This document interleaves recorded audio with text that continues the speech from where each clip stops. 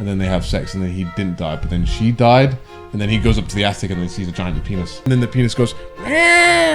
What a spoiled fucking child! What an irritable shit! Have we got the cross on the back set up for me, so your fans can hang me after this? Hey, look, nudge, nudge, wink, wink. This is for adults. You're not a kid for watching this. Fucking shit, right? I nutted over the person next to me. The misogynist I'm gonna have to embody now. The character's funny. Please don't stop me. Whoa, God is homophobic. I have a feeling this will not get out until late March, early April. Hello, everybody, and welcome to 2023. 2023's Crazy. Media Digest. We're back at it again, ready to talk about the greatest things that hit the airwaves. But maybe not quite the airwaves, because some of the stuff is physical media as well. But this year, today I'm back with the most handsome of gentlemen. We've got Lars and Carsten, my best buds. So hopefully they'll have better takes from last year, because we got a few comments saying that. Actually, I think my takes were taken quite well. Yeah, well, we had what? Yeah. Classical music with anime is painful. They shouldn't even be on the same table. You deleted them. Yeah, we didn't let you know about them. But actually, last year Lars got objectively had the best taste, because yours was the closest to our final rankings. Yeah, that's true. What happened? Yeah, as expected, of course. That's understandable. We are going to be spoiling everything that we talk about. I forgot to mention this last time. We're doing it this time. All right, so for January, because anybody who doesn't know how this works, each month of the year, we watch or consume one piece of entertainment, and then we bring it all together to talk about it on one fat podcast that will be whittled down to a not so fat podcast, but still pretty fat, which is this one. So for January, we went with Fire Emblem Engage, which was who suggested this? I think probably you guys were like, let's do it, and I was like, no. We were like, let's not do it. Really? And then you were like, let's do it. And I did do it. Yeah, you did. It didn't take me. It only took me 3 months to play that game. No Arceus flashbacks. No Arceus flashbacks indeed. Yeah. I'm surprised. And so I'm coming in hot, because the most important thing about Fire Emblem is the waifus and husbandos. Oh, dude. And here I have got a list. I've got a list of the husbandos and waifus that I think you guys. This is where I feel like it might be good to give the definition of a waifu and husbando in this context. Yeah. We had I thought it was obvious, but then I talked to Lars, and Lars had a different impression to me. So what did we come to? It was like, basically, it's like the character you vibe with most, that you're going to commit. Like, even when they may not be good, you're going to invest additional stuff into them, basically. They're the first to get the level ups. It's not the ones that... Or the masterclasses or whatever. If someone offends them, you take personal offense. Yeah. Mess with my waifu, I take your life. Exactly. Oh God, I can't even remember the name of the one I really liked. Okay, I want to hear what it can check. Alright, okay, so Carsten's waifu. My research was very in-depth for this one. Right. And by very in-depth, I meant I only know one thing. I know your Fire Emblem Three Houses waifu, which was Flame, the green-haired girl. Right? Is that how you say her name? I don't like you saying that. Yeah, that's that the makes thing. me sound so sus. No, she's funny. Is she sus? The character's funny. Please don't stop me. She's also a 600-year-old dragon or something. Oh, is she like a lolly character? Yeah, she's a like. Oh, but no. her personality. She's not. Oh, I went with the wrong character. She's not sexualized. I should have gone with Anne then. Anyway, wow, we Anna, are sorry. Okay, so with this one, my Citrine. Citrine. That's my guess. Because I was like, they were like, I don't know why they gave me similar vibes. She was like the blonde-haired girl. Posh girl. She was like the maid. She was the T girl. No. That's Celine. Citrine is the other retainer of the brother. Oh, those little shits. No. Start of the game. No. That's Flane and Can. It's no way she's called Flame. No, it's called like Flan and Can or some shit like that. Telling you can flan. The Flack and Clan. Anyway, I'm telling you, it's part of that. I don't know what the little brother's name is any longer, but it was Tiamat's younger brother. He has two retainers. Tiamat's not a character. What's his name? Diamat, yeah. His younger brother. This is why we don't have it in January. Yeah, this is why we're trying to remove this from January. So, like, his younger brother, he has two. One of them's Lapis, and the other one is Citrine. Anyway, no, that's not mine. And hold up, before you correct me, I got to give your husbando as well. Oh, God. Now, I had to... There we go. I'd really dig deep for this one, but I feel like this is just your vibe. It's got to be Fugado. who is the Prince of the Sand Nation. He's the guy on the horse. I did like Fugado. I'll give you Fugado. I did like that. Nice, it was either between okay. Fugado or Kaguya. Kaguru? Oh, is he the Japanese guy? the only cool Japanese guy. one. The cool. So I think those two, I'll give you that credit. I'll give you that one. But the other one is like the orange-haired girl. She's like a berserker. She's like the axe lady. She's like emo, but I can't remember her name. Panna something. Pan. Yeah, it's Panna or something like that. Yeah. Panette. Yeah, it's Panette. Yeah. Thank you. That would have been a Lars call, I would have thought. Oh, yeah. But all right. Well, because I'm not super well versed on your waifus, so this is and husbandus. But I think but at least I got the husbando. Okay, right. You sauce as fuck. sauce.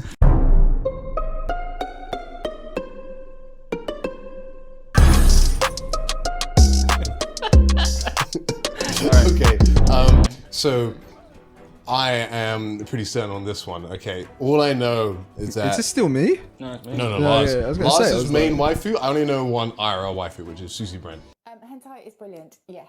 It's a subgenre of Japanese manga and anime, etc. Brent is amazing. But what would have been better? Patience. Yeah. Patience would have been better, but he went in. He went in. And like his smirk when she was like, hentai is brilliant, he was like, he knew. And she didn't care. Susie Brent is top waifu, top waifu. The key thing is the voice actress must not be annoying, which is hard. I feel like hard bar to clear. A man, I think this is probably a bit of a normie pick. Maybe a bit of a mainstream pick. Mm-hmm. Now Lars isn't a mainstream fellow, but who knows? Maybe he's changing. Go against the grain. Yeah, I was gonna give you Ivy. Nah, I don't think that. I'm gonna have to put a big no on that one. Okay. Well, well, before you answer, and your husbando, who I didn't have much on, and I actually can't remember, but I put this on the list. I can't remember who they are. Amber. Oh no, you would fucking hate Amber. He's like the guy who's in love with llamas. You wouldn't even know him. This is the thing. This is you don't even know half the cast any longer. Wow. This blonde guy. Look at it. He's the Lance boy. That's who he is. Yeah, remember he's the guy who likes llamas. All right, Lars, correct me. This is where it's sus as fuck as well, because like waifu in terms of what, like the character that you use no matter what, that would have been actually Anne. We got him. It's like the funnest character in my opinion. Unbelievable. She was just like, she reminded me of Rosie. Okay. Because she was like, oh wow. Yeah. So I just picked her. Fair enough. Waifu for lifeu. All right. No, Yeah. this is where it's That's so, fine, that's fine. No, fucking no. hate the 2024 I is know going to be a exactly. different member joining this one. We're in a progressive time, Lars, okay? I know who the guy It's would just be. pictures. It's just It's pictures. it's definitely Rosaldo. Who's he? He's like the guy who's very flamboyant and rides the dragon. And is Oh like, yeah, the trans. I don't know if they are trans. I don't know. Non-binary. Non-binary, I think. Well, they had the blue and the pink. You're getting cancelled, which is always you fucking bigot. No. The blue. No. I'm standing up, Lars here. He had the blue and the pink, I think, in his design, which indicates trans, because blue, Right. white, pink, transcoded. Anyway, they. Yeah. I can't remember what pronouns the character uses or prefers to be I think referred as. they Just say they, and it'll be good. no, but I think they call him in the game. I thought so too, Well, I but could be wrong. I could be wrong. I on will that front. put up. Anyway, yay! I thought yay. Okay. That'd be my favorite. Okay, that was surprising. I was not expecting him. All right. Well, I mean, we'll do yours, Yeah, Jack. you gotta I guess think mine. yours is pretty simple. I think for the waifu, it's like the old woman you get, Yeah. but I can't remember her name because I've never used her and I've only used her as cannon fodder. She's got a bit of muscle, bit of Yeah, tussle a bit and of muscle. muscle. She gave off Vera vibes a bit. Yeah, she gave off that sort of vibe. She had grey hair. Yeah, I know exactly the one you're thinking about. I can't remember her name either. Which maybe an Is that the answer though? No, only because you got her so late in the game, and I already had her quit my yeah. team. You are incredibly correct that I would have absolutely, Yeah. but you got her a bit too late in the game. Okay. So I'll give you another go on that one. It cannot be strong woman at the start. The one who has It works out. The work Yeah, out. It's not her. Yeah, Don't it's worry. definitely not. Etier. I got you. Etier, yeah, that's her name. Honestly, other than that was like my strongest guess that I had. I think your first guess was very strong in a different situation, different timeline, definitely. But my actual waifu for waifu was Jade, the armor girl. Yeah. Oh, the who Jade. liked Yeah, books. that's another one. That's another one that I could have picked. She was the general. She just had a cool. We hat. actually had her on the team, by the way. So You can't forget Jade. That's the queen. Her gimmick was I like to write and read books. All right, and then my husbando. I actually think this Cooking guy. No. Who's cooking guy? Yeah, this is a good question. I don't He's even like the guy remember with his ginger name. hair. No. That's a close one. Heron actually. No, it's not Pedro. Pedro's not. I it. had He's him on also my not the runners guy. up He's list. also not the guy who cooks. Okay. Holy shit. No, it's not the other guy. It's not his other mate. Don't worry. No, I know it's not that guy, but I would have gone with Bordeaux, Boardman. I don't know. He's at the start. Bordeaux. Oh, the old guy. Oh. No. He's like the very first axe guy you get. Oh no, Like Bench-in. Yeah, Bench Bromley or whatever. Bench the hero. Okay, it's not that guy. Then I would have gone with. It's not Vander. No one uses Vander. I have him on as Vander on my runners up list. You have a Vander on your runners up list. Diamant. Yes, there you go. That was my husband. He gives off Ike vibes. Exactly. Yeah, that was my one thing. I mained Ike in Smash 4. There you go. He was too good in Ultimate, couldn't play him.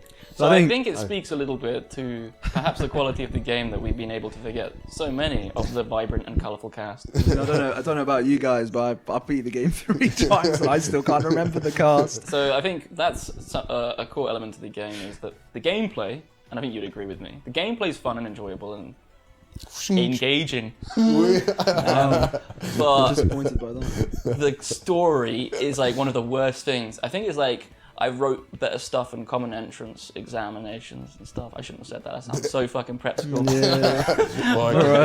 All right, rich kid. Even British people wonder what a common entrance exam is. That's true. Oh, cringe. Mate. No, but On my English literature in year 8. I was referencing Tolstoy, Shakespeare. Yeah, I mean, I do agree. Like, Sombro was just not a very convincing villain, and He's I think, extraordinarily one-dimensional. yeah, he just wasn't really there. It was the story. My favorite thing was like, I'm dying. Yeah. Oh, character development just right in front of our eyes. I mean, like, how bad of a writer do you have to be to do that? Like, honestly, how bad of a writer do you have to be to think that that's a solution to the problem? Because what I've realized, the Fire Emblem game, it is just instant. Do you get the vibe with the character? Do you find their voice acting funny? Do you like their hair color or whatever? So that's where Three Houses was so different. And was it? Tonally, Yeah, it was. And I think there is a reason for that because I can't recall if it was something along the lines of there's 2 teams in intelligent systems or something along those lines, and they sort One's of a wild pack of thieving hounds, thirsty for the tits. The other one are the writers that they sometimes feed water to. yeah. So within the development team, there's... I'm not entirely sure this is speculation. So basically that's how Fates work. So Fates had 2 different teams working on it. One was much more. I mean, this is very loose, very high level. I don't really know the deep down, but essentially there are 2 teams that worked on it. Hence, it was like a very different artistic push compared to the previous games. And this one, it felt like it went crazy. The designs are like absolutely mental, and they're a bit too much of an eyesore.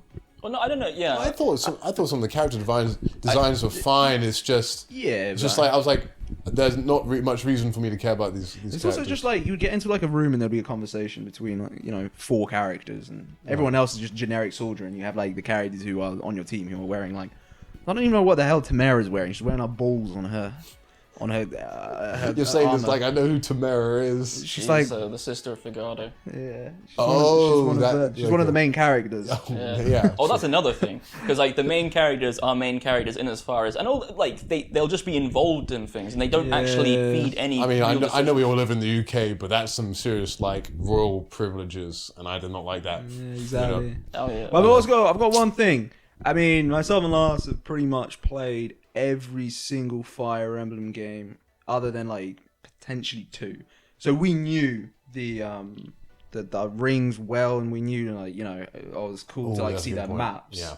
And that was like fun. I mean, it's nostalgic, and it's just sort of fan service being put on a plate. That was like probably the better parts for me. But for someone who's never played like those games, or like quite a few of the games, I think you played like number 7 and this one, and that I know And Radiant Dawn. but I mean, you But played that's that. You played that at a time where it was a bit further back.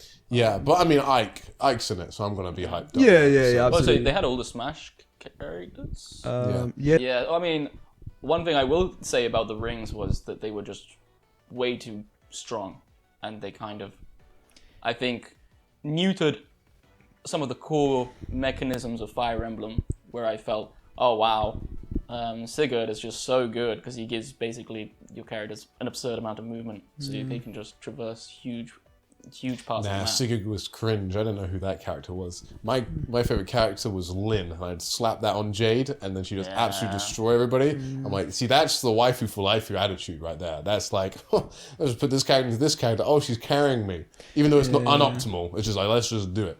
I mean, that was the kind of the whole thing. It was like, usually it was pretty easy to like say who was good and who was bad in these games, but I definitely think like this one's been the most controversial.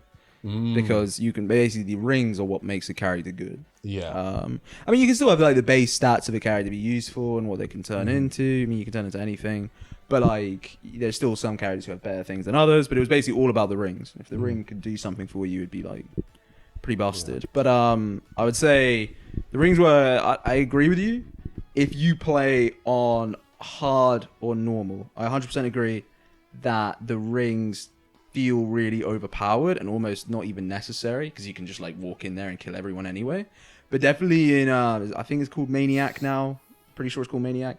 There's a little bit more strategy in how you use the rings. Like a little bit more. Okay, but don't you think perhaps normal should include? Yeah, absolutely. Yeah. No, it should be brain dead. Perfect for me and all my wonders. It's kind of like the time crystal having infinite charges. Sort of, that kind of ruined it for me. Kind of the experience. I mean, you can tell yourself that you don't need to play with it, but I feel I'm gonna use it, baby. Yeah. If it's in the game, I say for I'm like uber casual Fire Emblem. I'm like brain dead. I actually scoop out my brain and put it in a bucket when I play Fire Emblem. Like that's how little I use my brain because it's just. I'll be like, oh, I literally can't remember which way around the rock, paper, scissors go. And then I charge my guy and then he gets that kill. And I'm like, oh, yes, I'm an idiot. And now I can just go, whoop, whoop, whoop, whoop, whoop, and just go back, which was what I did with emulators. Actually, my issue with emulators is that I had the fast forward button. And so I just hold down fast forward and make my moves and then die because I don't know what's happening. But anyway, I think overall, I personally had a really, really fun experience with it. I found myself losing tons of hours. I like play it and I come home from work, play it, and I'd be like, wow, it's like 11 o'clock. I just spent 5 hours or 4 hours on this game. Boom, just done. And I found my issue with the game was basically early on, I was super into it. I didn't really care about the story. The characters are quirky enough that I'm like, oh, it's kind of fun to be like, it's fun enough, right?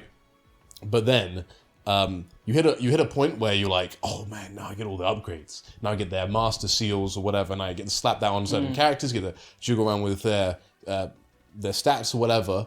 And then I hit around about the 18-hour mark, and that was the mark when I got into the sand place. I was like halfway through the sand place. And I felt like I've really lost steam at that point, just like, because I wasn't getting just basic reward progression, just like that, almost that like dopamine in my brain where I was like, oh, this is why I'm playing. Because the story wasn't good enough to keep me on playing, the story had worn thin. And so what else do you want to play? Oh, there's cool new maps. Yeah, it's true. But I also like playing for that progression of, oh, they got a new class. And almost, I kind of wish I had like another set of classes afterwards. There's something in not engaged 3 houses. 3 houses, yeah. There's 4 different. It sounds like I should probably play 3 houses because it sounds like I'd probably quite like it.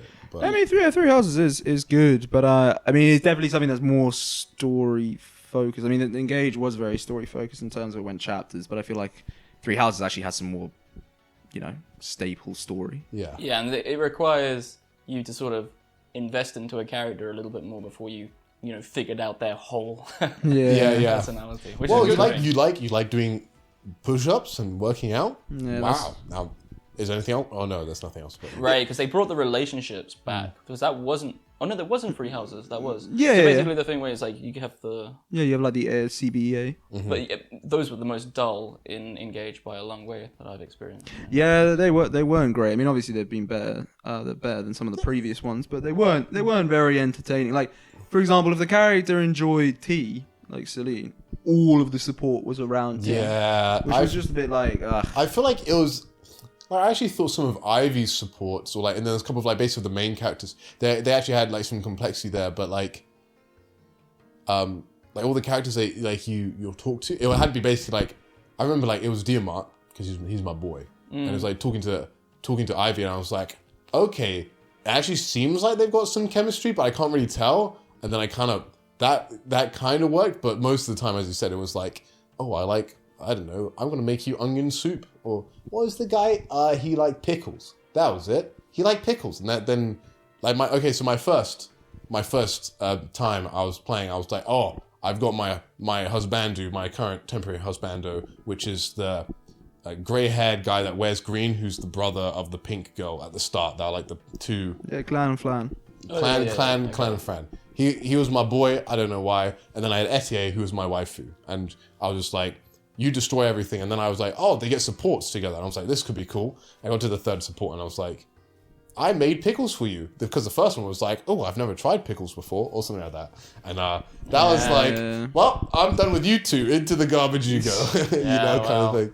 And then the main story is like just as bad. I mean, they need to start making it that you control as the quote unquote avatar.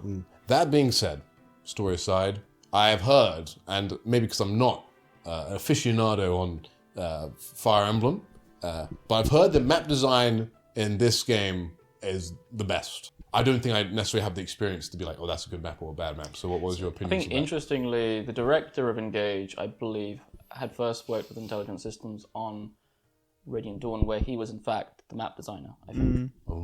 I mean, like, the maps are, well, the best thing about the maps is there's more just like interactive stuff going on. There's usually like some sort of extra bit. They kind of remind me a lot of Fate's Conquest. Like, Fate's Conquest had some really good engaging map design as well. And I think there was some good stuff going on there. While like the previous games, there have been like way worse games, like, you know, really old games that are really crap. Like, I'm sure I'll get railed on that because I won't, because no one probably plays Fire Emblem. But like those ones were always a bit slow. While I think Engage did a good job. I mean, I definitely had like loads of fun playing Engage.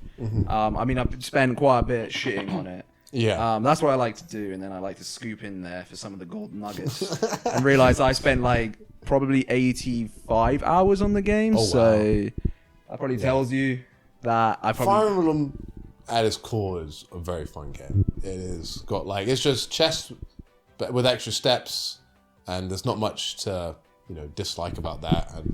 And it's just, you know, there was some aspect, I mean, it's easy to dunk on the story, I guess, but yeah, I personally had that, fun. it's an RPG. It's just like the story is one of its core like foundations they should rely on. And I mean, it's so weak. It's so shit. I mean, it's not like, you know, the previous games beforehand as well didn't have good engaging story. It just happens that this is the least engaging story out of them all.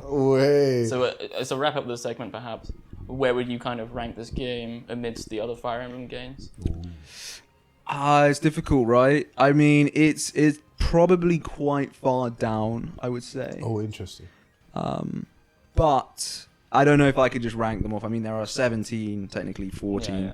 So it's technically the 14th Fire Emblem game, but there are 17 Fire Emblem games. And I don't think I could rank all of them. But it's not up there amongst I'm going to step out there, this conversation. Maybe I'll regret this tomorrow, but I think Engage may be my favourite Fire Emblem game. Oh, mate, 7 is... Oh, Jesus. And then probably 7. And then probably 7.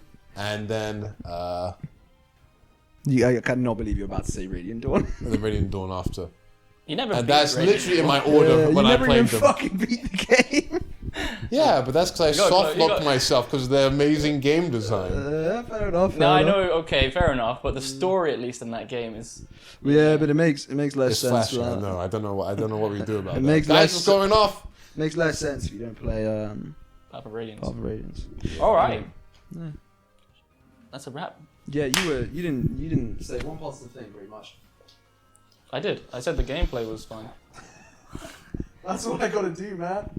The story sucks ass. If anything, I didn't rail on the story hard enough. All right, welcome everybody to February, and we are joined by another person. Whoa, it's George. It's me. I've been invited. I don't know, you guys not excited that George is here? I'm pretty excited. Back by unpopular demand. I'm going to do the thing that like great guys on the stage when they're doing audience, they're doing a bit of crowd work. Whoa, George is here. Whoa. Oh, you want us to like shout? Whoa. Yeah. He's behind you. Okay. I'm sorry. He's getting closer. George is with us. Whoa. Okay, there we go. Great. The first movie we watched was Puss in Boots. Mm-hmm. Very good movie in my opinion. Yeah. Very much enjoyed it. That's a great breakdown, mate. Let's move on to the next one. Okay, yeah. What do you like about it? What do I like about it? I liked the art style. I very much liked the Goldilocks and the Bears. Yeah. They're my favourites. Yeah, that's pretty fair. So Goldilocks played by Florence Pugh. Yeah, obviously. And Mother Bear was Olivia Colman. I don't know who yes, What a babe. Mother Bear was. What a babe. Originally, the director of Into the Spider-Verse was going to take on the reins Oh, really? of Puss in Boots. Okay. However, he passed it on to Joel Crawford, who had worked on a film I had never seen called The Croods, I think it's called. The Croods. Oh, yeah. The second one, the New Age one. Oh, I which didn't apparently is a bit better, according to the... So the person that directed that was supposed to direct Puss in No. Boots? The director of that did, in fact, end up directing. I think he co-directed, but in all the interviews, he's kind of leading the conversation around Puss in Boots. And I mean, it's also important to reference that this is Puss in Boots: The Last Wish. True. And not Puss in Boots. So he wasn't, in fact, also the director of the first Puss in Boots film, which was Chris Miller, I believe. But that film sucks.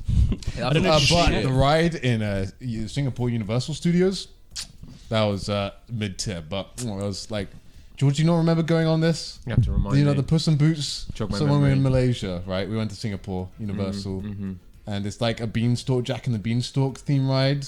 Oh yeah, that was dog shit. That was to bring the movie. To bring it back to the original conversation around sort of the art direction. So of course, it was originally the director of Into the Spider-Verse, and you can tell that kind of art style. I mean, it's quite prominent nowadays. I mean, you had Mitchell versus the Machines. Bad Guys.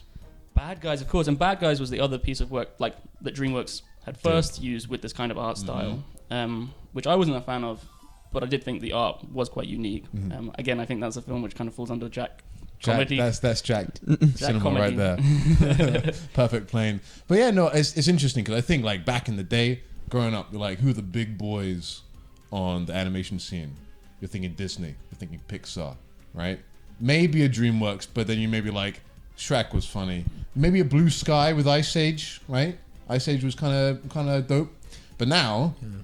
Disney's bought out Pixar, they bought out Blue Sky, and Disney hasn't been performing as well in the animation sphere. And what's really been popping off has been Sony, who made the Emoji Movie and then turned it around, and then DreamWorks has just been kind of consistent with Last Wish, Puss in Boots, but then you've also got the Bad Guys, which at least animation-wise was a fun kind of heist romp kind of thing. They also finished off the How to Train Your Dragon series, so I feel like it's interesting kind of the change because Blue Sky got bought out. They made robots. Yes, they did. In fact, we watched this morning. Oh, did you? For some reason. But to bring it back to Puss in Boots: The Last Wish, I thought the comedy actually was quite interesting because I thought it was quite shaky at first because there was this scene where Puss in Boots is he's dancing and singing through this tavern.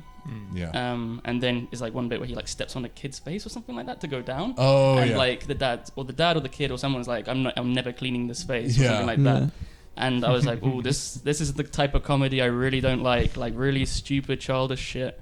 But then it took a massive turn, and I'm going to be really aggressive in these reviews. But then it took a turn, and suddenly I found it actually the comedy really hit with me. The moments where Puss in Boots are dying, I thought was also quite funny. In the sequence where he's losing his 9 lives. It's super light. It's very quick movie. It's to the point. It's doesn't dilly dally too much. The pacing's nice and tight, and I feel I describe the movie as just fun. Every single character there, I found fun. Even the dog, which came along, I was this is gonna be an annoying sidekick or whatever. But he actually had it felt more purpose than just I'm the funny side character, laugh at me kind of deal, which I think was used as actual if he wasn't in the movie, the character development of Puss in Boots just wouldn't work as well. Well, I mean, yeah, so he's playing off the dynamic of Puss in Boots coming to his he has a cynical moment where he realizes he is eventually going to die. Yeah. Hence you have the physical appearance of the wolf character who is that emblem of death, which I think is a really clever he's way to a good character.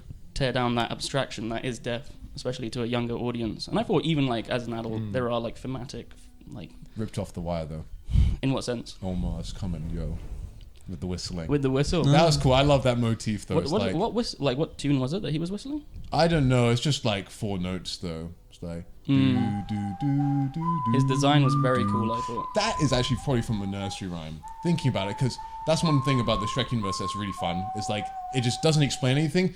Jack Horner if you know the nursery rhyme, that's like good enough, and they just don't explain it. They're like, do you know kind of fairy tales and stuff? So I mean, interestingly enough, go with it. something I was unaware of was that Puss in Boots is actually a folklore character. Oh. Which I mean makes sense considering like most, if not all, the characters from like the Shrek universe are. They're all fairy characters. But weirdly enough, Puss in Boots, I think, if I'm not mistaken, is from like an Italian folklore. Whereas he's like Spanish. That's him. Okay, that's interesting. So, because like Pinocchio is also Spanish. It was written by a Spanish author, I think.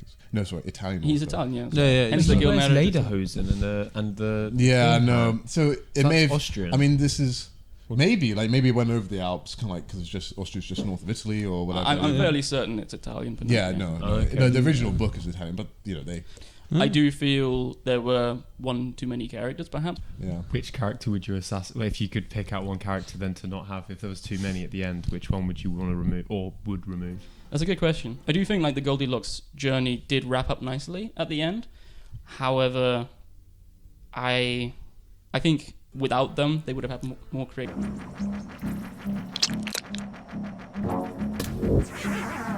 freedom. And I know Florence, you #1 fan over here. That was my favourite. Yeah, fair enough. You're a piece of shit. It's fair enough. It would be the most efficient like removal because you're getting rid of. No, George, don't bow. Don't bow. I'm not. No, there's a but. There's not really a but, but there is. So if you got rid of them, that would definitely make it a lot more of a succinct plot. But then, what would you suggest you then fill with that hour and 30 minutes? Because then you've like chopped out quite a lot. Do you just feel like it was cluttered at the end? Well, I felt, I mean... When it came together. Jack Horner was quite one-dimensional, which is okay. Yeah. I think perhaps, again, like, we're talking about a film, like... I mean, it has, like, more adult themes, but it is aimed towards children, so I'm not, like, looking for, like, high-level art here, but perhaps giving him a little bit more nuance than him just being really greedy and gluttonous would have been interesting. I think, though, there is, like, a tendency, and maybe it's kind of swung the other way, so, like, for one long time, you have, like, Disney, the classic Disney villain of, like, Jafar or not Mufasa, Scar or something like that, where they're fun, powerful, evil characters, but they're not an extraordinary amount of depth. And then you kind of go the other way, where you see kind of like this, kind of like, oh, these villains are actually really nuanced, or they have a bit of nuance to them. And then, but I kind of like Jack Horner. He was just like unabashedly fun, evil. And then I had the whole like Jiminy Cricket character, where he's like, you are just like, and it's kind of just making fun of how like it's kind of like delving further into the like the hilarity and the kind of the crazy chaos fun of it that what I quite enjoyed. Death kind of fulfilled that role, where at Death you kind of have these two antagonists for like Jack Horner being bad, then you kind of have the Bears and Goldilocks, I guess they're antagonists for a bit, but then Death is the main one, but then Death has like a bit of like you're given this character depth at the moment where he's like, oh, you're no fun to chase around anymore because you're not actually scared of me. Yeah. So like I feel like they kind of cover nice little niches. It is a crowded movie for sure, like without a doubt. I did not feel the drawbacks of it being fair enough, absolutely jam packed. I would disagree, but I think like I think we just have to agree to disagree on that one. No. I mean, I love the Wolf character. I think especially since like Joel Crawford had spoken around like his inspiration from the Brothers Grimm. The like German folklore writers like Cinderella, Red Riding Hood. So like the wolf is often used in their stories as like a cautionary tale, and like what's more cautionary than the reality of one's demise, like their death. So I thought that was a really interesting theme to bring into it. And I also thought like one thing like the Goldilocks family did bring in was like that it was like another point of like how the wish is like useless. There's no point going after the wish in the end, like because people are so far looking at the wish that they're missing, the forest for the trees. I don't know if that's the right saying, but they're like Goldie is like, oh, I actually have family. I have something worth. Like, no, this is the perfect family. I'm really lucky. And then that also family theme is also bolstered by Puss in Boots, then actually embracing not just soft paws, but also the dog character. The dog. I want to say Puccina, but it's like that's the Chainsaw Man dog. But it's like Pokemon. It's a Pokemon, yeah. Oh, it is. Puchetta is anyway. They all like a cheese. Jack doesn't know his Pokemon very well. No. Who's this Pikachu? Pikachu. Going back actually, which is because you brought up the Jiminy Cricket character, and it is really interesting because actually we're putting Puss in Boots Last Wish in February, when in fact in America it was released in like late last year, like Oh, 2022. really? Yeah. In fact, it was at the Oscars, like nominated for Best Animated Picture. Oh, really? I didn't know. Against Pinocchio, which of course stars Jiminy Cricket, played by Ewan McGregor. Yeah. Guillermo del Toro. Who would win in a fight? Jiminy Cricket, Ewan McGregor, or Jiminy Cricket, Ewan McGregor. yeah, definitely. No, like not in real life, like the actual crickets. No, Ewan McGregor's one. Ewan McGregor's one could kick his Really? ass. Yeah, 100%. You would literally like bend him backwards and snap his head off, like arms, eat his entrails, fuck him up. Mind you, I thought the comedy of Jiminy Cricket in Puss in Oh Boots yeah, that was really worked good. well. I thought it was really funny. But Guillermo del Toro's Pinocchio, of course, won Best Animated Picture from last year. So. And that's why my ranking was correct from last year. Of course, Oscars are the perfect litmus test. They are perfect. That's what all the Americans agreed with so clearly. And what about the actual experience of watching the film? Because I would be curious to know what your actual experience of watching the film would be. Very enjoyable. Nice. So I don't know. You're down to out yourself, but maybe give the audience a bit of context. I enjoyed the movie with some brownies, a very nice tasting brownie that made the movie enjoyable. But maybe I did hyperfixate on a few things in the movie, like Goldilocks and the Bears. I was like, this is amazing. I'm such a big fan of like the recent like British like representation in like films. I feel like maybe I'm just noticing it more. But like, I mean, like, can you give it what other examples would you? Well, there's Spider-Man into the Spider-Verse. It's got the completely British guy in that. Yeah, Across the Spider-Verse. Yeah. Yeah, I guess like Phoenix as well. But like, I'm thinking like basically transitioning to what we're doing from like James Bond and Harry Potter in British, like when people think of Britain, to more like true life of a British geezer kind of thing. But it's Where always I'm, like, kind a of the big same fan. character. It's always like a Cockney London accent. True, and they were like so like ridiculously British, like oh, chip off the old block, innit? You know, like it was kind of like the amount of I love it. I find it so much fun. Who was the baby bear played by? Because he was a real fucking annoying voice actor. Gosh, I don't know. I honestly thought it was that like fat cunt. What's his name? Yeah, no, I was about to say. I think his name. James Croydon? Yeah. No, not James Croydon. What? Come on. Not Croydon. Isn't it James? It's Jeremy. Yeah, it's James. Jeremy. Is it James Corden? James Corden. Yeah. I think it is James Corden. Yeah, the one that does like League of Your Own. Nah, it wasn't him though. No, I don't think it was. But I got that vibe. Yeah. It was like I didn't like it. He was famous. I remember him being quite a big.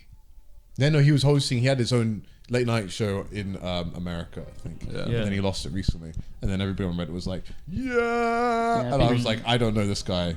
But he allegedly steals jokes. But oh, I see. How about everyone else in terms of enjoyment?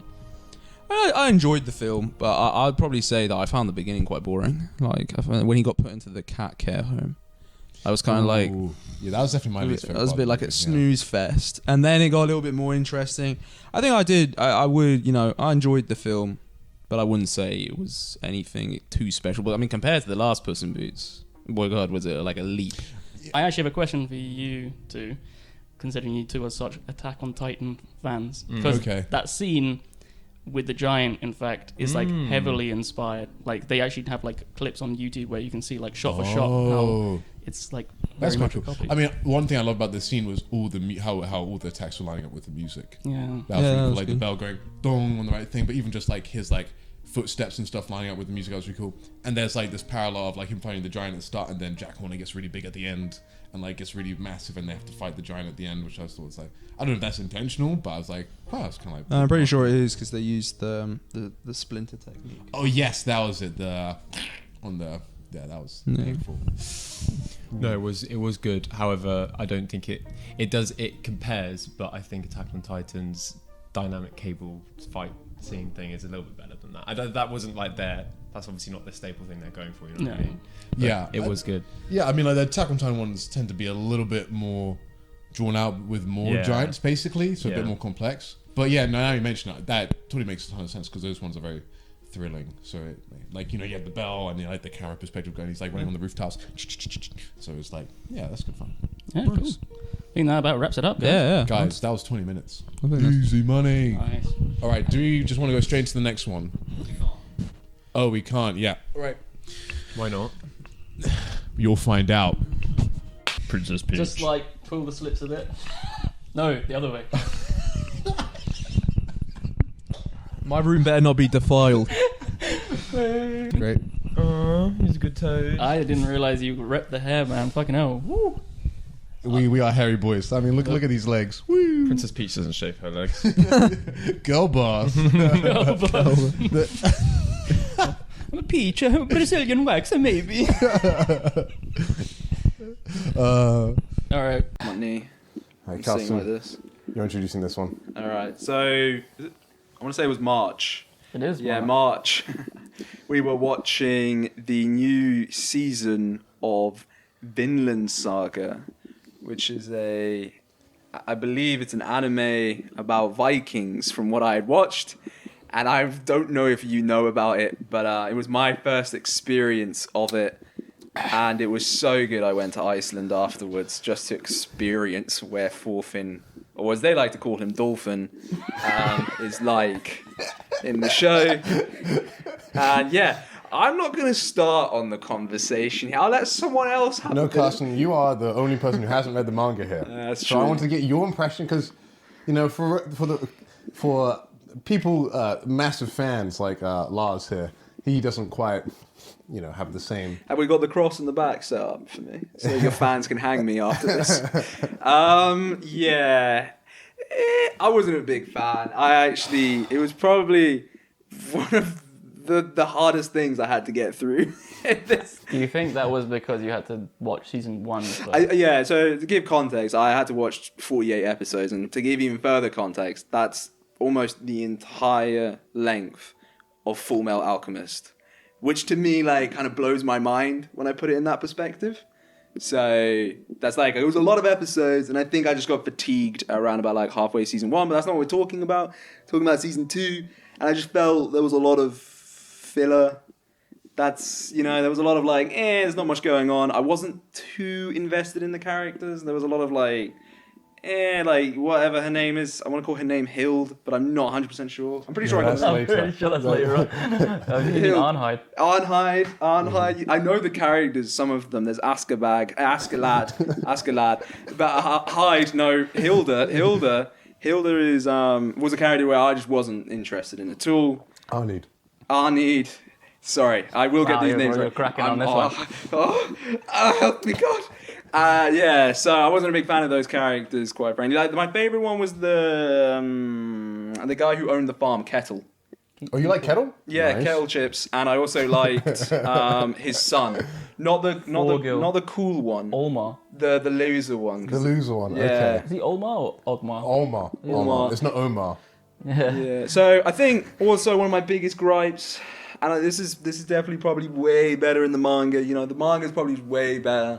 Yeah, it is. It is just so much better. Is every problem is solved in the every manga. problem that you would ever have is solved in the manga. Well, no. But As we're banging on the copium button. Well, I am. Yeah, but I mean, there's pacing, which you can read at your own pace in the manga, which I feel like saves it probably so much compared to the episodes. I feel like you could make the season 12 episodes, and like it would be so much better. I think there was so much stuff where I was looking at and going like, there's no animation here. There's nothing to keep my eyes engaged. It's just someone talking in their head. Yeah, I think one thing I will say is I think it might be the anime that I have watched anyway, which features the most shortcuts, or the most number of times where I was fully aware that there were shortcuts going on. Perhaps that's now because I've watched a few more anime and it's sort of like the magic formulas sort of dissolved and it's become less abstracted. What do you think about like Odd Taxi? I don't remember Odd Taxi having a particular, but maybe because it's like a different style, it kind of gets away with it a bit more. Or Yeah, I think Vinland Saga has the issue of trying to be quite realistic, which works against it in being in 2D animation, which is we got tons of lines to draw. Like if you see every character's nose, it's not just one line, and loads of anime, it's just one line down the middle. We've got to get both sides of the nose bridge, and they're not like just like their noses alone, they're trying to be way more detailed. But in that, if there are loads of jank faces that look off, right? Because it's not cartoony, so it will be more likely to hit that kind of, what's that range of like, it looks human but not quite human. Uncanny Valley? Yeah, uncanny almost in a way where like some of the characters look quite off, and then, but yeah, if it was like more, but yeah, that's just kind of it trying to replicate the manga, but then you're like, well, if you're not adding loads of animation spice to the manga, the anime only offers audio and color. Effectively, right? Because I think with these kinds of anime adaptations, from my understanding is that sort of. So say for instance you're wanting to make a live action film and you're basing it or you're adapting a book. There, you have so much more room to work in potentially in terms of how you interpret that piece of text, and perhaps the mapper had that room. They just didn't decide to use it because it is almost faithful to a T. I feel to the manga to a point where I'm kind of like, this is just like those things people do on Twitter where they like animate like panels a little bit. Yeah. I mean, it's a little bit more sophisticated than that, I would suppose, but it's not enough for me to keep me engaged with it versus, well, especially since the manga exists and I could just read that. Yeah, it's kind of like, I feel you like Thanos with Gamora, except replace Thanos with me and replace Gamora with Chainsaw Man. And go, I was perhaps a little bit too harsh on you because that's with humans. That's not even with Gamora. No, it's just Gamora. What's it like? Like baby Gamora, right? Yeah, it's when they come to find him in his hut and he's like, perhaps was it like? I'm sorry, little one. Is that what you said? No, maybe whatever the part he goes like, perhaps I treated you. Yeah, that's when they come and visit him and he's like, all right, but because it definitely made me think, like, when I watched Chainsaw Man, we watched that super quick. There was 8 episodes, right? It was 8 epides, but it was like... No, it was like a 12, 13 standard season length. And I was like, oh, yeah, I want to watch the next episode. I mean, true, I wasn't the biggest fan of it. Like, I still was a bit like, it's got loads of, like, anime tropes, which we discussed in the last podcast. I'm not even repeating it. And then this time, I just felt myself sort of going, oh, we're doing it for the podcast, not... I want to see this so I know what happens. There were parts where I was like, who's the main guy in the camp? Fox? I want to say his Fox is... Yeah, Snake. Parts of like Snake, I was like, he is one of the better characters in the farmers. Yeah, I think most of the fun came from when they were just sort of farming in bits. What was his name? His name's not Alucard. I know. Canoe. Canoe. Oh, that makes a lot more sense. Then like some parts with him, I was just a bit like, I wasn't even into it. And there was just some of those like anime moments where it's trying to be realistic, and then you got like a part where he like throws a coin in someone's eye, and you're like, oh yeah. I don't know. That bit's. Well, that's the thing. Like, I feel like Vinland Saga, and this is a problem in the manga as well, is that it kind of wants to be sort of almost historically realistic, to a degree, but then it's like, oh no, we got this mushroom which powers me up like Super Mario, except it makes me berserk, and it's it's almost playing with two threads at the same time. Like it's very anime in some areas, but then kind of wants to be treated in a very solemn fashion when you've got characters speaking to each other about war and these serious matters. And that to a degree, I feel. Maybe a live adaptation would have worked better. Yeah, I would have thought actually a live adaptation would have been quite good for something like this. And I also think what they should have done, and I mean, it's kind of impossible. They're a small studio and I can appreciate it takes a lot of time, but there's nothing that takes you more out of it than everything being in Japanese. Like, there was times where he was talking to someone, and I didn't even realize halfway through that they were actually from a different country. Like, I still thought we were in Norway. Well, I think they actually were better at that in season 2. Season one, that's more. Yeah, that's true. The scene where Thorfinn is with the English this mother and her daughter before. Season 1 is is a mess in that regard. I think even in the manga they don't show quite as much of the so basically they have different fonts for different people speaking, and I'd only noticed it on my second time reading through. So it is almost too subtle, the font change. But yeah, it's one of those things where, first of all, it is done by Mappa, the people who are doing Jujutsu Kaisen. I presume, if you look at Jujutsu Kaisen's current animation, they are going absolute full tilt every single episode. It is absolutely insane.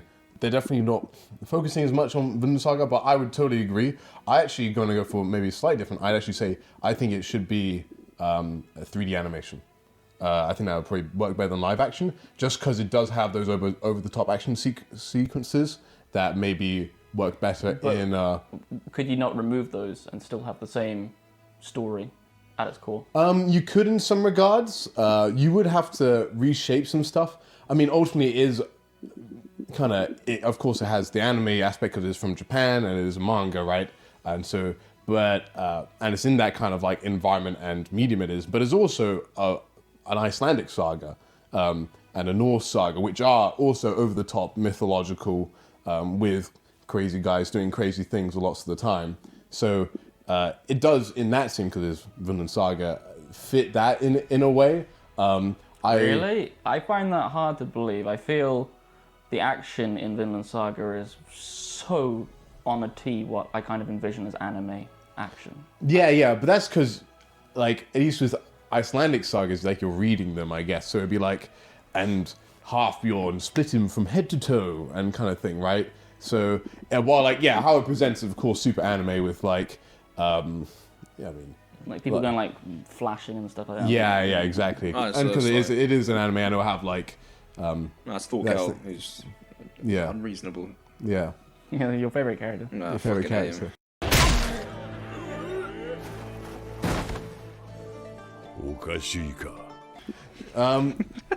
So, just put that in there. Did you prefer season 1 or season 2? Oof. That's a tough question.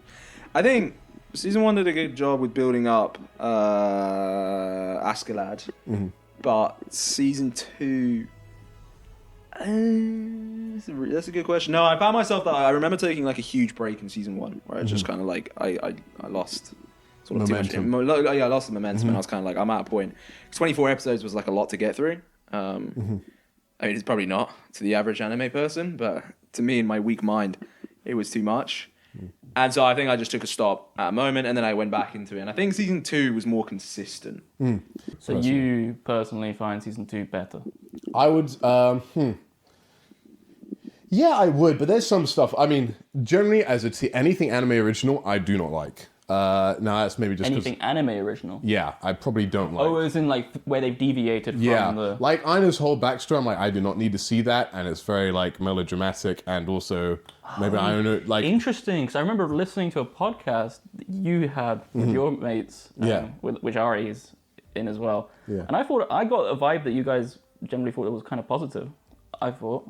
I'm pretty sure I didn't like the Aina bit in that one. Oh, maybe the other guys were more positive. Which one was Aina? Is he the guy? He's the Englishman. He's like the tall. So in the first episode they introduce a guy on the boat, like the slave on the boat.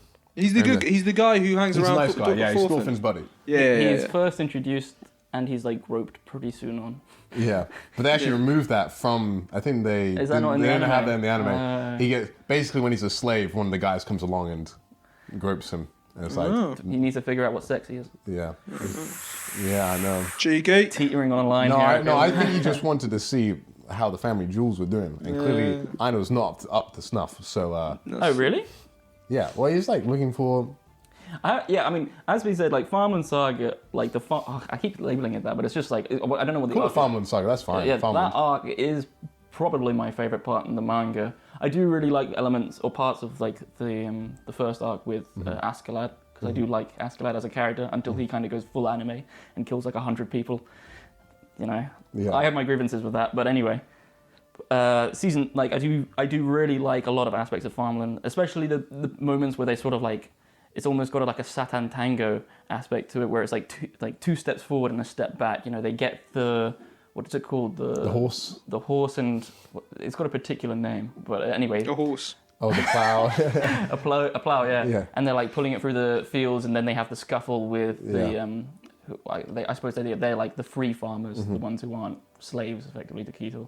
And they, out of jealousy, like destroy their farm, and that creates conflict, which then is where you have this first instance of Thorfinn being challenged to sort of make a, commit violence when he's sort of almost had this, epiphany, because I think he is about to punch the guy, right, Thorfinn, and then Einher does it instead, no? No, Thorfinn punches him. It makes you think that Einher's going to punch him, and then Thorfinn comes out and punches him instead. Because Einher's like mad the whole time. And you're like, I know I punched him. No. Oh, okay, someone wasn't watching, obviously. I had my glasses on when I was watching. So I thought that was where he was sort of first met with the conflict. Anyway, I was probably wrong then. One section I do really like in the manga, and I think they did a good job in the anime of showing it with the like kids, and the kids get beaten up by Keto. Yeah. I like that scene a lot. Especially because like you just wonder what Forger would perhaps have done. Yeah. And that sort of innocence, which is, that didn't sound good. That does not sound good. That's the curry gone. That innocence which is beaten out of the children is then somewhat mirrored in the Arnheid segment as well. Yeah. Yeah, so, I mean, one thing I did like was Kettle's new backstory, because it kind of ebbed it into Sphyrical's new backstory, and it was, like, very short, very to the point. Like, similar situation, Sphyrical's the grandpa. And it's, like, same situation. Kettle's dad. Kettle's dad. The guy, yeah. The guy who liked the Orzo farm. That was nice. But yeah, the thing is, even something like Kettle, that conversation around the kids, if you look in the manga, like they're way more, because the panels don't have to take up the whole screen at once like they do in anime, they can be slotted around the page more naturally, and you can get small little instances that almost feel less explicit.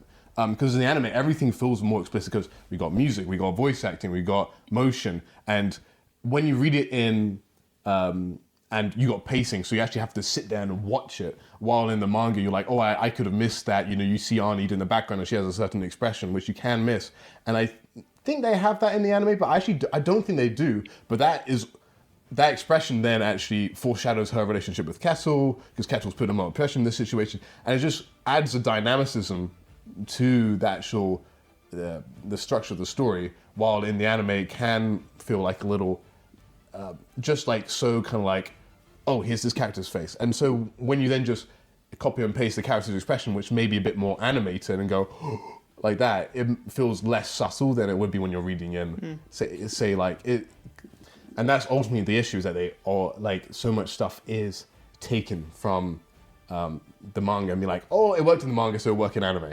And that's not necessarily the case. I will say though, it is always push and pull when I'm a massive fan of the manga, of course, but when you get to the point in when you've read that, it's almost like a fresh perspective that you can get excited about. Even though I personally think I don't have any want or desire or really care about the anime needing to be made. Like, yeah. I know for a lot of people, they're like, oh, I can't wait till this gets animated. Season 3 is going to be so great. Or season 4, imagine when it's part of the manga. No, I'm like, it's in the manga right now. It's awesome. It doesn't, just because it's anime does not mean it's going to be elevated. No. The manga is just as great. If the anime wants to do something and try and make it just as great, if they take it and make it work for anime, that's fine. But ultimately, the manga is the thing I like. I don't need the anime to come along and validate my taste just because it's a more popular medium that more people can enjoy then. And despite all of that, it's very fun. It's almost like re-experiencing the story again, almost the closest I've ever felt to that first time reading through, being like, oh, I can't wait for this moment, and it kind of strikes a bit differently, and some of the moments inside the season hit me harder than it did in the manga. One of the moments like when he goes down to hell, he goes down to the red pit. Yeah. I was like, when I read that in the manga, I was like, no, not that big of a deal to me. I know loads of people who are massive fans of Askeladd, like, oh, Askeladd's back. But for me, I was like, oh, Thor's back, and then he's gone, and or whatever. But because Thor's isn't there in the manga. He is, but for a lot shorter time. Like he's like Thorfinn wakes up, and then Thor's is there like petting a sheep, and it's like, why do I smell blood? And then Thor's then like, they get dragged down together. But then they have like another scene in the anime, there's some parts which I do prefer in the anime. Is he petting a sheep because that's what he trades for the slave in the I took it more along the line that a lamb is a very innocent imagery. And so in this idyllic country, it's kind of like almost a purity thing. And then as he's petting this lamb, he's like, oh, I smell blood, and this like perfect land is tainted. But the sheep, maybe that is more likely because they've gone from, I think it's meant to be like Vinland, and so they've gone from Vinland, from Iceland, they take sheep with them. So, there you go. Maybe. Yeah. So, would you say that was the only scene for you that was elevated in the anime? Let me think. I did like the Spherical Kettle backstory the first time they introduced it. When they introduced it later with Kettle, not so much. Yeah, I mean, there was an additional leaf scene, which I was like, okay, that's nice. They kind of jumbled a bit of that around. I don't know if there was any proper moments that I was like, I think there's some that I maybe appreciated more, like the Thorgil moment when he's about to kill Canute. Yeah. Like, that's really cool, but that didn't strike me in the manga at all. I'm like, oh, Thorgil, that's my opinion of him, right? But then in the anime, I'm just like, oh, I know it's happening, boys, let's get going. And then you kind of wind yourself up and you're like, oh, that is cool. But I'm like, and then he like put his finger in one of the guy's eyes and stuff like that. But, I remember that now. Yeah. All coming back to me. So what was your favourite scene, Carson? If you had to pick a favourite scene. From season 2. From season 2. I like... I like the one... I'll get this scene. There's a scene I liked. I remember there's scenes I liked. Did you like the scene... They're not coming to the top of my head. Did you like the scene where Snake kills Garland? Well, who's Garda? Yes, I really liked that. Yeah, I thought you did. Oh, I hated Garda so much. I was so happy when he died. He kind of just comes out of nowhere. Like, and it's a problem with the manga. They don't brew the character up at the start and like potentially interweave these two stories going on where Godard is like freeing himself as a slave.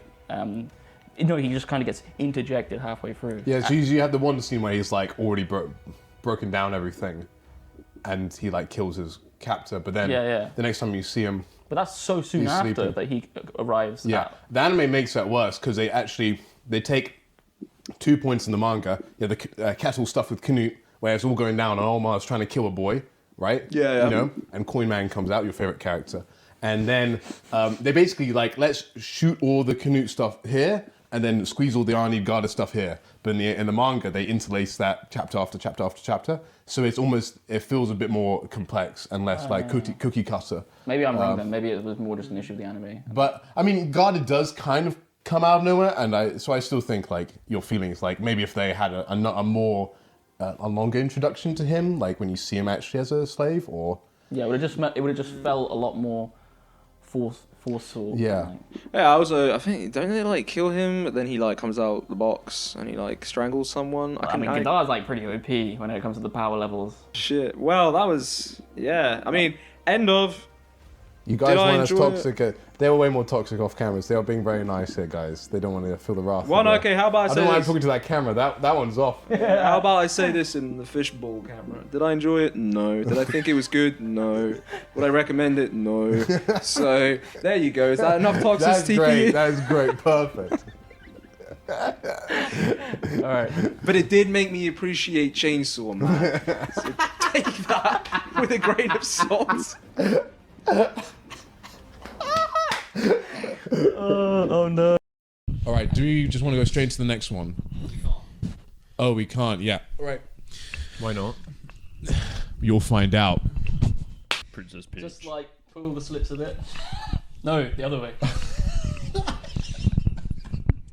My room better not be defiled. Great. He's a good toad. I didn't realize you ripped the hair, man. Fucking hell. Woo. We are hairy boys. I mean, look at these legs. Woo. Princess Peach doesn't shave her legs. Girl boss. Girl boss. I'm a peach, a Brazilian wax, maybe. All right. So April now, and this was a really tough decision, but we are all fans. Even George. George is a massive fan of Mario as a franchise. Yeah, as you can tell. But so we decided to watch the Super Mario movie, which was scheduled to release last year, at like December time. Oh, no, I think it was like November, wasn't it? December. That was going to be our December goat. Yeah, and I mean, a highly successful film in as far as financial, We all went together, right? Yeah, we all saw it together. So it had a budget of 100 million and brought in revenue, like at the box office, of like 1.3 billion. So second highest grossing film of the year. After Barbie. Barbie's overtaken it. Yeah. Which is pretty crazy. Yeah. Wow. I love it when Mary speaks numbers. Sorry. 1.3 billion.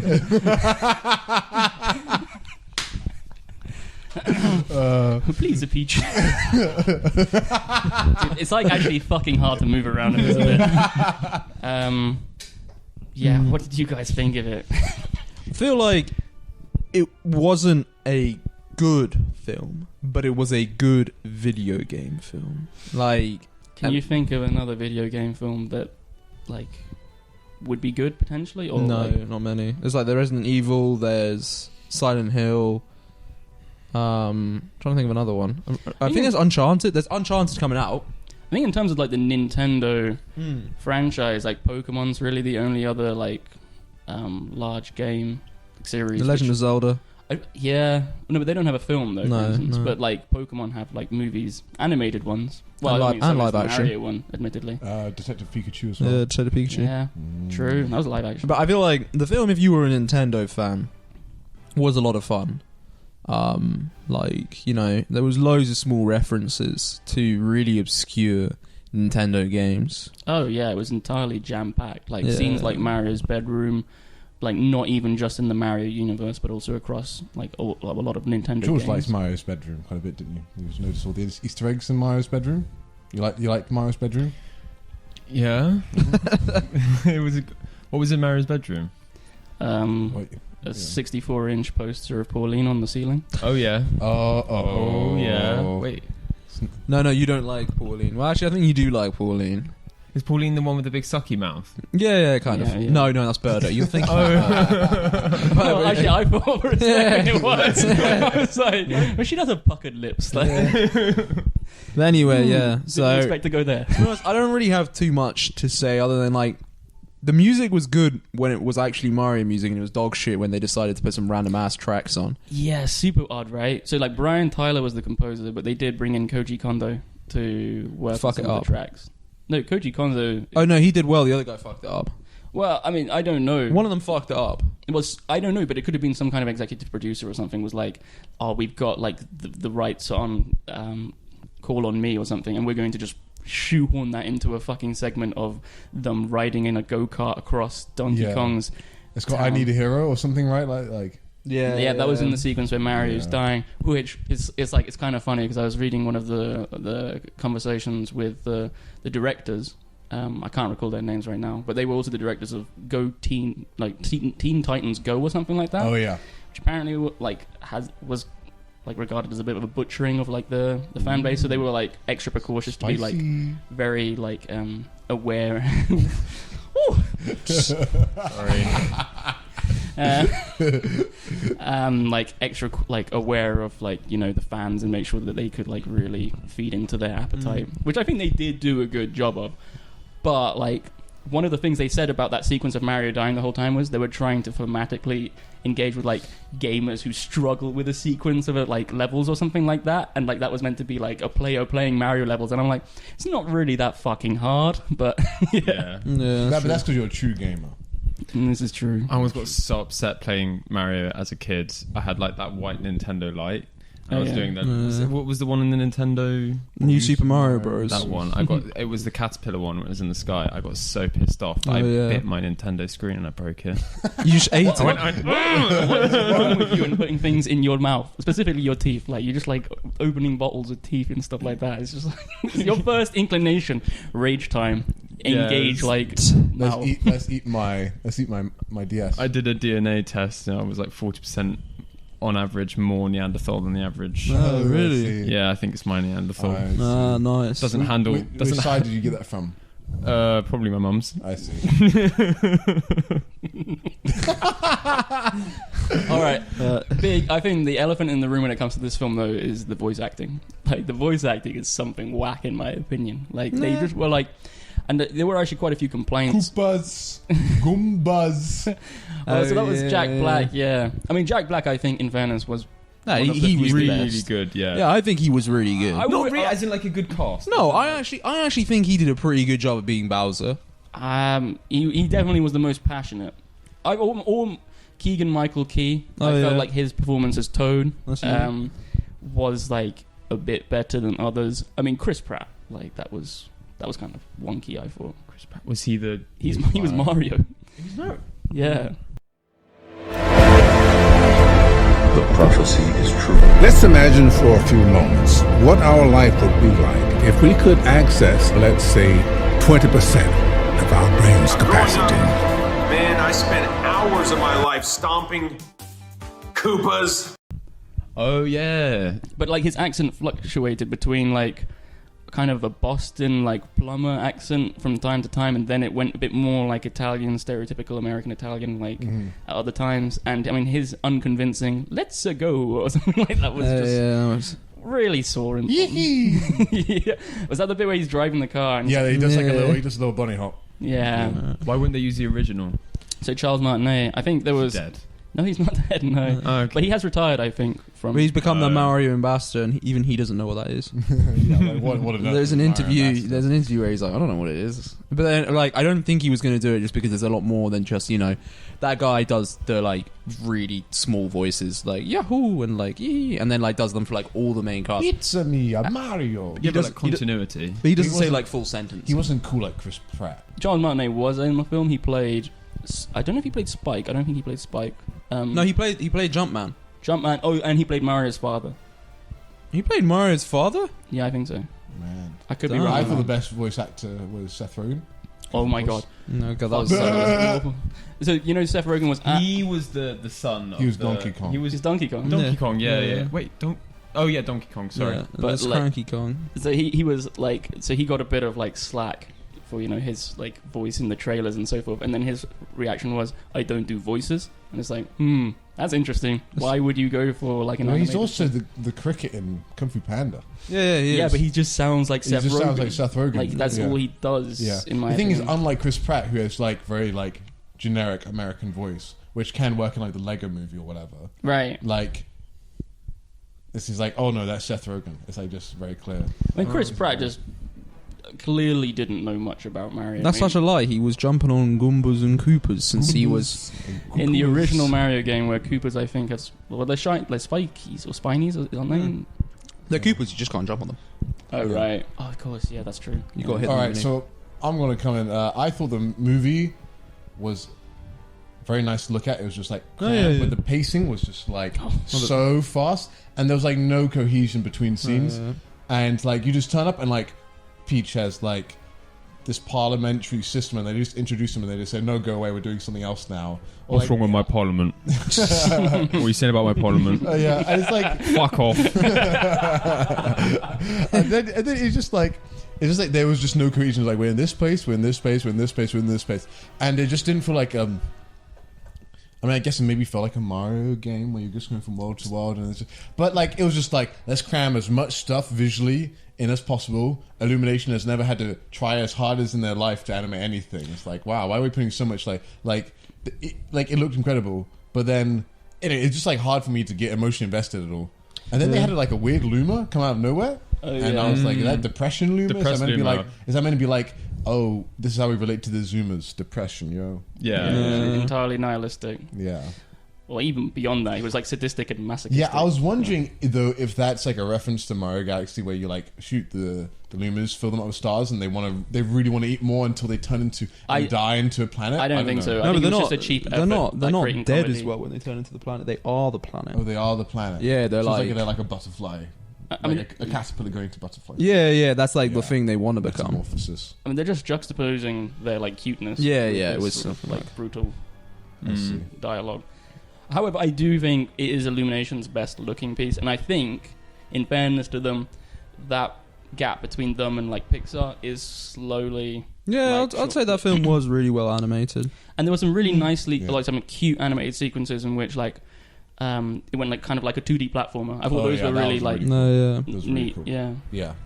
But otherwise, I totally agree with you. Like the pacing was all over the place. Like I couldn't respectably label it a good film in any way, shape, or form. No. Can't remember. I think I said it. I can't if I'm going to not remember this properly. But I said something like, I enjoyed the movie, but I wouldn't pay to watch it again, and I wouldn't recommend someone. I wouldn't say. Unless I would only recommend someone to watch the movie if they liked Mario. I would agree. Because it wasn't like it was enjoyable purely because it was Mario, not because it was anything. Yeah. Like not a good cinematic piece. Though I got a text 2 weeks ago from my mother saying that she had watched the Mario movie on the plane, and Kino, she loved it. She was like, "Oh man, it was so much fun. I really enjoyed it." I was like, "You don't know anything about like what is like."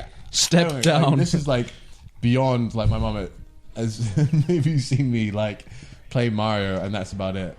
Like anyway, I just thought it was interesting. It was like it definitely hit like, I mean, I'm not going to say like my mum's like a cinephile or anything like that. Has it Not a inspired your mum to pick up the Switch and play a few Mario games though? I don't know. I mean, Fuck you, I Mario. think she maybe saw the Wii U and was like, even I know that's not great. So that is a real hunk of shite. Which one? The Wii U. Oh yeah, that one's. So your mum's based for that. Yeah. Based. Yeah, other than that, I don't have much to say about it. I would actually go as far as to say it was a bad film. Yeah. One thing that I really didn't appreciate was how fucking useless Luigi was. Yeah. I don't know if that's meant to be. Fuck are you? It's not. I don't know if that's part of his plot and that's what he's normally meant to be. But he was actually genuinely useless and did nothing until the very end, and even then, Mario did everything. And the chemistry beforehand was very nice. Yeah, but to be fair, that is him in the games. Well, so originally it was going to be Mario and Luigi, but I think Illumination were keen to sort of replace Luigi with Peach, sort of to like subvert the typical Mario story in which Peach is saved. Wokeism's gone run amok, boys. Is it too much? Too much. You should have been kidnapped, and I should have done something, even though I sounded like a Mario. No, fuck are you, Luigi? Go, Luigi. Yeah. Or one last thing before we wrap up. Pissed on my nose. Yeah. That's not Luigi's accent, but Cranky Kong's fucking like voice that needed to burn in hell. He was That was like the Donkey Kong. Is that the dad? Yeah. He was so bad. I don't think I've ever like. I mean, I look at Cranky Kong as a character. I'm like, what's the voice I'm expecting from that kind of character? Yeah, like old man, like frustrated with. Like has no teeth left. Like hanging balls like 2 inches. Like, but that's actually quite short. You know? 5. I've never mentioned my grandfather's balls. How far they're low. There's always time to start. Yeah, Jack, it's not too late, brother. Open up the coffin, boys. They oh, never mind.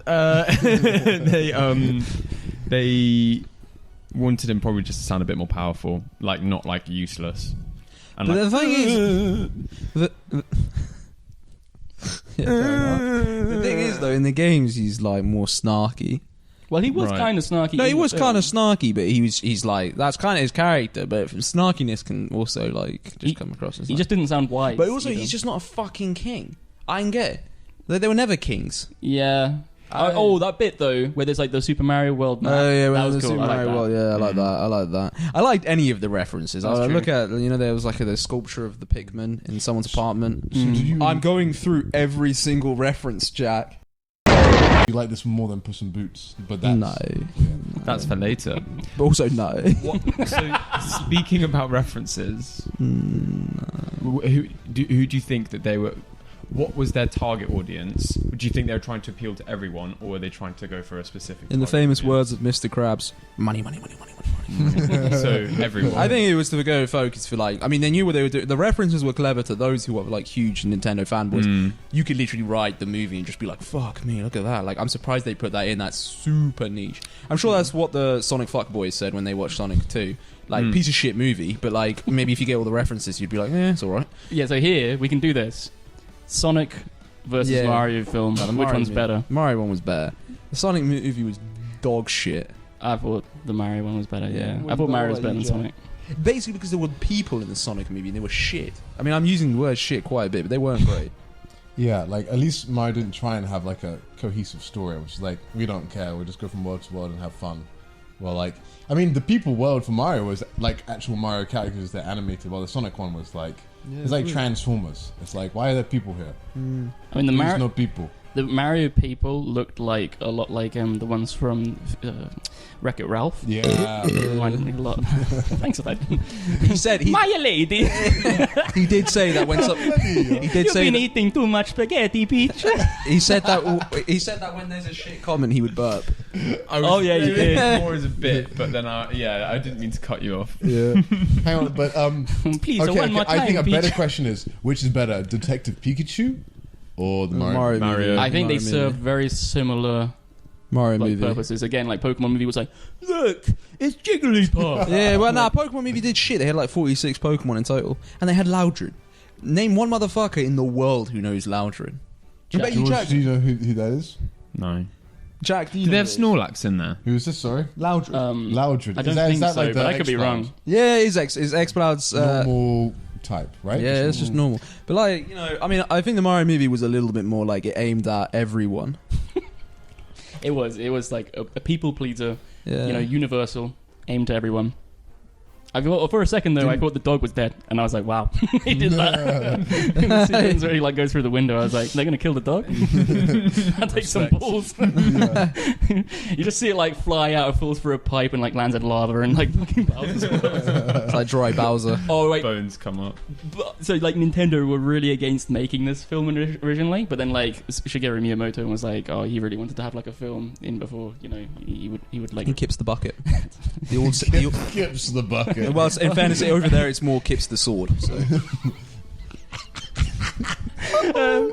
But you know, because of like the first movie, the Super Mario Bros. Movie, which if you haven't watched that, that's don't touch my fucking tools. Yeah, that's where like they were like Mario is just a plumber, and they also the bit at the end of the film. Oh my god, yeah, the way they shoot like Bowser is like a cursed entity. Yeah, well, it's what's his name? Hopper. Is it Dennis Hopper? Yeah, he's the actor. He's like. He's quite a renowned actor. He's like in Blue Velvet, Apocalypse Now, and he's just there playing like weird spiky-haired Bowser. But the part where it's like they shoot the World Trade Center and they like blow it up.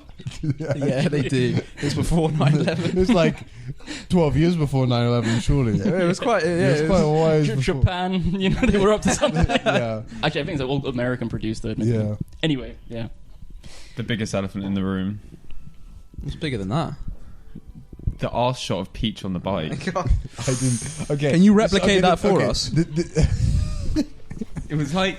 Wait, yeah. That's the camera for the audience. Yeah, it was a bit like that. Like that. And then it was just right up there, and I was like, "This is a kids' film." I'll be honest. This was a kids' podcast. Cut it out then. I was like, I did think. I did not notice that at all, and then that was like one of the first things that was said once you got out of the cinema. I was like, we were watching different films. Like this one. No, we were like sitting next to each other. Yeah, we were all like laughing. You giving high fives in the back. Yeah, bro. It put Elastic Woman to shame. Not that it did that, it did, but you know. Yeah. I put Elastic Woman to just shame. really, really unnecessary. It was weird, and it was also the fact that Mario was like driving behind, going like. Like, what? This is a weird ass fucking scene. Yeah, because it was Mario's POV. Yeah, exactly. That's true. God, we're progressive. Pove. Boss girl, as long as I can look at her, I guess. So for May, the glorious month, beautiful weather this year, we got ourselves a fantastic joint effort movie from all of us. Once again, back in the cinema together, watching Beau's Afraid, directed by Ari Aster. I'd watched all his feature films now in preparation for this movie, and so now I am an Ari Aster watcher, I guess. I wouldn't say anything more than that, anything less. But are you going to be on the lookout for more Ari Aster films that come out? I know his face, and I think I find him, because I know who he is, I like... What? I mean, he's not... Okay, looking, yeah, right? okay. I mean, would you say he's unattractive? No, mate, look, I was asking you. I mean, who? Out of all the directors I've Ari seen, Aster, the guy who directed this movie. Oh, I haven't seen. So, him. George, what do you think of Beau's Afraid? Long. I thought it was a bit long. I got very lost. It was not entirely the film's fault. Not entirely. Yeah, no. I would say that's okay. Wait, did you get lost at the? Where did you get lost? When was it? When the title screen came up, and you were like, "What fucking movie am I watching? I'm not supposed to be here." What was the name? Like, another Stonio in me.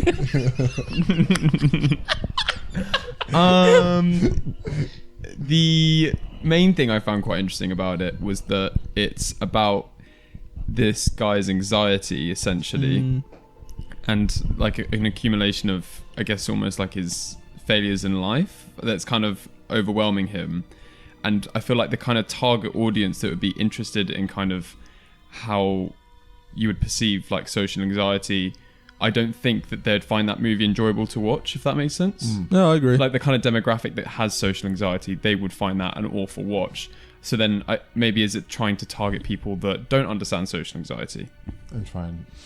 But I mean, I think that's a fair point. I am really curious to know, like, when did you think you got lost? Like, at what point were you like, I don't even know why I'm really watching? Well, because I think that was slightly the point of it, is that you weren't meant to fully comprehend what was going on, because social anxiety is just a bit like you don't know what it is, but it's making you feel uneasy. I think at the beginning when he was in his flat and, you know, he was missing his flight and stuff, I was understanding that. Then I think it's when he it was when he left his flat and he started interacting with the world, and just loads of random shit started happening, and that's when you started to lose the veil of reality, when it was like, because it always kept slipping away into, like, it would just spiral down, something random would happen, and you'd be like, no, that could actually be happening. There could be a random man running in the street naked, kind of thing, sure. And then it keeps happening, and you're like, at what point, where did this become his imagination and not reality? Yeah. And it just kept happening, and I was a bit like, I never felt grounded whilst I was watching the movie. I describe it as the Smite of cinema. The Smite? Okay, you got to break that one down. Yeah, I'm going to break this one down, right? It's very internal reference. Because as a social film, I actually really enjoyed watching it with you guys, because we had a 40-minute walk on the way back after the movie where we were just able to talk about it for a long time. So even though, like, the actual maybe watching of the movie for me wasn't like, oh, I'm thoroughly engaged the whole time, actually discussing, like, where do you think it started? Where do you think it, like, when, like, just trying to take apart the little bits, like, it feels like a good movie to start discussions. And I actually think we had some pretty decent discussions around it, which I definitely like elevated. Significantly sounds too strong, but it definitely elevated my viewing experience afterwards. At least compared to something like the Mario movie, where we watched it all together, and afterwards I was like, this was like, oh, okay, let's actually like, when did he start going crazy? And my theory was, as soon as he took the pills, that like as the doctor left him, I think like that's when things started to go crazy. Like it almost happens instantly when his anxiety just like catapults him to another realm, basically. But that was my theory. I agreed with you when I initially came out the cinema and we spoke about that for the first time. However, the second time that I watched it, not under a certain substance, I was much more aware of what was going on. And I think it's actually quite crazy even before he takes the medication, because you've got the scenes of the guys loading the assault rifles or the AR-15s or whatever the fuck that is. You've got the guy on the rooftop. Interestingly enough, you also have that small, like really short clip, but on like the second watch I noticed, because I already knew the ending, where there's like a little boy playing with a radio boat, and his mum comes and pulls him away, and the boat flips exactly like at the end of the film where he gets drowned. Yeah. So I think this film is extraordinarily inaccessible. I think your average moviegoer is not going to find this. And interestingly enough, a lot of my colleagues at work are fans of other Ari Aster pieces like Hereditary and Midsummer specifically. Interesting. But they hadn't even heard about Beau is Afraid. Like, it wasn't on anyone's radar that I was speaking to. Huh. And it's like had Joaquin Phoenix, who was the Joker in Joker, right? Like, so and so he's a big actor. Absolutely. Like, last time he played this kind of similar role of like, you know, not exactly the same, but like a mentally ill white guy. It blew up on the blockbuster and like was massive. This time it's like the movie is very inaccessible, and it's almost like, in my opinion, was the complete opposite of Hereditary, in the sense of how it went out. Hereditary, like, I did not enjoy the movie at all, but when I watched it, it felt almost like pitch perfect in its pacing and like bring all the details together. But Beau's Afraid for me felt very, very bloated. Now, I'm not gonna say that like, I'm certain that Aster actually had a reason for having every single scene, but that doesn't mean like for me it didn't drag. While like Hereditary is like, oh, this ties into this ties into this. Like there's so many Chekhov's guns basically where it's all laid out, and then it just like fulfills itself and like basically leaps around. And then Midsummer's like in between where it does drag more and like stays on like certain characters and shots for a longer time, and then you kind of see this like weird, like very quick, because it's only 3 movies, but this transition to a very much longer form of content. So I think when you're looking at the filmography of Ari Aster, all of his films, at least the ones that I have watched, feature very heavily this theme of family. You know how that's reflected in Hereditary, with the mother character playing a toll on Toni Collette's character, you know, and eventually who? Toni Collette. You haven't seen Hereditary, right? Oh yeah. The main lady. Oops. Midsommar featuring, Florence Pugh's character, I can't remember their name, and like her family at the start dies, and then she gets sort of engrossed within this cult, which is also like a larger family, and they've got their own, you know how you sometimes visit other people's families and you're kind of initially, I mean, of course, like Midsommar's like it's quite extreme, but you're like sometimes there's like a shock. Like you're like, oh, this isn't how my family like acts and so forth, and it's sort of building a tolerance between that. Yeah, why they're not eating out the troughs? And then you look at like, so I mean, Munchausen, I think that's how you pronounce it, is a short that Ari Aster did, in which is quite similar, and I will try to break this down later on, but it's a short film where there's this boy who's going to go attend university, and his mum's like thinking through the process of how it's going to look. He's going to go to uni, he's going to get a boyfriend, he's going to build his independence, and to combat that, she actually like poisons his soup a little bit so she can like force him to stay home and take care of him. And of course, that I feel like Ari Aster has some kind of fantasy around like mum-son issues. Whether that's driven from his passion for films like Psycho by Alfred Hitchcock, who knows? But I think that is at the forefront of Beau's Afraid. And I mean, every single scene, like I feel like you could probably break, like it almost felt like every single bit was like a short movie, and it was like 4 short movies kind of like put together, and it does like link well together. It's just like a bit more like to me, it doesn't feel like paced with as much purpose, and that kind of builds up over the movie. There's like accumulates of just like this drag on it, which I think, of course, there's a reason why Ari Aster did it, but to me, like, it just felt like, where is this going? What's the point? Like, can we speed things up a little bit? I want to get going. Like, what can I get attached to? And like, for me personally, there was like nothing I got emotionally hooked on it, so I just felt like an observer, like totally disassociated just watching this movie happen and just being like, okay, well, this is all very interesting, like, but I'm not engaged, if that makes sense. Okay. And that's kind of how I would say my movie experience was. And I think that kind of goes hand in hand with the film, it being inaccessible. I mean, it was a complete box office bomb. Like, 35 million budget, made 10 million back. I mean, like... Oh, only 10 million, huh? Yeah, crazy bad. However, I do love that film like this could be made. And, I mean, it's I've heard, like, people like Mark Kermode, a film critic for The Observer, has now... he's no longer the chief, but... He had said, there's a line where you could have drawn in the sand in terms of giving directors too much like freedom to express their art, and perhaps this film was, it needed someone in the studio to say, no, look, this is too much. There are too many scenes in these particular parts. I think for me personally, one of the scenes that went on a bit too long was actually at the house with Nathan Lane and Amy Ryan's characters, so Roger and Grace, I believe. Yeah. And there's like the sequence there's where a teenage girl as well, and then the PTSD. That was pretty dull. So I thought there were scenes in that which were dull, like the scene where he's sort of peer pressured into trying the drug. I was kind of like, weed. No, I don't think it was weed. I think it was some other. I think it was some other kind of drug. I thought it was the marijuana. The Mary Jane was something you could smoke. But then I thought something that you guys were consuming while watching, probably. Whoa. Oh, hey, Buster Brown. But then I loved the scene with the TV the second time I watched it, because like when you see that scene where he puts it to a certain channel, and it shows all the events that are happening, other than the event in which he's at the theater, and the theater's almost an expression of sort of Beau's like his liberty, his potential freedom. That scene where he's watching on the stage. Yeah. And I mean, one thing I just want to really quickly mention is that Fiona Crombie, the production designer who also did the sets for The Favourite, absolutely smashed out the park in this film, in my opinion. Like, the sets are really beautiful, especially that sequence in the like where he's at the, what are they, like a traveling circus or traveling theater production. But anyway, that sequence of like Beau watching a character on the stage like cut his chain, and Beau eventually comes to like embody the character within the telling of this play, is him like considering like this alternative life where he's no longer like constrained by his mum. And a lot of that is shown through a theme which I think is very heavy in the film, which is water.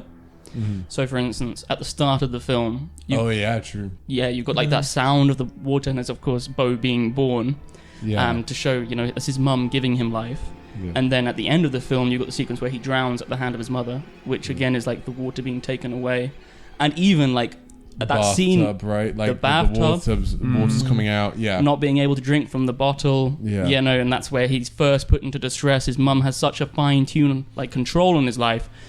All the characters around him are actors, and you see that in fact when he explores his mum's house at the end, and there's a picture made like of Mona Wassermann, and Mona Wassermann, Wasser is the German word for water, which is interesting in and of itself. I think it becomes quite clear that the whole thing is choreographed apart from this theatre section. Okay, interesting. That's like his point of like when he's actually doing a bit of self-expression and like almost getting out, and then he gets tackled by the PTSD dude. Yeah. And then, And in that sequence of the theatre production, which I thought was stunning, beautiful. I mean, Ari Aster has spoken about how a lot of that, the colours used within that sequence was inspired from Kwaidan, a film by Kobayashi, a Japanese director. But like there's that sequence where there's like a flood or like a tidal wave that comes and like splashes, and again you've got these themes of water coming back where it's emblematic of his mother's like control and like trying to like force him to live a certain way, but then he overcomes it in the story and he goes and he meets his sons that he could have had, but of course he doesn't actually have in his real life because his mum's led him to believe that he can't bust a nut without hitting the hut or whatever. I see. Oh yeah. I mean, I think the most interesting part of the movie was the final house, that final section of like when he gets to the house, and then there's the girl that he had been seeing on, he met on the cruise ship or whatever, and then they have sex, and then he didn't die, but then she died, and then he goes up to the attic and then sees a giant penis, and I was like, and then the PTSD guy comes through a wall and then just starts like I think that was and then the guy just, and then the penis goes and just like stabs him in the skull. That was crazy. I still struggle to sort of interpret what that scene really means, whether it's an analogy for his mum emasculating him potentially, and his lust or his want for sexual freedom is completely restricted and restrained up into this attic because his father perhaps had been, more free-go-lucky. I mean, the father aspects are interesting, but I don't think he's, like Ari Aster, at least in my opinion, is trying to tune into that so much as more what the mum is trying to, like, how she's attempting to sort of form these rails for him to live his life through. I mean, there's also the scene, before Beau spots the big poster of Mona Wassermann with made up of all the various characters, including Beau's therapist. There's like a scene with young Beau, and it's like the allergy, like the super safe shaver. Like he's obviously been entirely pampered his whole life, but he has no like freedom of will. And Mona Wassermann ridicules him because of this, or in some way, because she's basically claiming, you decided to do these things. You decided, okay, the issue with the key at the start of the film where he had it in the apartment door and then it went lost or what have you. And she's blaming him for it and she's making him feel guilty. And the whole guilt then comes back to this final scene where it's almost presented like a pseudo courtroom where he's in the middle. He's being judged by this crowd, and Mona Wassermann has this lawyer with her. It looked like the pro bending arena from Legend of Korra. That's why I thought. It did a bit. Yeah. I have to say, I thought the CGI was a little bit tired in that particular scene. Yeah, maybe. Yeah. I mean, I really do appreciate the TED Talk, and it was a very good TED Talk. Thanks. You're welcome. But I personally think, did you think of that on your own? I definitely thought of, like, on the second watch. On the first watch, not so much. I do think it's a film that does require multiple viewings. So a 3-hour film that requires multiple viewings. I am entirely in agreement in regards to it being too long of a film. Like, I think there are parts that you can cut away from it, but hell, I think there are very, very few films which I would claim to be perfectly edited, in which there isn't a little bit of fat around the bone. Like, yeah. I would say this was quite a bit of fat. I reckon the Wagyu beef of. I reckon you could get rid of 1 hour. An hour. I reckon an hour. So, like, what particular scenes are you thinking about? I think the one where he's peer pressured. Yeah, but that was like it was like 5 minutes. Yeah, 5 minutes. Yeah, but so I mean, like, Yeah, I'm thinking of loads of those scenes. There's going to be loads of those scenes when it's in the back of my head. I think personally the theatre scene is good, but I also think it's a little bit long. You got the whole part where he talks to this pregnant woman, and it goes on for a long time. yeah, but that pregnant woman is kind of like a mirror of his own mum, except a more loving and caring one. She seems almost infatuated with Beau. More affectionate anyway, for sure. I don't know. I think Ari Aster's doing these things very deliberately. And I mean, you've had directors like Martin Scorsese come out and have a hosting of the viewing for Beau's Afraid. I mean, we're not dealing with so if someone who is acclaimed to be a good director all of a sudden says, "Hey, this is a good film," everyone must say, "You are right. This is a good film." I do think that's a fair retort. However, I think in this particular scenario, I do think this film does have stuff to say, but on the other side of that, I do think this film is first and foremost designed for Ari Aster's pleasure. I mean, there are memes going around on Reddit and Letterboxd around, like, how this is his, like, $30 million therapy session. Yeah. Well, that's the thing, though. Like you mentioned earlier, it's like, oh, should we have some more restraint on directors or whatever, yada, yada, yada, yada. Maybe, I mean, you're the one who's controlling the money, but, like, I'm not mad that this film exists. No. If that makes sense. Like, okay, I may have not been a massive fan of it or watching it or really enthralled with it, and the thing is, like, okay, like, you need to, like, it's a movie that requires 2 watchings, but nothing about that, like, made me go, oh, I want to go rewatch it, basically, after watching the first time. Not like something I just out of the blue, which I also watched this year, which was Memento by Nolan, where you're like, oh, I want to watch this again because I want to see how it kind of fits together. Fair enough. Or something like that. Like for me, there's just, like, not as much engagement of just when I was watching it, but but then again, I also wouldn't say I'm a fan of Ari Aster. I don't think I've ever really enjoyed any of his movies. I mean, that's just. But I do respect him as a creator because I do. When I, like, almost disassociate and watch from afar, I'm just like, oh, that's interesting. Like that cinematography, that kind of choreography of that scene or whatever. Like it's not for me, but that's just how it be. Yeah, and I mean, I totally appreciate that, as well as, like, I too was not a fan of Ari Aster's other pieces, which is quite crazy because I feel like Hereditary is generally considered his best piece. I personally think Beau's Afraid would now be my favourite out of his filmography. Really? Yeah. He did Midsummer as well, didn't he? He did, yeah. You prefer that over Hereditary and Midsummer? Beau's Afraid? Yeah, Hereditary to me was... I don't know. I think that one lent too heavily on, like, horror, and, like, I didn't find it scary. Yeah. That being said, you're a big boy. You don't get scared easy. No, I don't. I don't know if that's. Yeah, well, I don't even know how to fucking engage with that. But yeah, that's what I would say. I mean, like, how would you rank them, George? Midsummer, Hereditary, and then Beau's Afraid. Fair enough. I just think that Beau's Afraid is almost set up to fail, as in terms of financially, because it's like because the three. I think the whole cutting off the fat, and it could definitely. I think I agree with you. It could have made the same point and be 2 hours. However, the fact that it was 3 hours, that added bulk to the time, and that meant that they could add things like awkward silences and pauses and tension, and I don't get like very anxious, but that movie made me like actually quite anxious to watch. Oh, really? Like I actually felt really uncomfortable watching it. Oh, I was just great. like, I was just a bit like, oh, and that wasn't the brownies talking. And then no, and then it was like Stony O's are the Oreos. But I think I agree with you that with the sort of 2 hours, and I think it made me feel a little bit uncomfortable as well. Like the part where he talks about like being stabbed, and then it shows you like his hand getting like stabbed multiple times. I'm like, man, I don't really know what's coming up, but I mean, I don't know. Like when he gets into the attic, you're like, please just be something normal. And then when there's a giant penis, you're like, that's great. You're like, you know what? Could have been way worse. It's like, it's almost like there's so many bits in it that so it wants you to take it serious. In my head, it wants you to take it seriously because, you know, it's anxiety and stuff. I guess there's also like another image of that. But then there's this comical shit that happens, like a huge dick, and you're like, what the fuck is actually happening?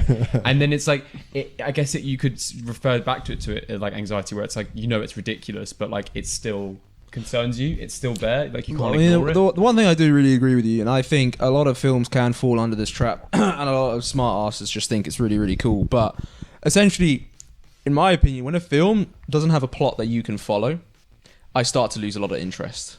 When it doesn't have a clear, concise plot of A to B, and at least makes it interesting. Who's that great guy? One of the great guys who made The Last of Us made a very good point. I don't know his name, but he was a great guy. He simple story done well, or whatever. Simple story, complex characters. Simple story, complex characters. And I think, I reckon that's like the best thing you can do with most things. I think if there's a story, a lot of films are guilty. Whoa, Sorry. you cut me off. Sorry. It's okay, but so it's like, I just think if they made the story a little bit easier to follow, I think I would have been a lot more like, oh yeah, I can get it. But it was just more like I had to interpretate so much of what was trying to be told that I was like, I can't be bothered any longer. So you don't like working at all for? No, I do. I do like to interpret, but I also like to have a plot that I can follow. A plot where I'm like, but okay, there was. I think you could follow. I'm sorry. There was not a actual a cohesive plot that was going on. My point is, I like to think a little bit about the movies. I don't like to just sit there and put on the Mario movie and go like, haha, Mario. I like to actually think a little bit more than that. But at the same time, I just like to have a plot that I can follow. Fair enough. I think those are the best. I think the best analogy is like trying to climb a wall where you don't have a grip initially, and because the movie is basically meant to be nonsensical in some way until you get to the end, and then you're able to start like, and maybe this is an argument for like the rewatch, because basically when you get to the end, you can start building up your theory on what's going on. But when you first watch it, you're like, okay, here's my theory. Okay, no, like you're trying to like somehow build up some sort of structure to kind of hang this movie on, because it's so unconventional and so nonsensical, not in like a stupid, irrational way, but it's like stuff just happens, and when you go back, you can definitely piece stuff together. And I'm always someone who like appreciates looking at stuff like a thematic lens, where it doesn't have to be like necessarily plot A to B, but like with the water, that's quite cool with how it's linked together and stuff throughout the movie, and you know that's probably part of it. And I mean, there are some movies like that, but I think also another part, like with, of course, I'm never going to be like, okay, here's my motto of show don't tell, or simple story, complex characters, or yada yada yada. You have to do it this way, right? It's more like, it is kind of true that like for whatever reason, like I just was not like, the only emotion I was feeling during that movie was occasionally boredom. Yeah. And that's where like for me, I did not feel any anxiety, but then again, I'm not like an anxious person, so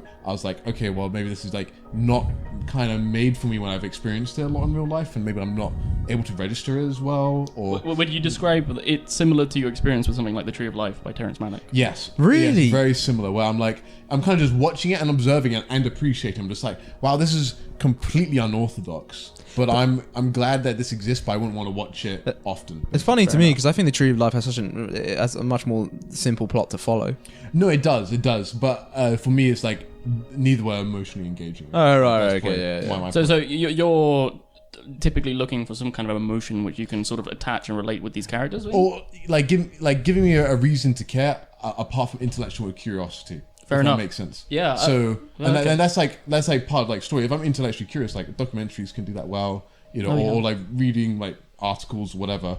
I'm like, and part of that like intellectual curiosity is like, okay, this Ari Aster guy, I've watched his other stuff. He's a big shot now. I know this movie's absolutely crazy from what I've heard beforehand, right?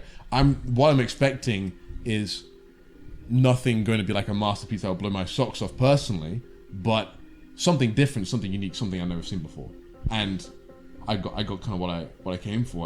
Yeah, well, that was Beau's Afraid. I actually thought that conversation was pretty good.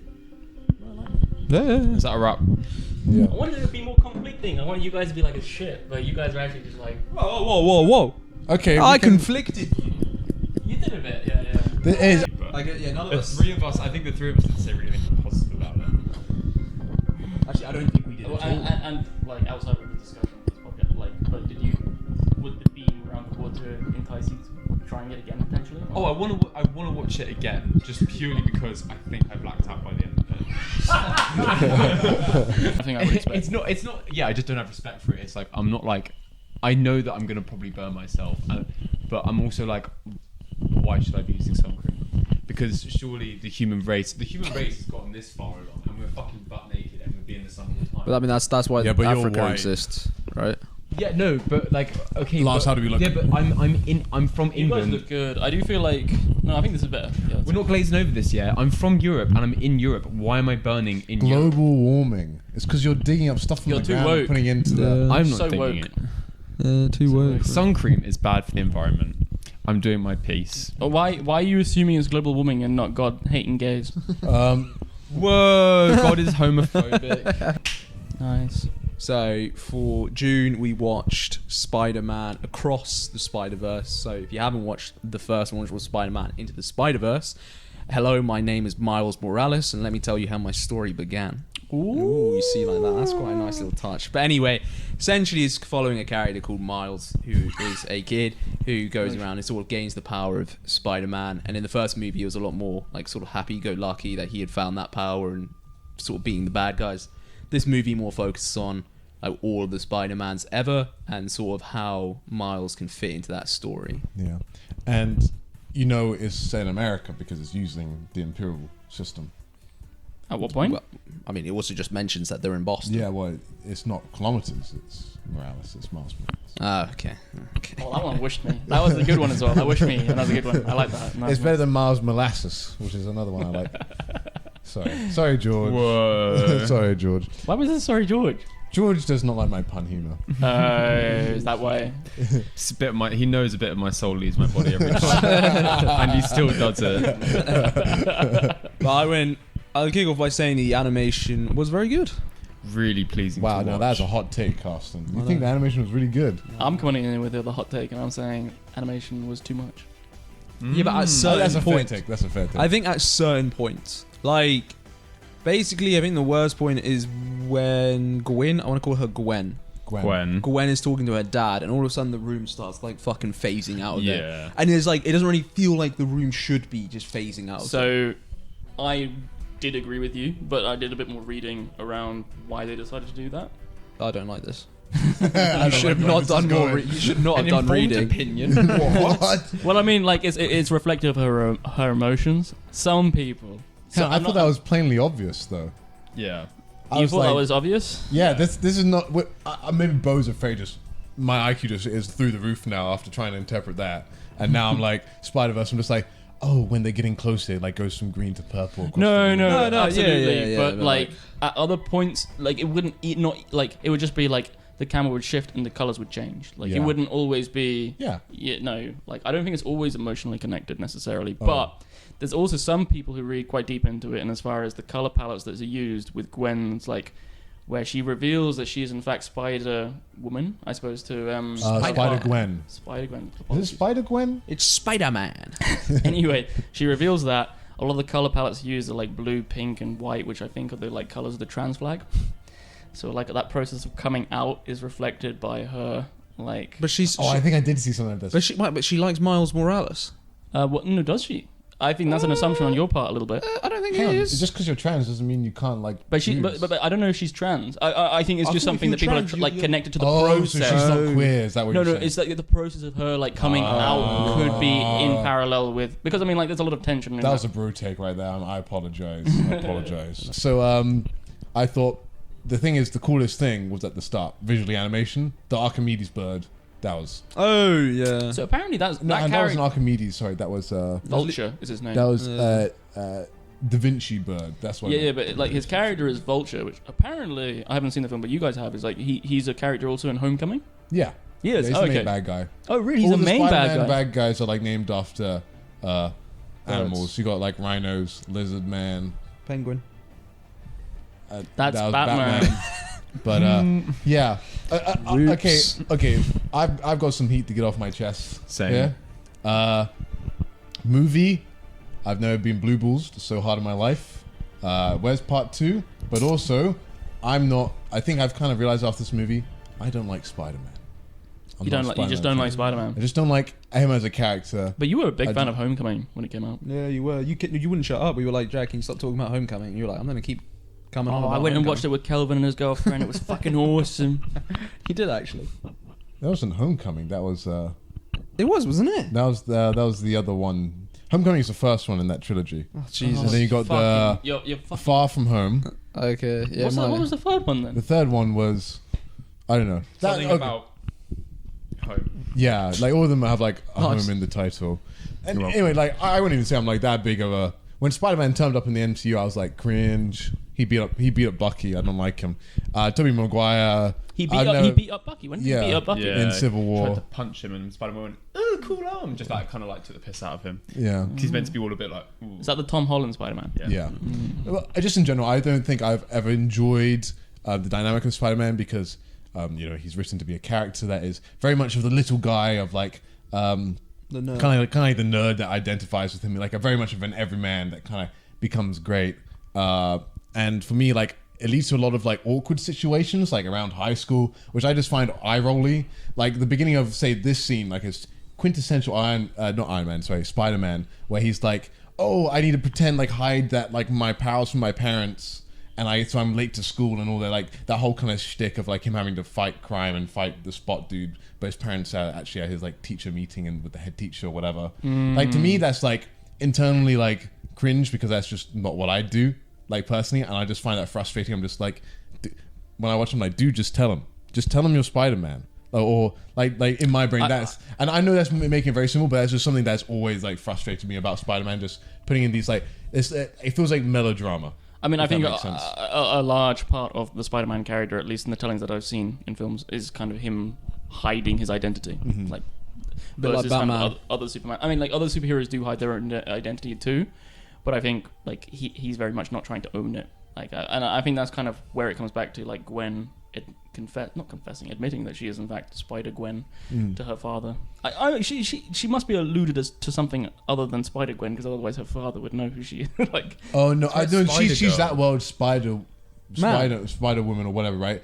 But Yeah. or that Spider-Man. But like in like canon, like how that Miles Morales is Spider-Man, but people also call him Miles Morales. Yeah, that makes sense. So people call her Spider-Gwen because. I mean, the canon something interesting to bring up, because I'd heard on the Sardonicast podcast, this was not something I came up with myself, but it was something that Alex from I Hate Everything, I Hate Everything anyway, he had mentioned was like a theme of that film with, you know how like I can't remember exactly how they refer to it, but it's like you break the time, like it's a time conundrum or something, space-time conundrum or something. It's like when you break canon events, and like that whole, like that's sort of like a theme within, like also from like Lord and Miller, who were the writers of this, again speaking about them, that like, you know, it's the constraint of the writers not being able to like express their characters in unique or in like new ways, because those canon events are so like, you know, to the fandom so precious, I suppose, which is quite interesting theme, I think. Yeah, and I think in some ways it's interesting how like the recent Spider-Man movies have tried to build upon, because Spider-Mans have so many recent like cinematic iterations.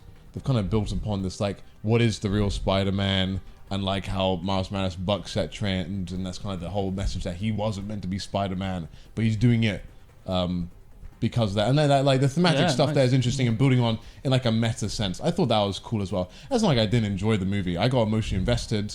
It's just, to me, it almost felt like a TV series. I'm like, this should have been like 6 episodes that are 1 hour long. And I think rather than a 3-hour movie and then we have to wait a bit, another thing, because that's kind of how it arced as well, because you had like multiple arcs that were like, oh, you could end the episode at this point and I feel like pretty satisfying, and then we get build up again, and you know, like it went in ways. It felt like that's how almost it was made, and not like as one clear movie.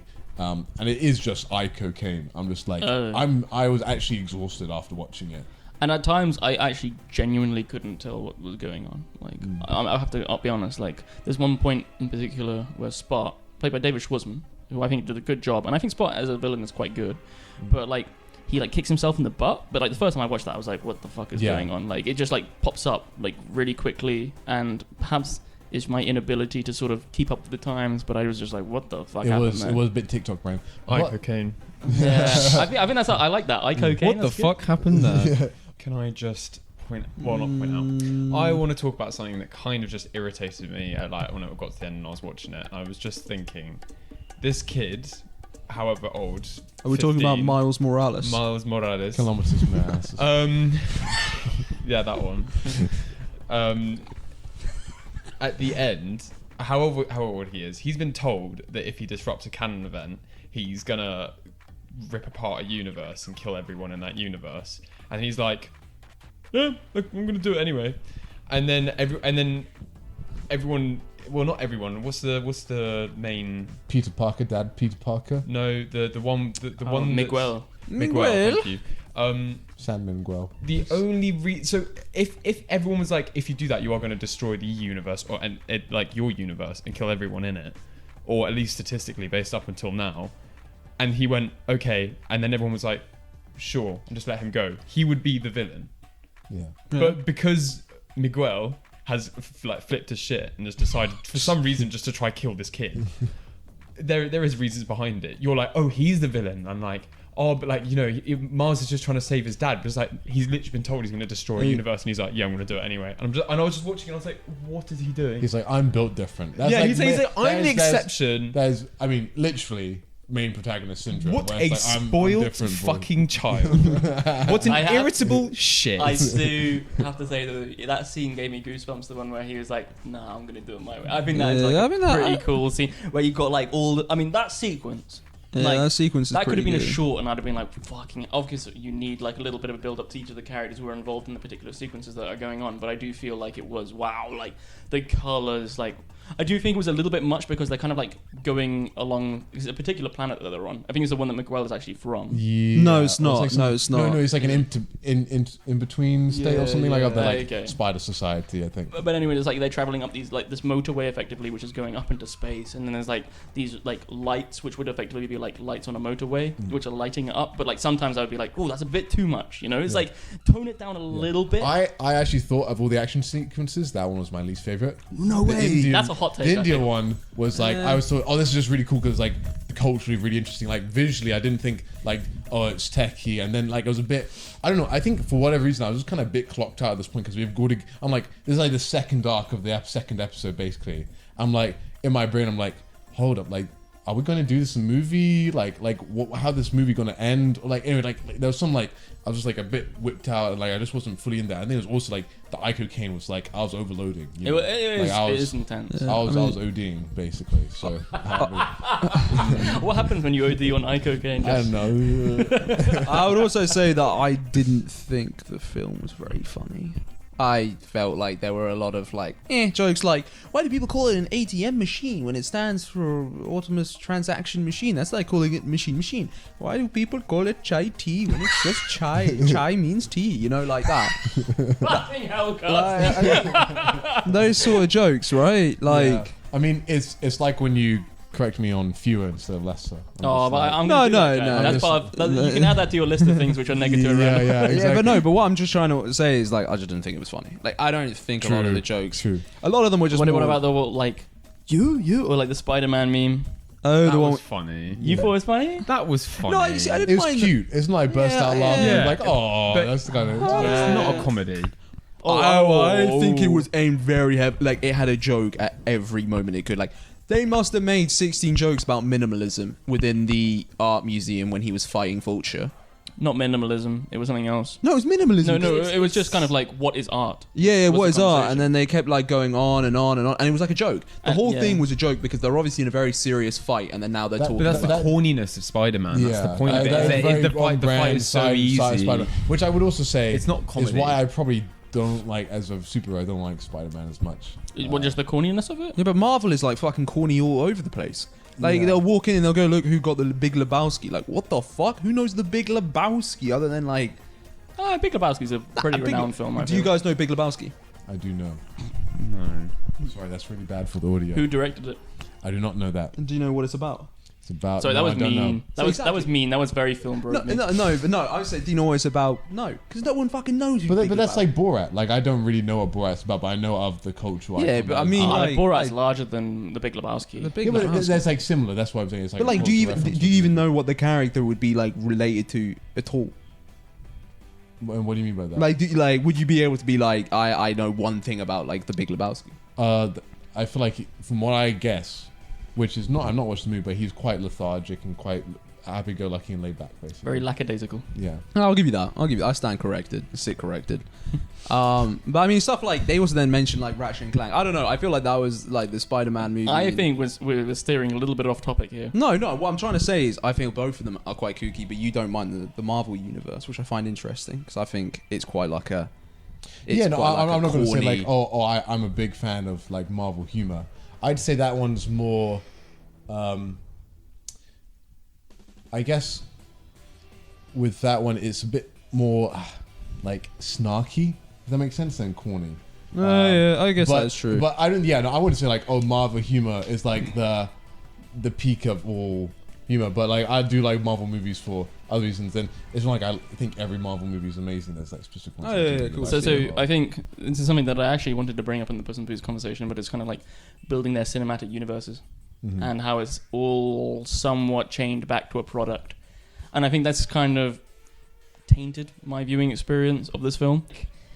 No, right before them. There was an advert for a car beforehand, obviously like aimed at like parents who were bringing their kids there, and you know you got Gwen and like Miles like jumping through the car, and it's kind of like that's like okay. Well, this would be interesting for the Barbie conversation, right? As well. Well, potentially, but I just felt like also there was like this bit right before the film played. It was like where it was like here's an avatar. You can get your own Spider-Man avatar, and it's like all just built around this product. I mean, considering that the avatar was actually in the thing as well. Yeah, the avatar literally got an advertisement within the film itself. I mean, they also were advertising the game as well.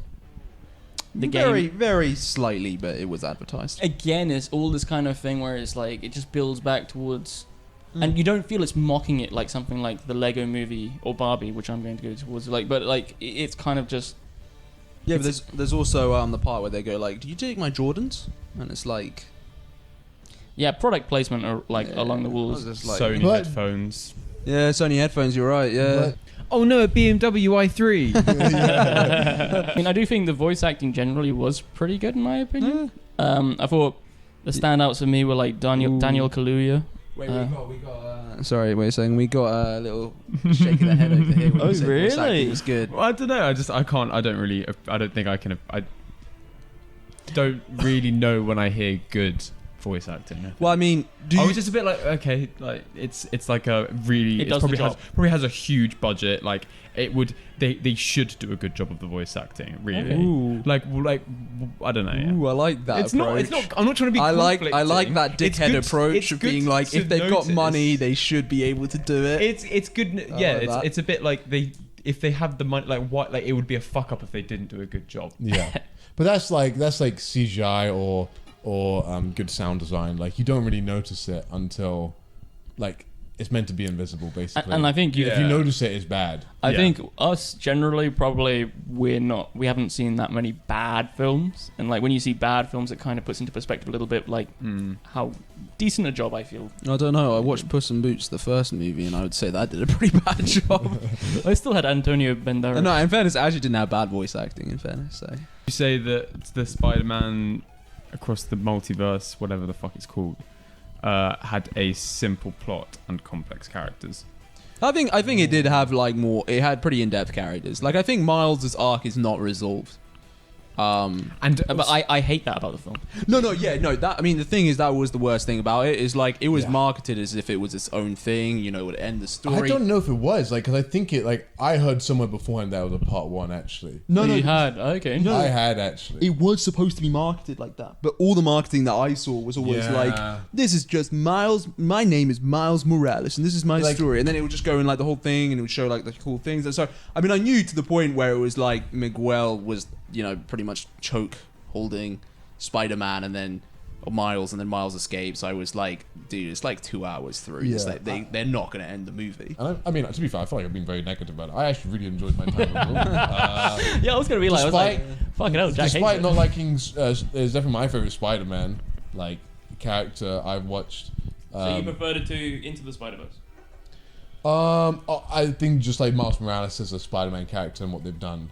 Oh, yeah, okay, so more like the takeaway. Is just final question for this part is: would you watch Spider-Man? I don't know what they're going to call it.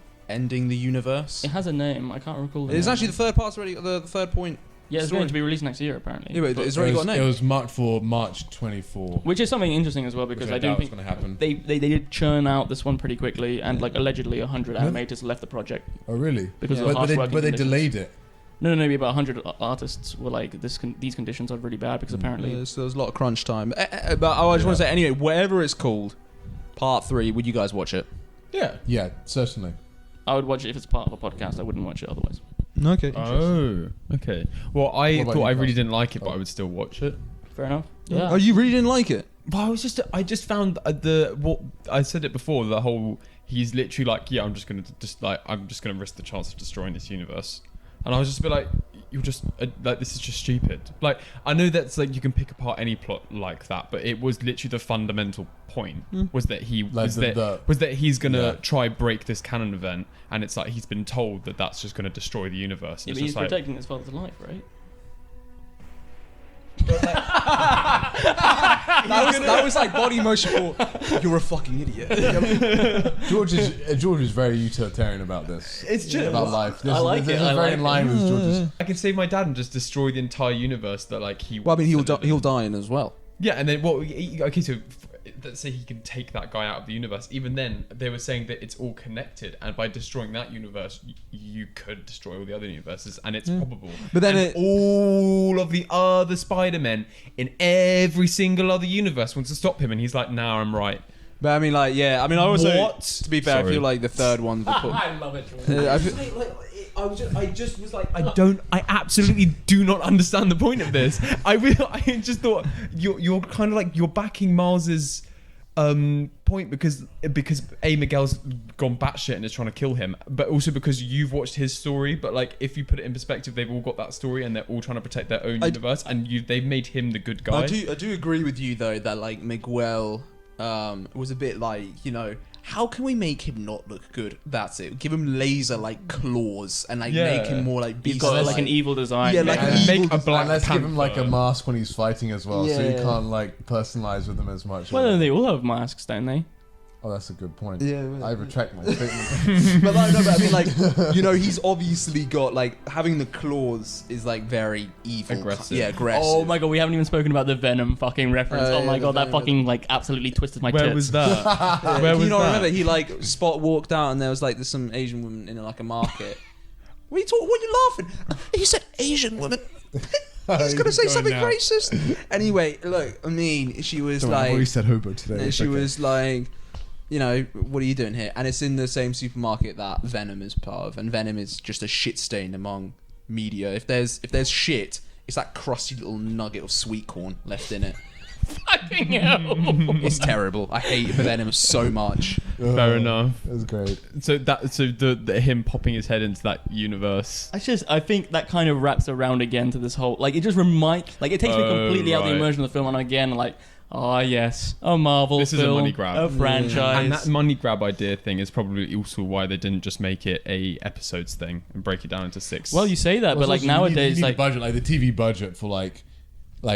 They have to convince it. Like they have to be like, how do you give us the budget to actually have this animation in the first place? But it's $100 million budget. So like, I mean, a lot, but the same as Oppenheimer and less than Barbie. Less than Barbie spent. But like, if you think about like how much does like, I guess some animated film like series. How much did Arcane cost? I actually don't know off the top of my head. That's a good question. I mean, and that I would argue with that was better.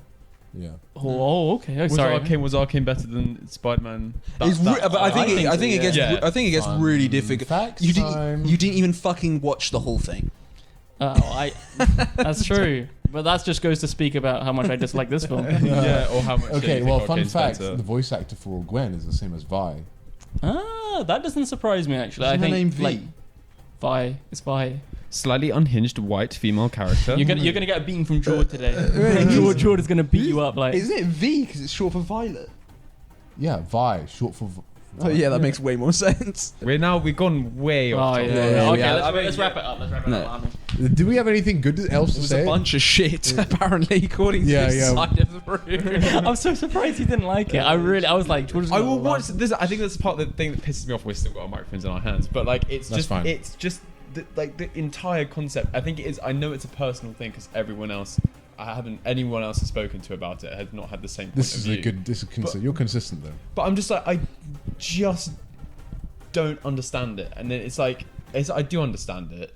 I know what they're trying to do, but I'm just like, it's just fucking ridiculous. They could have gone with any fucking plot they wanted to, and that's what they decided to do. I do feel like after seeing the multiverse done very well in Everything Everywhere All at Once, like this multiverse feels like not as good. Like it feels like overwhelming, but like just not as clean. They could have added a little. They could have added a tiny. Used their little brains and added a tiny bit of context about him having any sort of proof that because he is a he's not. He's been bitten by a Spider-Man from a different universe. He's been by the spider, not the Spider-Man. Spider-Man came. It's not a vampire. It's not in the middle of the night. He's got a soul. They could have, added a tiny bit of like detail that Miguel was ignoring or didn't know about and wasn't listening to when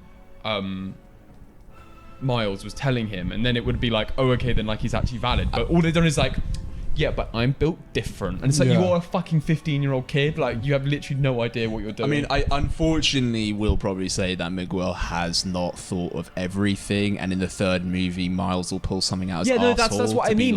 It's just the same sort of bullshit as like Infinity War. They're like, oh, we just made time travel. That is true. I really do agree with you on that. Like I do agree. The third part will be like Miles finds something that will prevent the rest of the world, and it's just like, it's the whole plot thing, and I get it, and it's like you can pick apart any plot if you wanted to, but I don't normally do this to a movie, but it's just the fundamental plot about what he is doing is just infuriating. Yeah. George is about to get a hernia right here.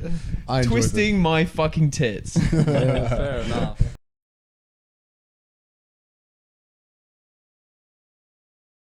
So, for July, we did Barbenheimer. And I don't know, should we start with this, or which one we prefer more, and then delve into one, then delve into the other? Right, well, I will kick it off, and I prefer Barbie. Nice. Barbie. Oppenheimer.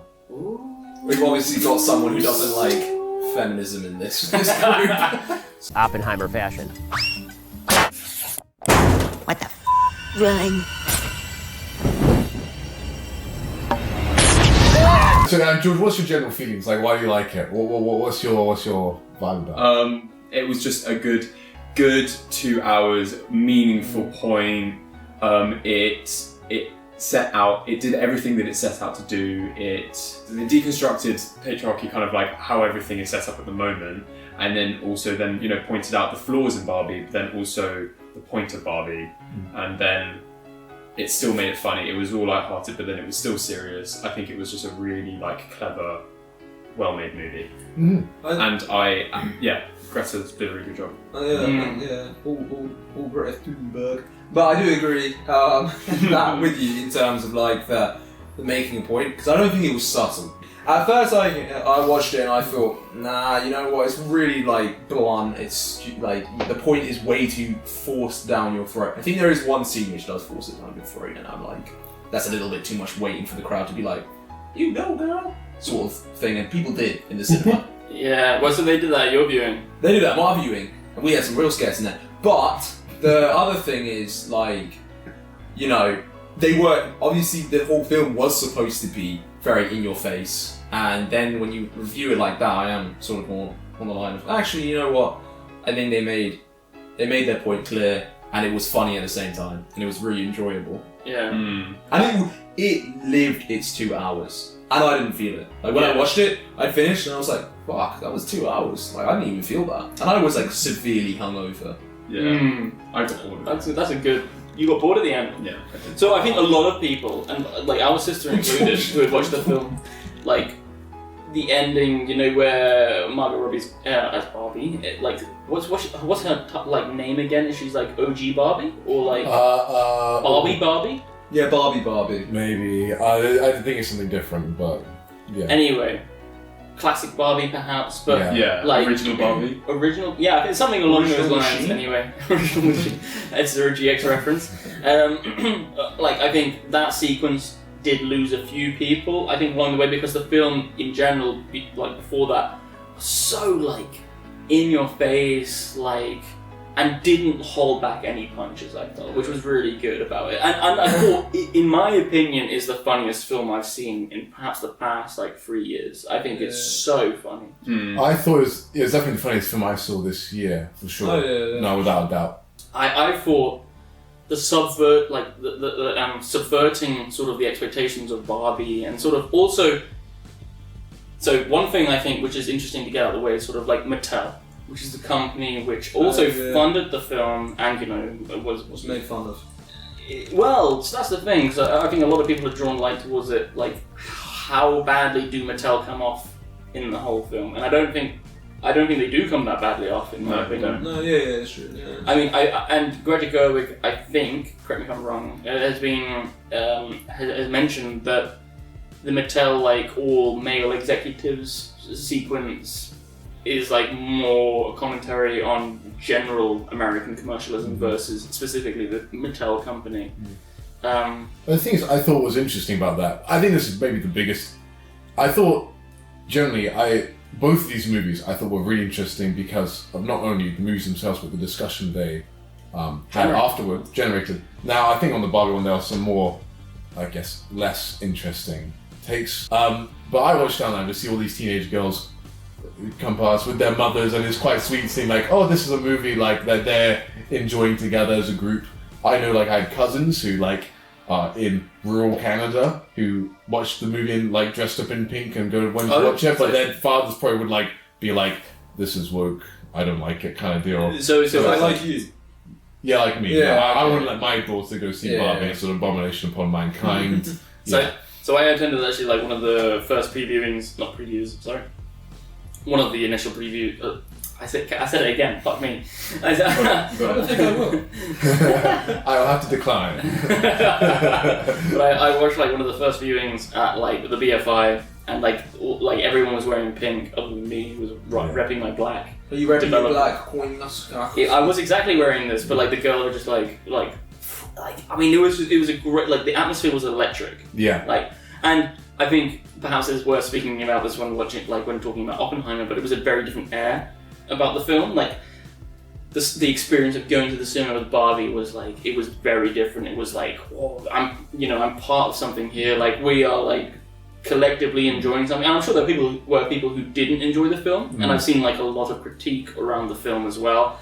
Not unfortunately, but I feel like a lot of it is voiced from far right people who kind of misunderstood a lot of the points. Interesting that you said people there. Yeah, not humans. No, I know. What I thought was interesting is the Barbenheimer just cultural moment. Like it was like the first time since maybe Endgame that I felt like everybody was going to go watch something. But did you not? You have to admit that the experience of going to the cinema to watch Barbie was very different to the experience of going to the cinema to watch Oppenheimer. Oh, yes, it was. I mean, but like where I was at, it was like we were trying to do both in one go. Like the Barbenheimer split, like which I tried to do as well, but they ran out of seats on the last Barbie showing. Okay. I tried to turn up to Barbie in my full suit, but they're like, sorry, sir, we have no seats for one person. I like how they addressed you as sir, though. To actually get on to the movie itself, I'm going to say, like, this is not like a hot take, but Ken was like my favorite part. He's my spirit animal. I really just enjoyed him. Of course you like Ken. Yeah, no, I'm just Ken. I'm Ken. But like Ryan Gosling did a stellar job. I think Ryan Gosling was. Because I mean, it's like Margot Robbie, she suits Barbie really well, but she just played Margot Robbie. But I have so much respect for Margot Robbie because she's in fact the producer of the film. Really? Yes. What I was going to say is that I think the casting in Barbie was good, but the casting in Oppenheimer was better. Ooh. I'd like to speak about that more when we come to Oppenheimer. Okay. Wait, no, I'd like to speak about that a little bit more now.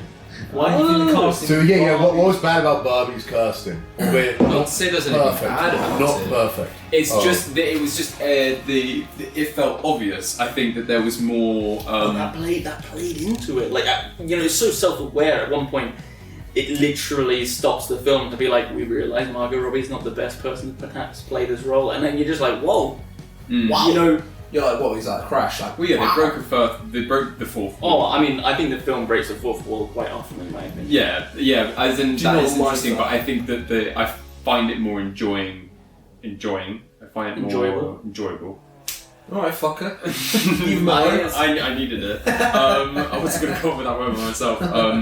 Like picking apart why the actors that Christopher Nolan chose for Oppenheimer were well suited for that role over Barbie. Because I'm a bit like Margot Robbie, obviously good Barbie. Ken, what was it? No, nothing. I was just going to suggest, like, did you know that at one point, like I think I'd mentioned this, but I don't know whether it was part of like the podcast, but like Amy Schumer was going to play Barbie. Yeah, I did hear that there was someone else that was going to play it. Well, I don't know much about like, any show apart from that people don't like on the internet. She's fucking dog shit. That's why. But people like contesting for a role, and I don't know. I don't think that adds any layer.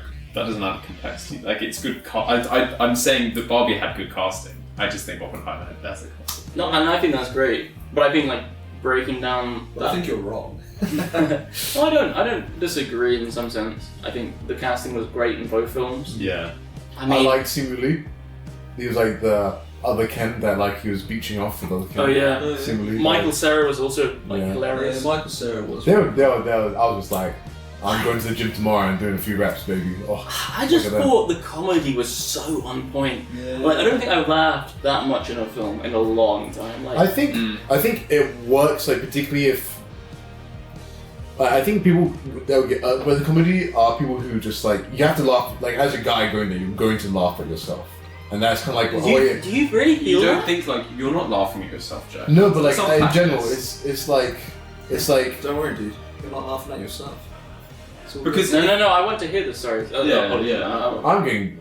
Okay, well, you know, the misogynist I'm going to have to embody now. No, we aren't beta cucks either. So. No, I mean, I actually thought the movie also had some interesting stuff to say on masculinity as well. Even though some of the ending was a bit like, whatever.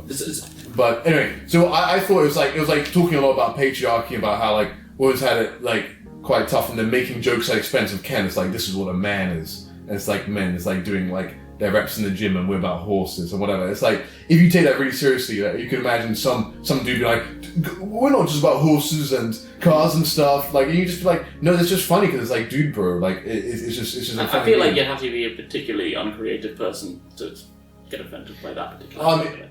That's me. No, this is as widespread as a cultural event Barbie was, being the #1 box office thing, right? Like, I mean, it's not. I don't think it's hard to find like a common person that may be like, or that like you have to roll with the punch. It's not like really beating men down at all, but it's more like you have to be like, oh yeah, men just want to be the butt of the joke, but it's not like, don't take it as like, I didn't feel like it was targeting me, basically. Yeah. Like, if that makes sense, but like, I feel like if it is kind of targeting you, then perhaps you need to like look at yourself and reflect a little bit. No, yeah, anyone that thinks it's targeting them isn't going to react well, and that's telling when people are like.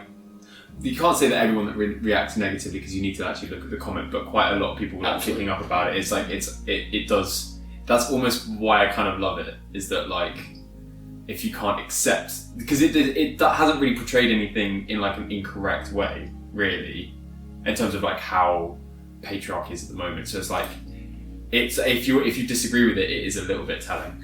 I think it would have been more poignant perhaps 5 years ago versus now. I think now we are, as a society, moving a bit further forwards than. I mean, this film has been in production or has been like in development since like 2009. It's COVID. No. Like 2009 was when originally Mattel were like, we want to make a film about Barbie, and like I'm so glad that Greta Gerwig, Margot Robbie were involved in the project as well as Noah Baumbach. I mean, one thing I do want to bring up is that I think the set design was really interesting. Like I do think, considering the budget was around like 130 million, I think, if I'm not mistaken, I do think the set design sometimes looked really corny. But then I went back and I listened a bit to like Greta Gerwig speak about the set design, and she was quite inspired by things like sort of musical films, like the Red Shoes and the Umbrellas of Cherbourg, which are like very vibrant colours in the background, like, and it looks all very staged. It's like a very staged performance, which I feel kind of feeds back into the sort of this like plastic feeling. Yeah, and like artificial. Like this world is so fictional. I was going to say that both Oppenheimer and Barbie are impactful movies, and that's one thing I like about them, because there is actual things to take away and it's useful.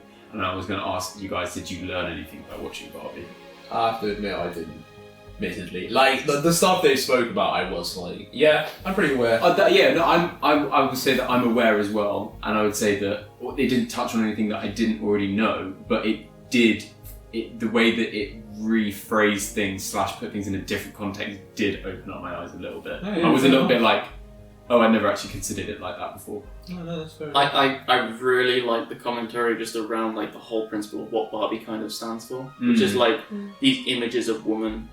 You know, like, you know, growing up. And I mean, admittedly, like, small boys also have these images, like G.I. Joe would be like I suppose. I think it's probably more relevant now for men with like the Marvel movies and all these actors on roids and stuff like that. Really? That they look like they're there's maybe all more. CGI and stuff, right? But I mean, okay, fair enough. No, it's not CGI. Chris Hemsworth is not an example of CGI.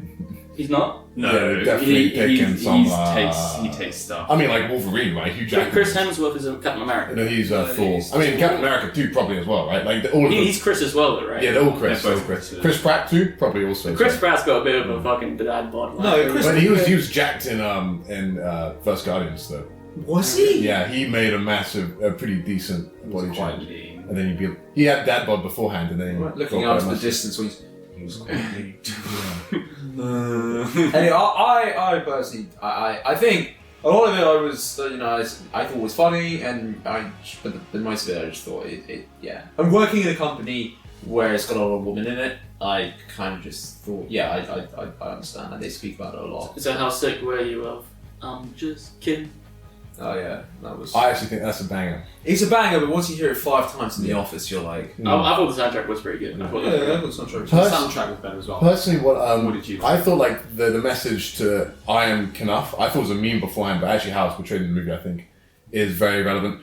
I thought like I am Knuff, like not as people in general, but I think also I've seen lots of guys base themselves on if they're in a relationship, if they have a woman or a girl or a missus or whatever. It is, I think a lot of guys, because maybe they're not as emotionally understanding of themselves or haven't spent as much time on that, they can feel like, oh, I need a woman to be whole, I need a woman to be a real man or to be respected or whatever, because then I can show off to other people, and knowing that you are enough, that you are enough by yourself.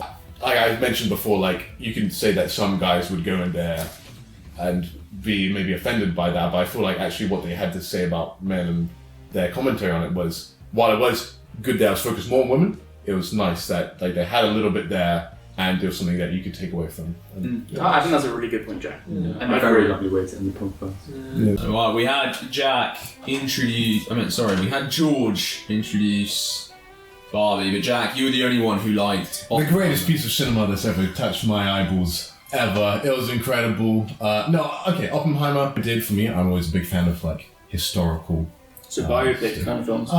Yes, but when they're more historical, I guess, not like a person that's currently alive or autobiography about their life currently. I think I touched upon lots of different sectors and stuff I liked. Just in general, I had interesting physics and science in there. It's also got the historical part. It's also got the political stuff, which I also thought was interesting. And then it's also got the ethical and moral questions, and you kind of then coming up to your own conclusion on Oppenheimer from this piece. It did feel 3 hours, but it wasn't a bored 3 hours. I enjoyed every single part.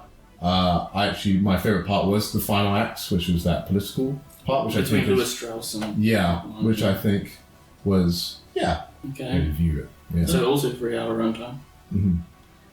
I'm gonna say I fucking hated it. Oh really? Yeah, go on. Yeah, I can't wait to join you.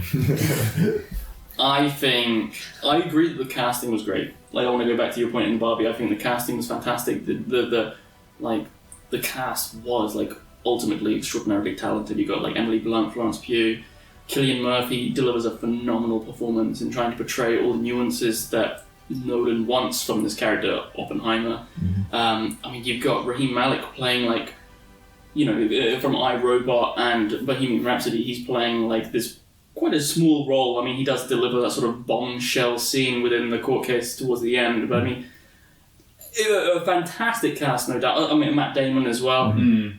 Robbie Downey Jr. Robbie Downey Jr. Really good too. I think his best performance, in my opinion. Yeah, I think good performance. Yeah, but I think Albert Einstein. Well, sorry, and I didn't mean to be so mean when I originally said it, but I think if I'm sitting there with my GCSE physics and I'm understanding the conversation, it doesn't make it seem believable as a biopic. How are Oppenheimer and Einstein going through, and this is something you actually brought up, which I thought was a really valid point. It's how am I understanding the conversation between these two characters if you were trying to make an effective, historical, accurate, portrayal of these two characters speaking within, like, in you know. Alright, hold on a second. This is not GCSE, this is big boy, A level. Okay, hold up there. Whoa, no, it's GCSE. Nuclear fission is GCSE. We went in more depth on like... They didn't though. But it was just like chain reaction. Yeah, they were just like, I mean, when they were talking, so I mean, a really famous point that a lot of people bring up, and one of my colleagues who I work with, his grandfather worked in nuclear fission and was like explaining how, you know, it's nothing like just walking up, showing a piece of paper to Einstein and going like, we shoot a neutron into here, it disrupts everything and causes 3 neutrons to shoot out, right? It just wouldn't be like that. They would be into a much more in-depth conversation on more of the theoretical, but like hypothesis on what would actually happen. But to counterpoint this, I would say that the majority of your audience ain't gonna give a fuck about like actually learning. But then like that's the issue with biopics, in my opinion. Yeah. Is that you are attempting to make them more accessible. And interestingly enough, Christopher Nolan himself speaks around how Amadeus was actually an influence to him regarding the rivalry between Salieri and Wolfgang Mozart. Oh, interesting. And Lewis Strauss and Oppenheimer. And how that's portrayed in film. I mean, Amadeus is a fantastic film, in my opinion, but Amadeus doesn't, in my opinion, dumb down the topic of conversation towards like I didn't understand what a lot of the conversation was in Amadeus because they were speaking about very like complex musical terms. At least from my perspective, perhaps it's because I'm more scientifically attuned that I'm more aware of things like chain reactions, hydrogen bombs. But I don't know. I just felt the whole thing was overly dramatized. This is the issue for me. I think you're trying to make a nuanced piece around the character of Oppenheimer, who had resulted in creating a bomb which had destroyed the lives of many Japanese people, potentially at a point in the war where it wasn't necessary. And you're also not. I didn't think the film did a good job at all of portraying the horrors of what had happened to Japan, in my opinion. I guess you were talking about like the negatives. It does depend. Like there's different questions between, is it like a good film in terms of how it's like impacted society or people's views on it, on how it will kind of change, and then also being like, as a cinematic movie, as an individual going to watch it, like what feelings does that stir with me, or how was my perspective changed, or as a person basically on that part. And for example, I didn't know anything about really Oppenheimer's life, particularly the political stuff before and after. And one thing personally, because I like my history, I went and go afterwards to go listen to various podcasts with historians, read multiple posts written by historians, and actually try and learn more about it and be like, hang on, was this accurate? Because even like something like The Greatest Showman, like, which was a while ago, that's supposedly based off of, the one with Hugh Jackman, based off a real dude. I'm like, there's no way this guy was really that nice in real life and like whatever, like in the circus or whatever. And it's just interesting to go like, okay, let's go see how it goes. But do you not think there is a responsibility on the director or like, you know, the production of it to portray it in some kind of a real light, especially with biopic? And that's why biopic is generally considered like a bit of a shoddy genre, because you're attempting to compact one's life into a runtime of, you know, most likely less than 3 hours, which I think is, you know, extraordinarily ambitious at best. Yeah. But would you say like something like, I know Dunkirk may not be a biopic, but is Dunkirk like also should be? I mean, does it have similar issues, or because I guess it's not about a singular character, but found them both boring. Okay, so you just flat out found Oppenheimer boring. You flat out just thought Oppenheimer was boring, or? The beginning bit was long, but fine. Middle bit, really confused. I didn't actually understand the black and white bit until you just explained it now. So I just was kind of like trying to go along. That was my interpretation. Like, I do think that's actually, but I do agree with you. I do think Nolan has a really good trait of making movies complicated for no reason. Other than to make, like, if you've watched Inception, you'll see it as well as being like, damn, you know, this feels just complicated for being complicated. However, unlike when you sort of view on a far back scale, you're like, okay, I kind of get what's going on. Like, I mean, I'm no big brainer. I have passed Big Brain Academy level 6.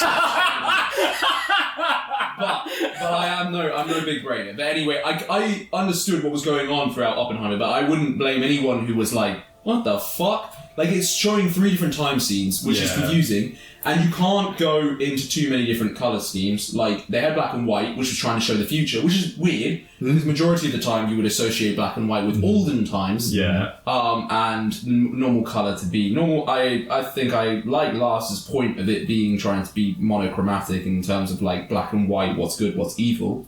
However, I do agree with you. I've had a lot of people talk to me and go like, I had no clue what went on, and I was like, yeah, I appreciate that, because I think Christopher Nolan does not a great job of making things complicated and makes it easy to understand.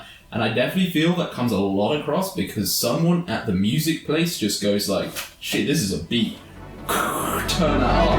Volume, everyone else is so fucking quiet, and that sometimes confuses me. And I wish all these films get subtitles. Yeah, I mean, I think. Like a clear case of not having mistakes really makes it seem hard to believe. For example, they'll do one thing, bang, they get it right. They do another thing, bang, they get it right. Maybe there's 1 or 2 things that go wrong, but it feels very unnatural because in the actual process, a lot of things went wrong. I don't know if maybe when you were listening to some of the historians talk about it, about the processes going wrong, that's just natural, right? That's going to happen. But obviously it's quite boring to watch some things go wrong. I was more intrigued when you said it was quite boring. I think it's a bit of like that post-nut clarity where you watch the atomic bomb. You watch the atomic bomb go off, right? And then you're like... that's such a great scene. And it's a fantastic Is that scene. why you were walking wonkily out of the cinema? Yeah. I nodded over the person next to me. Oh, it's fucking me. No, the other guy next to me. The guy who put his drink in my drinks holster and I had to move it away. Anyway, you still get like atomic bomb, it releases, and it's such a good scene because it doesn't have any music, it doesn't have any sound, it shows like complete destruction, and then you don't expect the sound to hit you, and then all of a sudden it goes like, and like really hits you, and then the IMAX, it's like, you really feel it. However, after that, post-night clarity, you're kind of going like, what am I watching now? Like, I understand, I appreciate that some people can really get into the political side. I've had many people talk to me going like, I love the last bit. For me, I was like, once the atomic bomb dropped, I was content at it being ended. I was content with that being... Yeah, but you needed to see his guilt. Absolutely, I do agree. You do need to see his guilt, but I don't think it was done very well towards the end. Interestingly enough, Oppenheimer never apologised for spearheading the Manhattan Project. Yeah.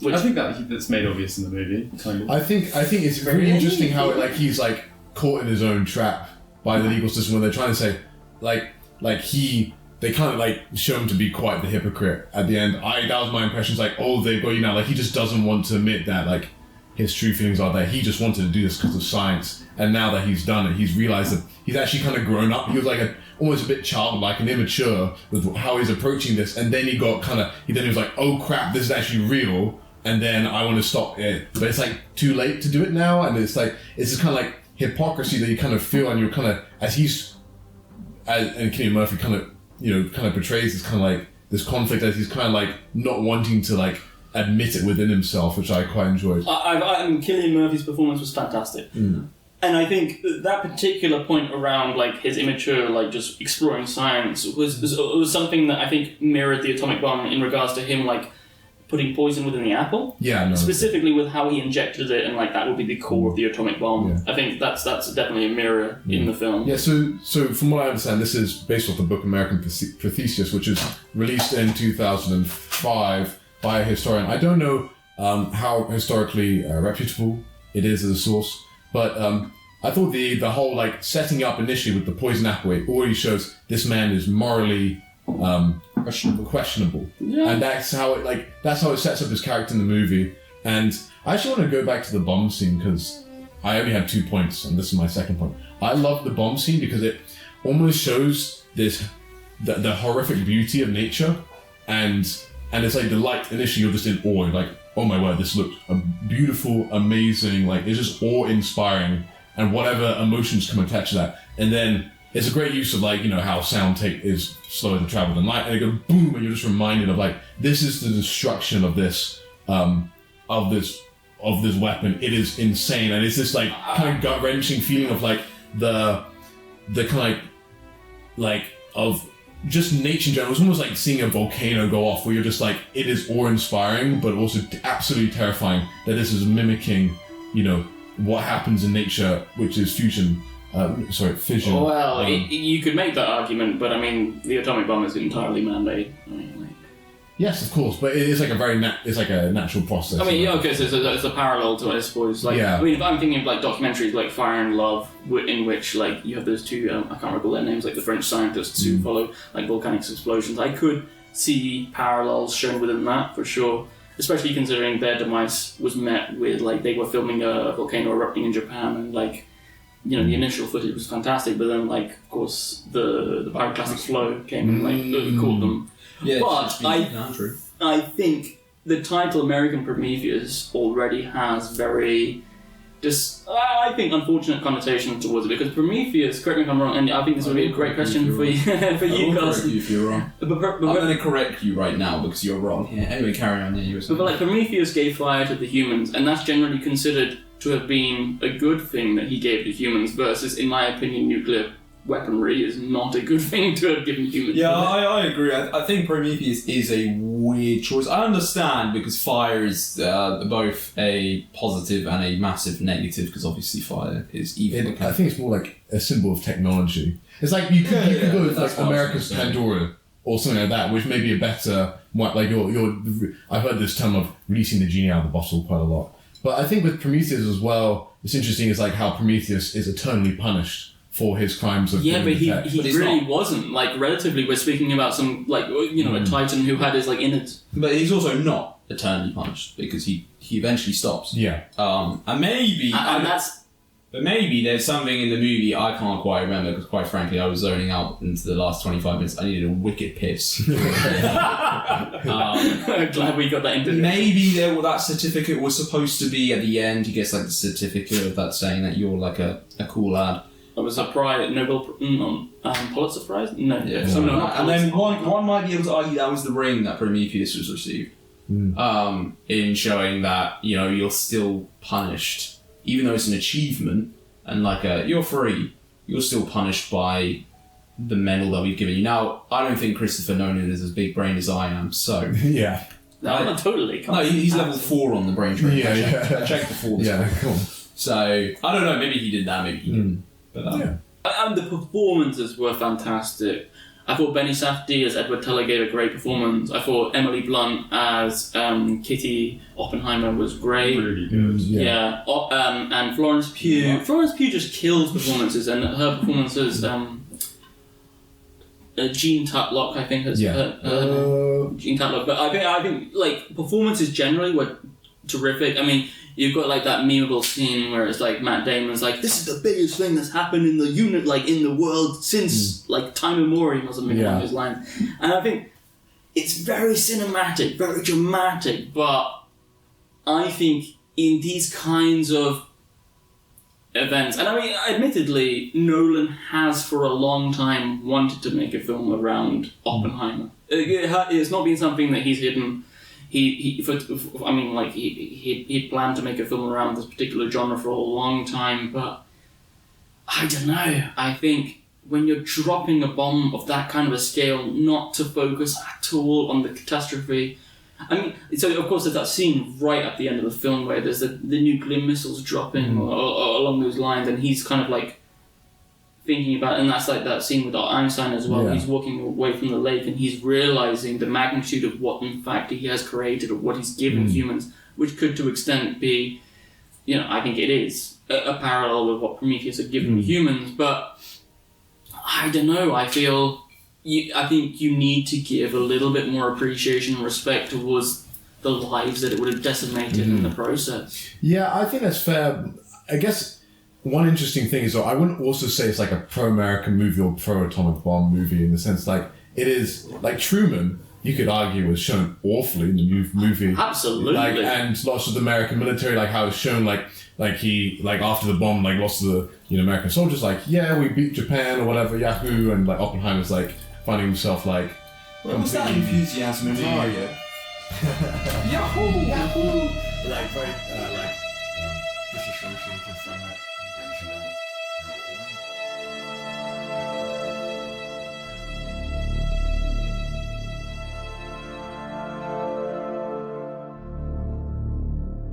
What would you say the definition of a biopic is?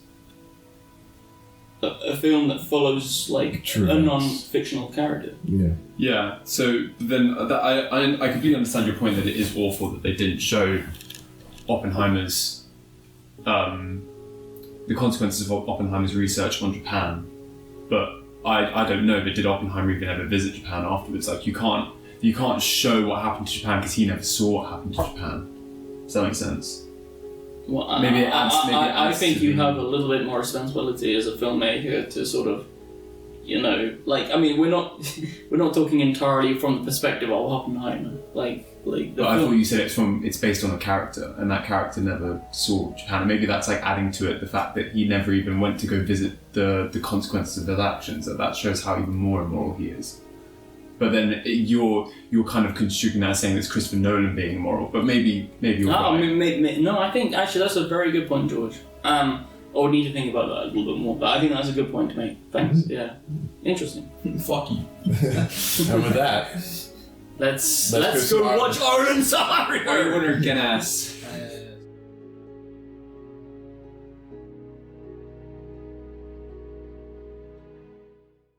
So for August, all the way in August, crazy how fast we're running at this one. So fast. Well, we don't need to tell them. We enjoyed a little bit of more From Software magic through Armored Core 6. Return to Rubicon? No, sorry. Fires of Rubicon. Yes. So this is a newest FromSoft game, which is a continuation of an older series, which I don't think, did they release one? Is this the first one they've released since Dark Souls? Since before Demon Souls. Yeah. Demon Souls, yeah. So they're returned back to form, and it's basically you go on a couple of missions. There's a big robot that you can kind of tech up and make yourself, and you go blast some stuff and. Really cool character creator. Well, like robot designing features, I thought. Yeah. Yeah. You can get different parts, and you can kind of like figure out which is best for the situation, which is something I enjoyed a lot. I was actually thinking, so I played a little bit of Elden Ring yesterday, as you guys know, as we already talked about. I was thinking about this, like, I'm not sure if I said this before, but I think Armored Core may be my favorite FromSoft game. Yeah. No, I think you had mentioned this before. Yeah. My spicy take. Not that like, I just like FromSoft. I really always enjoy. I mean, there's so much of their games that I do really like, and one thing that Armored Core doesn't have, which is the impeccable, tight level design that like lots of the dungeons or like Dark Souls specifically has over its whole world. But it has just this like adrenaline rush of boss fighting and loads of different missions, which definitely got me hooked, and I was definitely like. And it was quite a bit shorter, so maybe if I only played 20 hours of it, but maybe I played longer. It was very good, but got me in the mojo. Loved the songs and all that stuff. So yeah. Are you a big fan of music? Yeah, I don't know. It's like it's one of those things where maybe I don't listen. I tried to listen like at work or something, and it didn't quite hit. But when I'm in the game, it's made for the game. In my opinion, it works so well together. It just keeps you in the zone, keeps you going along, chugging along, and you get destroyed by the same boss for the 15 billionth time, and you're like, I need to rethink my, how I'm going to attack the situation. Yeah. So how often would you say that it was you going back to the robot designer? I can't remember. They have a special word for it. Versus sort of smashing your head against the wall. AC assembly. That's it. The assembly. Yeah. I think there's always a point where I know I've been too stubborn. I'm being lazy and not wanting to exit out. Spend an extra 5 minutes in a menu. I'm just I'm in the zone. I want to keep on spamming E and getting through it all. Yeah. And sometimes you'd have to actually start the whole mission over. The missions aren't that long typically, but it could be quite irritating to sort of be taken away. Well, sometimes, and I think it was a lot with Armored Core missions. At the start of it would be kind of just you're blasting through the droids, and it'd be Roger, Roger. Yeah, totally. And then you get to the end one, and it's the Jedi, and it's and it's actually the hard part.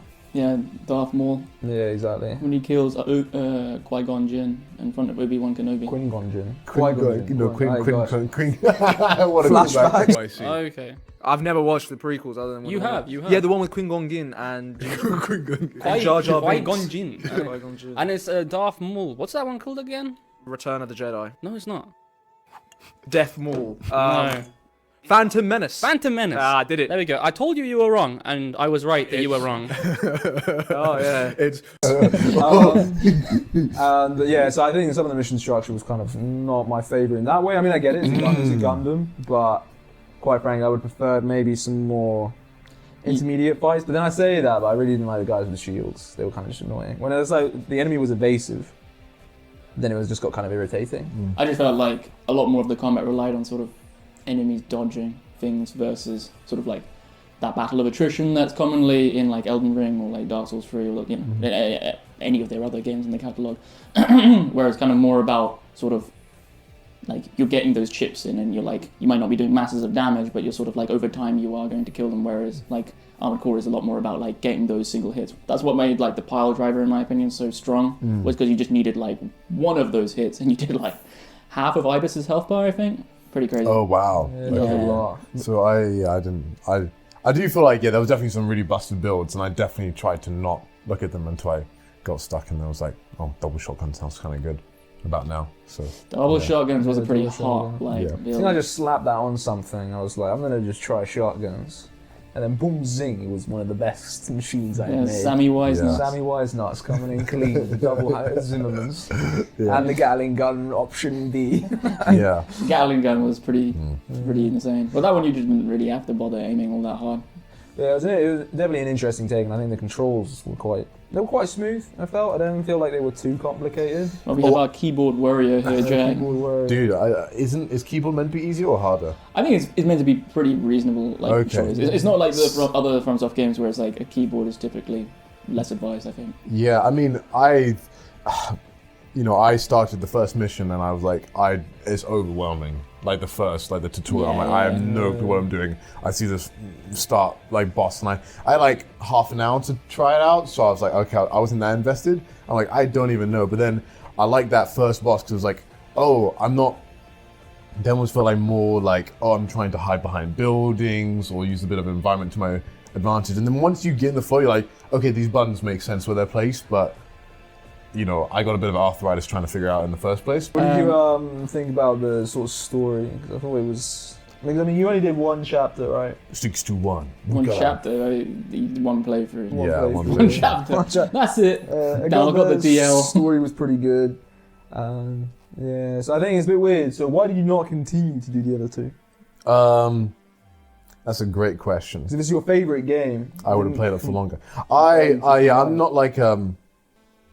I kind of do jump off a couple of games like before they've like truly ended, but if it's like replaying stuff, or like, oh, I got to the end, like it felt like a natural conclusion to me, even though there was maybe extra stuff because of other things. So it was kind of felt like a natural step off point, even though maybe there was additional stuff. I guess like for example, another game that's kind of similar is like Hades. Like I escaped. I basically, you can escape, but then after you escape, you're like, oh, you could go do it again and get more story unlocks and stuff like that. And I played like 20-ish hours of Hades, and I was like, oh no, I had my fun. Yeah, I feel like it's kind of like also just how you play games and how committed you are to them. I think for us, we knew we were going to play all 3 of the endings. Yeah. But yeah, the Wallace one was for me probably the second favourite. I think fighting Ire at the end I found to be the best boss personally. Yeah. Was that the one that like is the one that like sets you up with who you're fighting? Like that when you go back to base, is like we have set you up. At a certain point you have the choice to kill, is it Candy, or to kill Candy. So she's called Carla. Yeah. Classic Candy. Well, Candy Kong, same thing. They're pink. Motherfucker wasn't. I imagined it was Candy Kong in the the pits of the AC. Come on, Candy. I'll take you home. I don't know what you're up to, but you better make it worth it.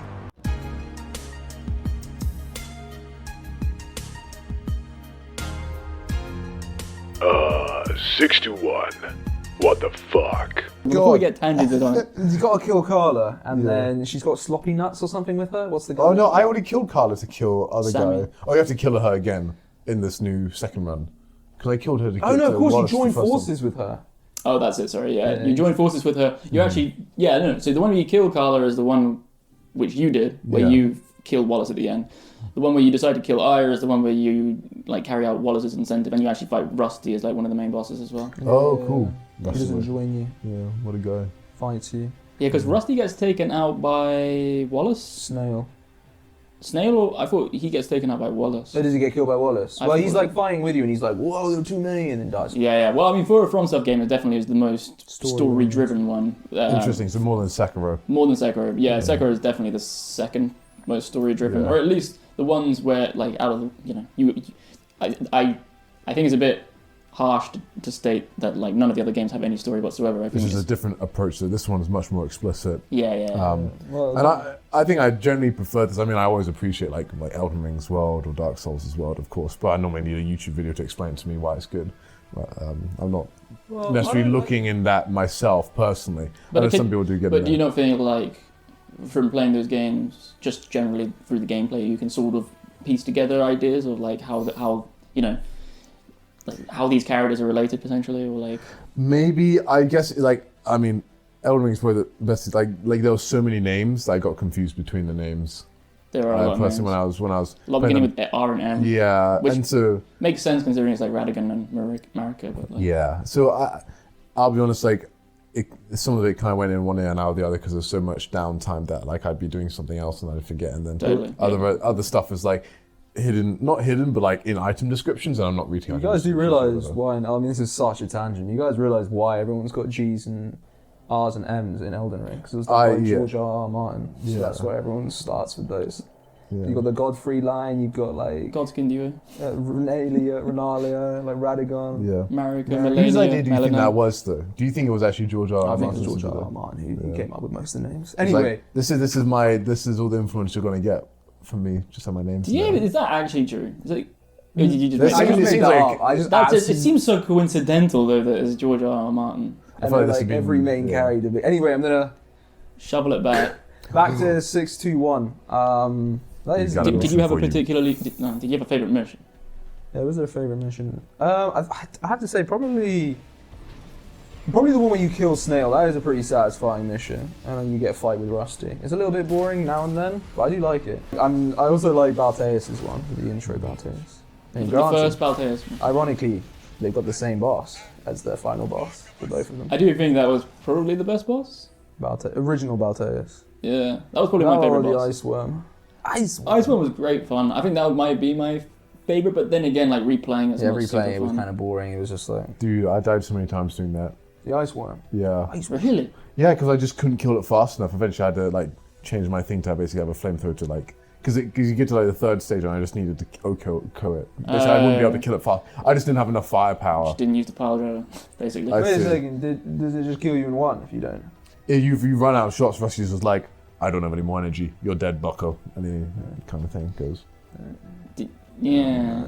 So what would be your favorite one then? Balteus was really cool. I played on Nerf Balteus though. Snail was also very cool.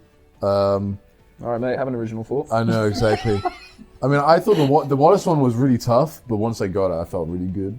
Yeah, he's like a second health bar. It's a bit weird.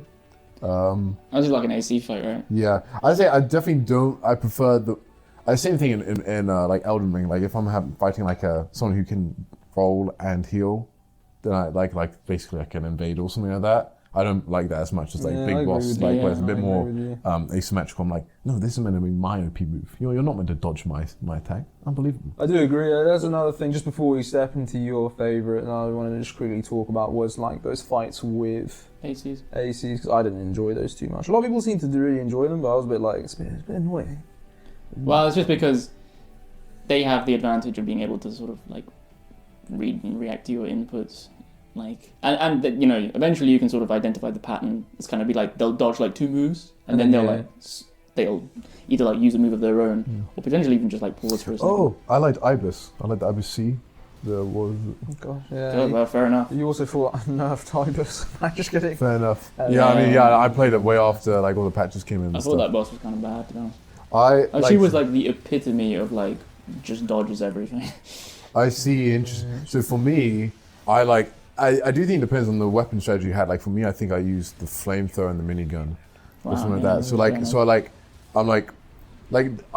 got to the point where I was like, I've ran out of ammo, so I need to really micromanage my ammo. And then that was quite fun, like when I was like, oh yeah, I know I've got her to this stage and I've still got this amount of ammo, I'm on track.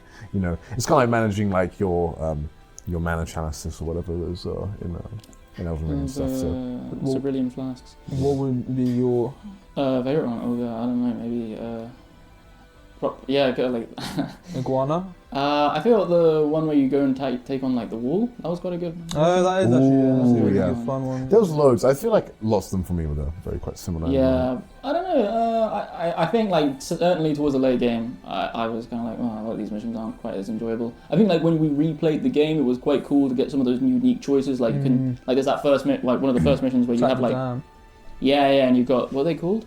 Guanu and. I can't remember the name specifically, but they're part of. No, Iguana is definitely his name. Yeah, he's one of them. And then but they are part of Balaam. Yeah. And then like you have the choice to like fight against them. And I think those kinds of things were really, really cool. I was just going to like follow on with that, just to say that I wasn't actually that big a fan of sort of the mission structure personally. And part of that was kind of like they had like these sprawling huge maps, which were like really impressive, but like I feel like it would have been more interesting to me to be able to sort of navigate through those maps and continue on, like, and sort of have the missions like laid out as almost like an Elden Ring and like the other From Software titles, versus the sort of more mission structure. Yeah. Especially since a lot of those environments were also quite empty. Like there would be the occasional rando. Yeah, or like one of those effectively chests. Yeah, I mean, obviously, like in terms of environment, the game is stunning. Like it's huge. And I think it gives you a good scale of how large you are as well. Yeah, that's really cool. And obviously the graphics are very, very good for like the mech sort of vibe. Like I feel like it stuck quite well to it. One thing I wasn't a very fan of the game was probably the stagger mechanic. I wasn't the greatest fan of that. Definitely kind of felt like once you staggered a boss, that was like the main goal of staggering everything, rather than it being like a... You're trying to get the shield down, you know, when you get the white bar filled up, right? Yeah, when you get like the little bar filled up and they go like, ooh, and then you go like, yeah, I'm gonna...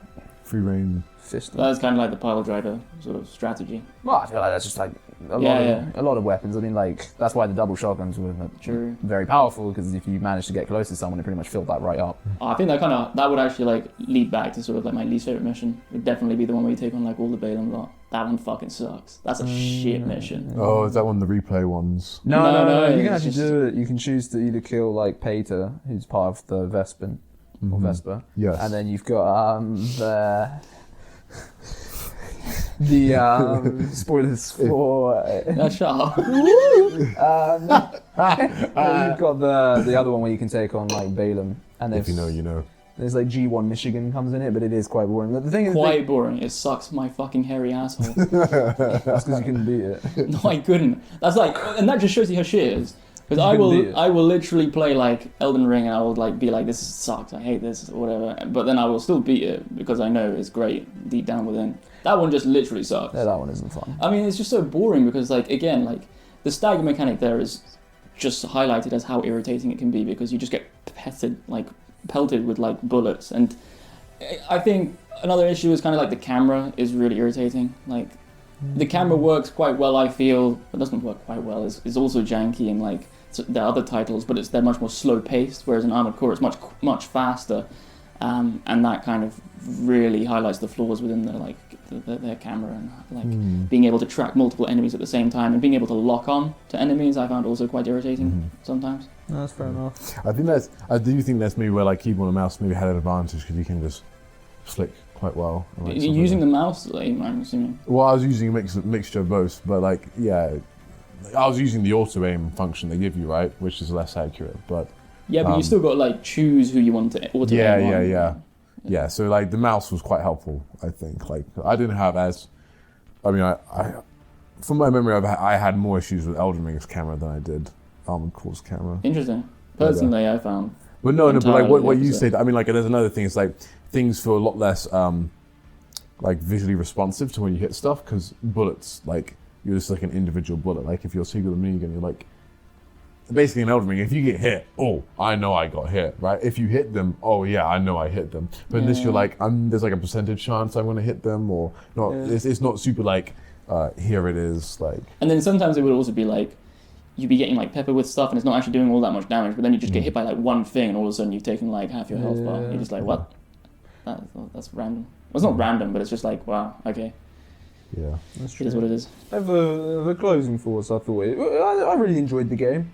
Yeah, man, you played like 70 hours in 2 weeks, right? Yeah, we played a lot very quickly, but I haven't actually returned back to them. I see. Yeah. So I will say. Whereas you return like probably once a month to all the other titles.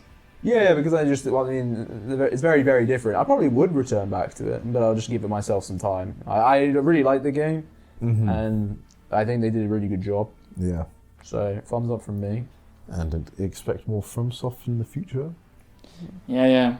But we've got to hit our quota every single year so far. Exactly. We had the trailer, we had Elden Ring, we had Armoured Core. The trailer. Boys, this is my time to introduce. Oh, fucking hell. You might as well just go into taking a shit. I just went outside and took a dookie on, I gave it a 5 out of 10. I can't believe it.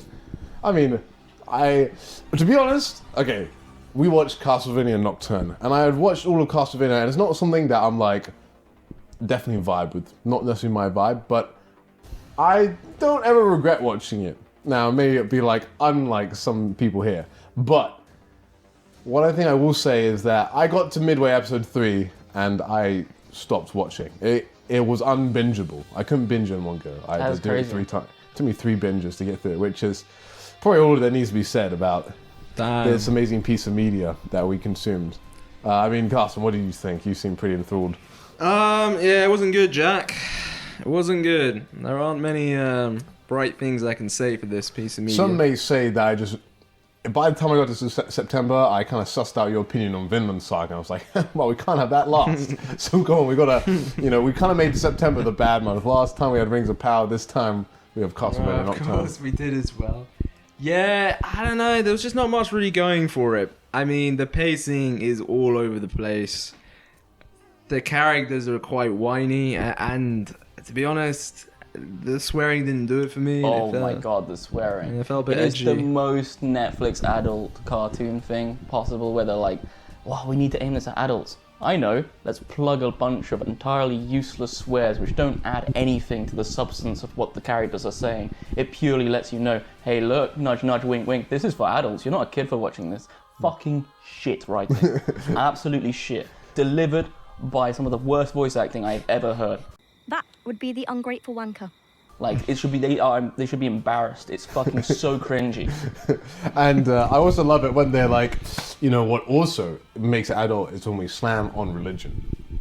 That's true. That's a Castlevania classic. The boys as well, in fairness. To be fair, actually, Castlevania is, they actually do have some pretty good religious characters in the other previous episode. But even most of the Castlevania fans of the TV show, like, the previous storyline was way better.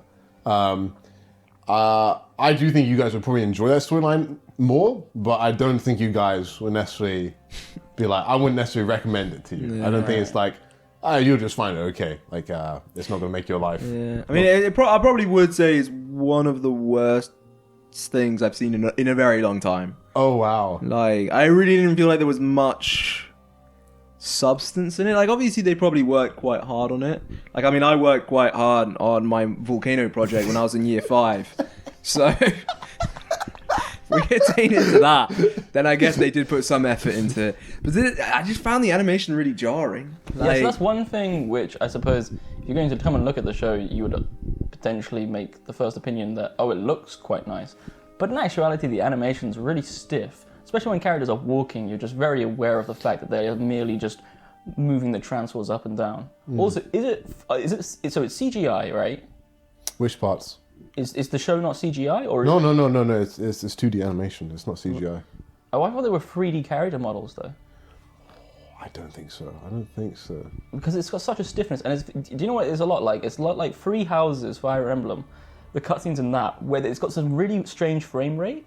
Yeah. Okay. Where it feels really jittery at times. I mean, it's obviously done on purpose. Like, is it? Because it's throughout the whole show. The thing, it's got a lot of what you would say Sakuga moments where there's a fight every episode where they do it feels like, oh, this is the moment where they're gonna go crazy with the animation. But just the style of animation kind of is trying to make your brain almost fill in lots of the blanks. But then they kind of turn into a blob at some points. And you're just like, I'm not quite sure what's going on here. But yeah.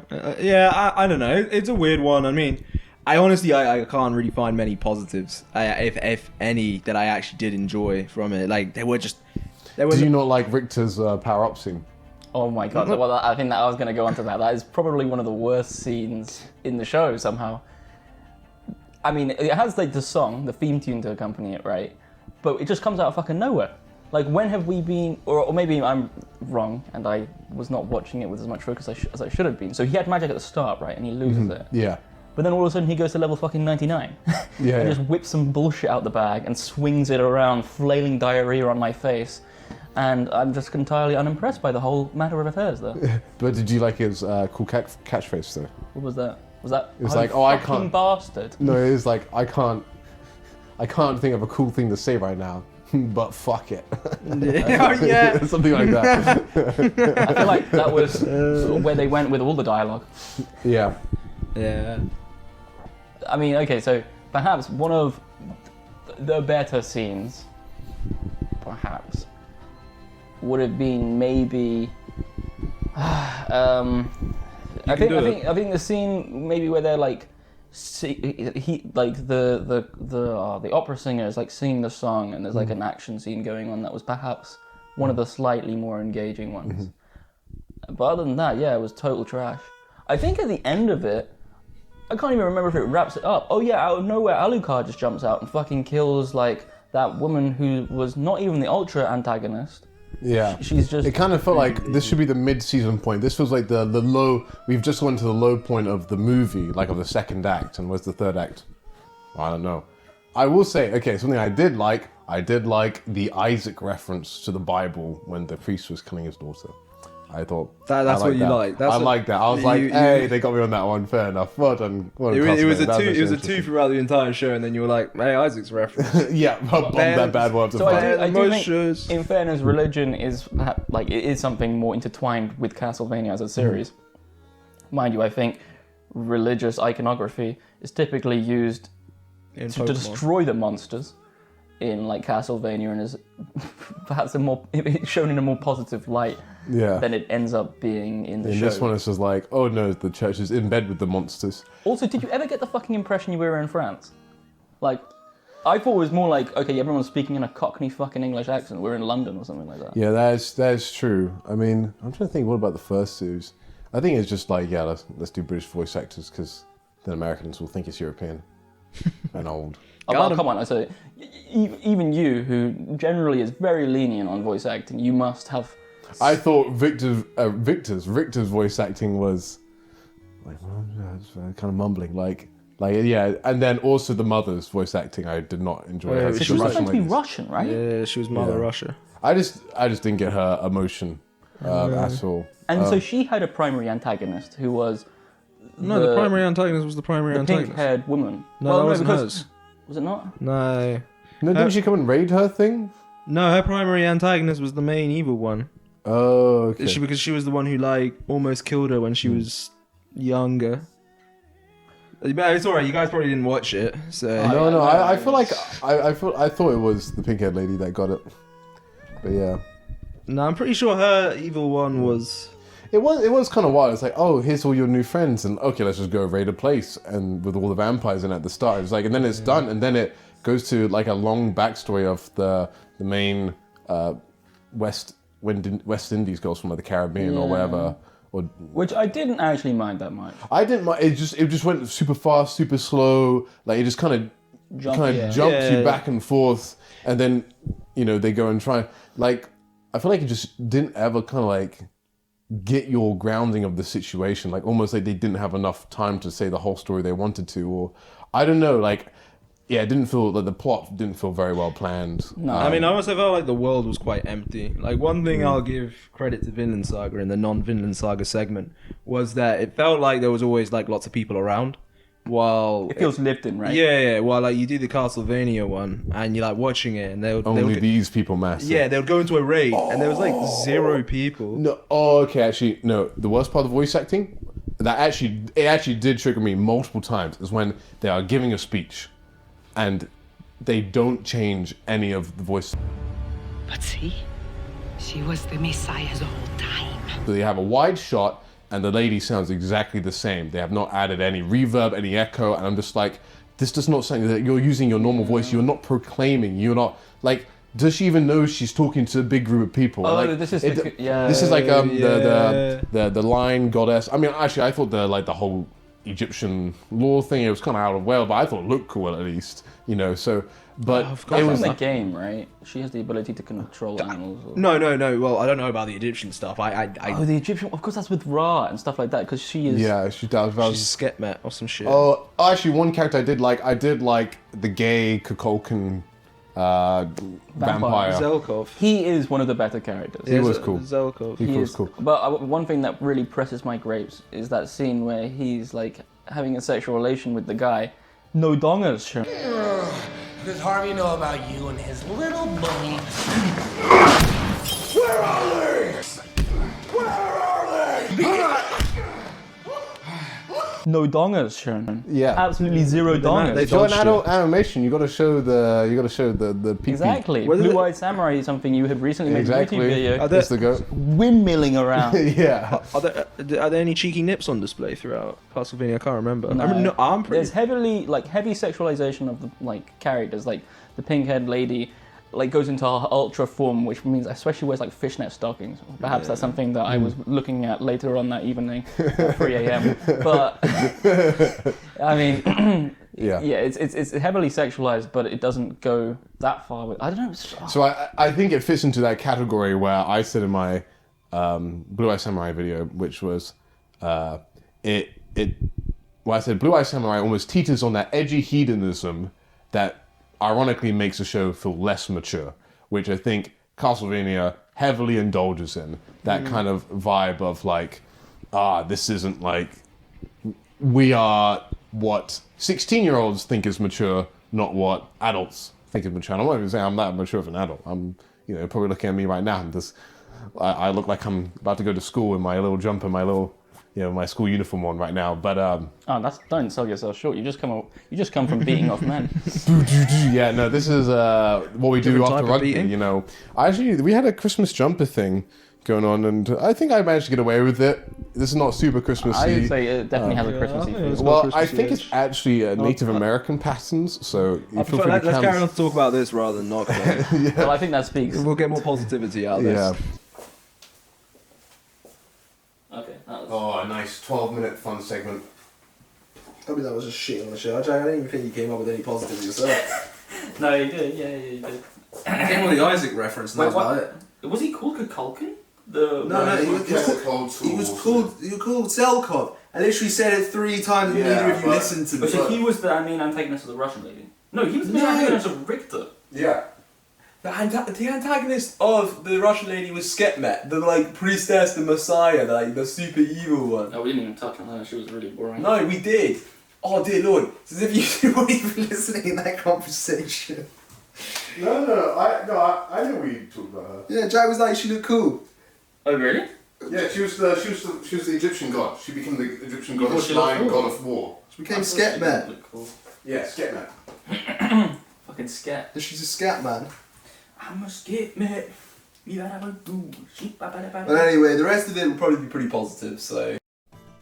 Well, hello there. It's us 3 again, in a kind of our Mario costume, but it works for this game.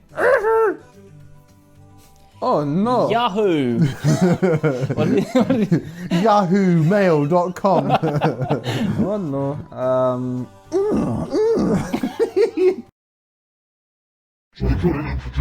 That's what I'm gonna do. I didn't realize you guys were gonna start being some mild. So I was expecting you to continue as I do my. So we were playing Mario Wonder. Is it in November now? October. No, it was October. Wow. I thought Yeah, it we was in recorded November this. It's October when we're recording this. We played Mario Wonder. We actually did it this time as all 3 of us playing the game at once, which made the experience far worse. On one controller. On one controller. No, we all played it as one group in this sort of environment. But basically, Mario Wonder is carrying on the Super Mario Bros. Sort of trend of 2D platformers. I think originating with the original Mario Bros. So it's kind of a new take on that. And I mean, they're very similar to the before ones, except this is the first one that sort of became overwhelmed overworld-esque in the ways that you could choose different worlds you wanted to do in order. That was in Mario 3D World on the Wii U, right? 3D Land, whatever the fuck that game's called. Yeah, you couldn't do. I mean, like you couldn't do an extra world differently. Like you couldn't go to the other worlds. Yeah. So you're wrong. This is a first. This is the first. I've never seen this before in my life. Did you bring a torch? No. Luigi, look! It's Princess Peach! Look at the bitch! Something like that. The movie. The movie, oh. Yeah. Don't touch my tools. Don't touch my fucking tools. Hey Mario, come on, man. Luigi, look, I got a hot day tonight. Anyway, before we get sidetracked by that wonderful film, to speak on the game a bit more. I know, Jack, you had your reservations about playing it with us. Mm-hmm. Because... these guys are... this is my favorite. For people who don't realize it's out here, you know, of course it should be expected from soft aficionados, but games are a mere way of life for these two chaps here. It's true. And so playing with them, you know, it's like you're two older brothers and I was given Knuckles in Sonic and Knuckles. No, I was given Tails in Sonic and Tails.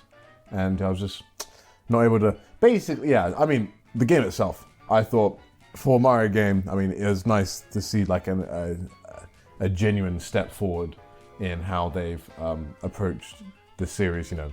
Not just like, oh, here's new power-ups, woohoo. They're like, oh, every single level, let's just do something wacky with the Wonder Fruit or whatever. That's really cool. They changed the art style, which, you know, I think felt like Mario, but felt new and felt fresh. I mean, I'd seen piranhas in it, piranha plants in it.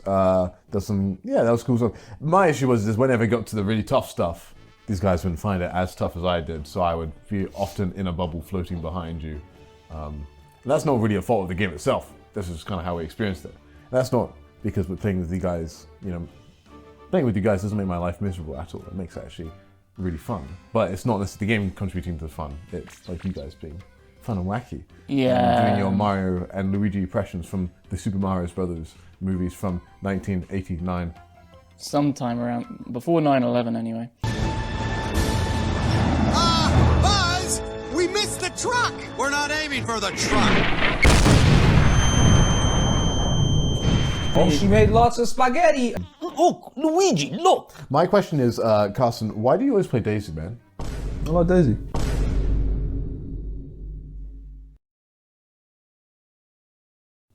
Anyway, so yeah, I mean, I do think though it's a little bit of a testament on Mario Wonder. Why? The multiplayer aspect, because I do think it wasn't handled the best. They did some levels really well, where essentially whoever in first got control of the camera, which I do think is probably the best way to go. Because basically, if you won a level, or you basically rode that pole the best, got to the highest point of the pole, you would then be crowned king of all the losers. Which is pretty cool. And then for the next level, the camera follows you, which is kind of annoying because, and I'm not putting any names, but some people could be lacking behind the group. No, I'm just kidding at all. But like, basically someone's then in front and they're like diving through the rest of the level.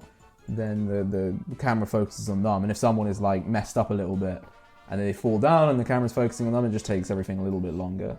And sometimes it's a little bit annoying for the other players who don't have the crown because they kind of can't see anything that goes on. And as you said, like you can sometimes spend a lot of time in a bubble chasing over for people. That's not like the level design was bad. Like that was something I thought was really, really cool. But there certainly were enough levels which I've already forgotten. Like, I see. Yeah. I mean, I'm not saying that the levels were bad. I'm saying that I think the mechanic. But yeah, I agree that I don't think there are many levels that have stuck with me. The levels which have stuck with me are usually the more like out there ones. There's also difficult ones, so you got stuck on, so you play them more, so you remember them more. Yeah, I mean, that's one thing that I would definitely say about the game. Of course, it's like a Nintendo game, you know, the argument is it's made for children. But I felt it was way too easy in general. Like, but perhaps that's also just playing as free people, because you have that opportunity to sort of come back if you die, so you don't... Yeah. You know, yeah, it didn't feel that impactful. One thing I also had, it had the hat system or the poppy system or whatever, the flower system. Yeah, that one, we kind of just got the first one, we stuck with it the whole time. Isn't it a badge? Badge, yes, that was it. It just felt like the other ones were a bit niche. Yeah. So for some of them, we used like the dolphin kick, I think. Well, you had to. So. Yeah. Oh, I see. Yeah. They didn't give you a Not choice. much choice in that one, old partner. But yeah, but then, it's not like I can be like, oh, this game is bad. That one thing that I will give it credit. When we played the game, I didn't find any glitches. But I do sometimes like in my games to actually be finished when they're released. Oh, well, how times have changed. Yeah. Why do you come? It gets a Luigi approval from me. Come. I don't really have too much more to say about the game. Well, I was just saying the last boss. What did you think of the last sorry. boss? We beat that first time. The thing is, we beat every boss the first time. The hardest things were the levels that like we occasionally got stuck on. And that would like cost us like 5 lives. And then I was just talking more about like, I guess the design of the last boss. I feel like that final boss felt like a first world boss to me. Really? Yeah, kind of thing. Like in terms of the difficulty, of course we were playing 3-player, but like on any other game, I feel like maybe I've just played really hard games or whatever. Well, I'm too much of a big boy now. Those hentai simulator games are tough, guys. Dude, they are tough. The amount of button mashing you have to do on the spacebar, you know, it's crazy. It's not the only thing you've got to do button mashing on. Dude, 1 arm each.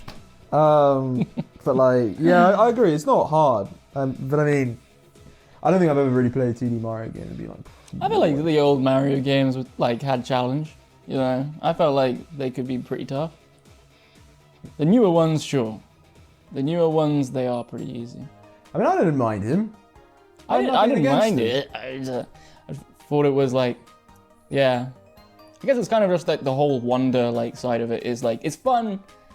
But sometimes it did just like for me it kind of went into the realm of quirky, I suppose, a little bit. But that was totally fine. Like, for me, I guess it was fun, but perhaps a little forgettable. Yeah. I think I had a great time. I had a good time playing it. It's just at the end of the day, I was kind of just hanging out with mates rather than playing games. If that makes sense. Yeah, I mean, which was good fun. I like hanging out with my mates. I didn't have my brain in like capacity of any kind, really. Yeah, which is sometimes nice because we were like talking about anything else and we were doing our amazing voice acting. Yep. Yeah, no, that's true. Yeah, it was good times. I enjoyed it. Is that really all we have to say about it? I feel like this is a pretty poor testament to the game itself. This is all we have to say on it. I mean, music wasn't anything too extreme. Like I wasn't going like wow, but neither is Mario music. Other than like the big 3D games, I don't think they've ever made anything that's too grand. Like 3D World has a few songs where I was like, oh yeah, these songs are cool. Like there's like the Savannah levels, well, the like Savannah themed levels have like that was a nice theme. Yeah. Like this for the Wii U. Yeah. The Bowser. Yeah. Oh, that one. And that, you know, every YouTuber had to have like a video with that.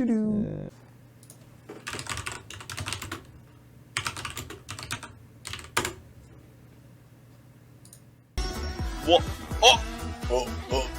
He's on HP. I mean, I just don't think any spicy tracks. I like the art. The new powers were a bit, I mean, okay, the animations was amazing. I love like every time you go in a pipe, you're like, goo, goo, goo, goo, goo, and then you get out and you're like your feet are dangling. Yeah. That was great, and the sound effects were cool. Didn't the elephant have like an issue getting like its gap through the door or something? Yeah, and the elephant was so bouncy. All the animations was great. Like the presentation was phenomenal. It's like it wasn't lacking that Nintendo polish. Yeah, for sure. That's what I was saying before. Sure. Unlike the new mobile Peach game or something like that, there's like some Mario. Which one? Oh, I don't know. I can't remember. Is that the one that Donkey played? I will destroy the world. I don't know. That's just like some janky like. It's not Nintendo endorsed. No. Oh, I see. I don't know which one you're talking about. This one is like an official Nintendo game, but it really looks like a Flash game. So never heard of this. I feel like you throw Flash games under the bus quite a lot. No, actually, no. Flash games look better than this. I take it back. I'm sorry, Flash games. Epic War, very good series. I like that one. Which one was that?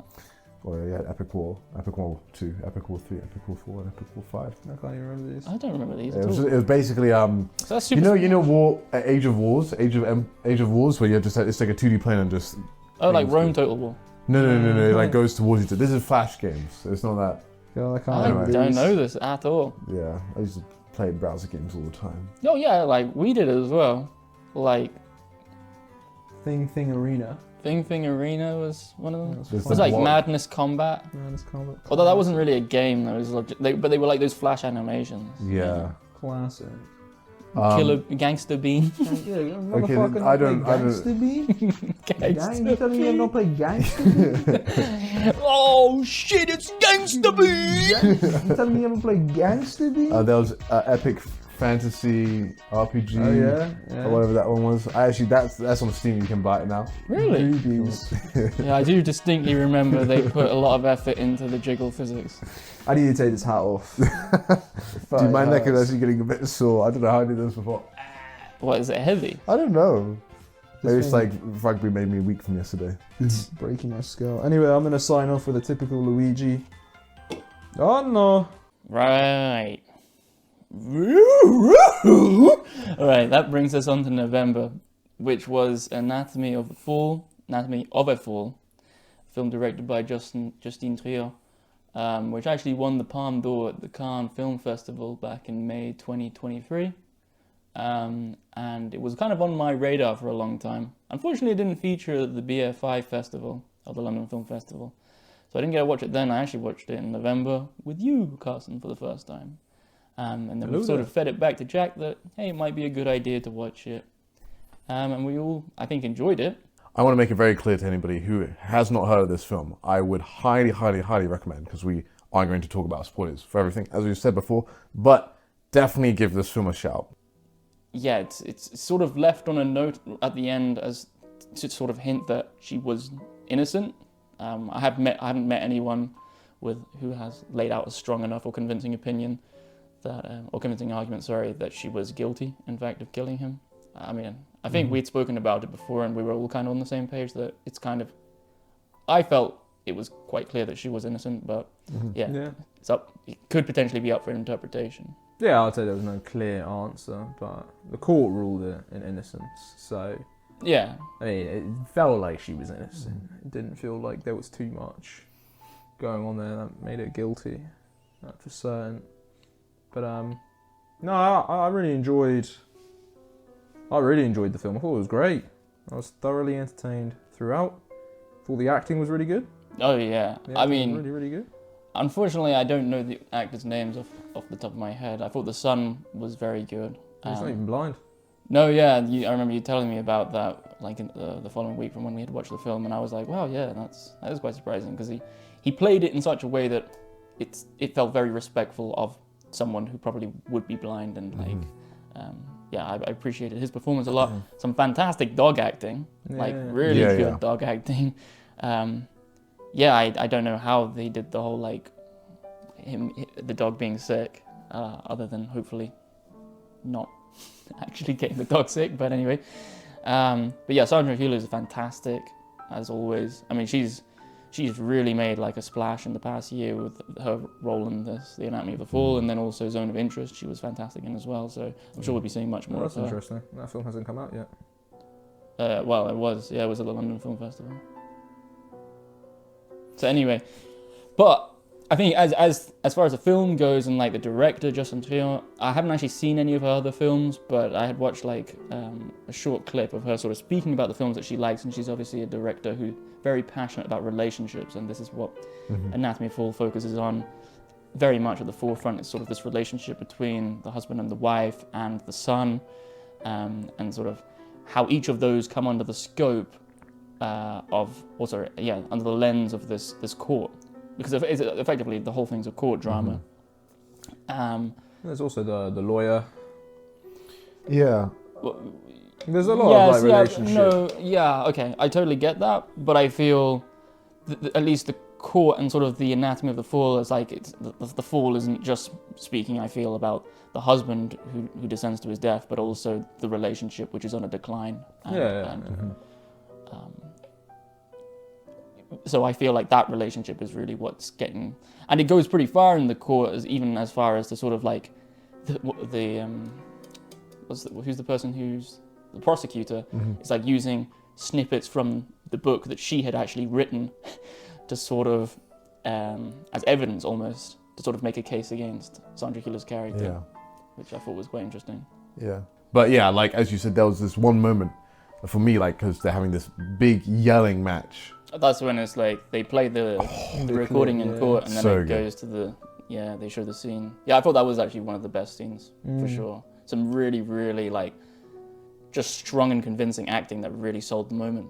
Well, I think what they did really well is they played the recording. You hear the recording, you're like, and then they play the actual clip of what it was like. I thought it was more that they sort of start playing the recording, and then it actually Transitions into it. But they do bring it up early. It's like, oh, we found the recording, and you're like, oh. But then you also have like the son. Like the son shouldn't hear this because basically then the issue is that basically the son got into a car crash, and then they're like, oh, was it the father that was with the son that should have picked up the son? And it's like, does the mother blame the father for the reason why the son is how they are, how he is? But then the mother doesn't want to make the son feel like he's a burden, and he is like, because he has this disability, that he is not worthy of her love, or he is any less of a human being, or any less of her child that she loves, right? That does not change. But there's such a harsh nuance there of like where you're like, they're like, sometimes you have a family member and they are just, you know,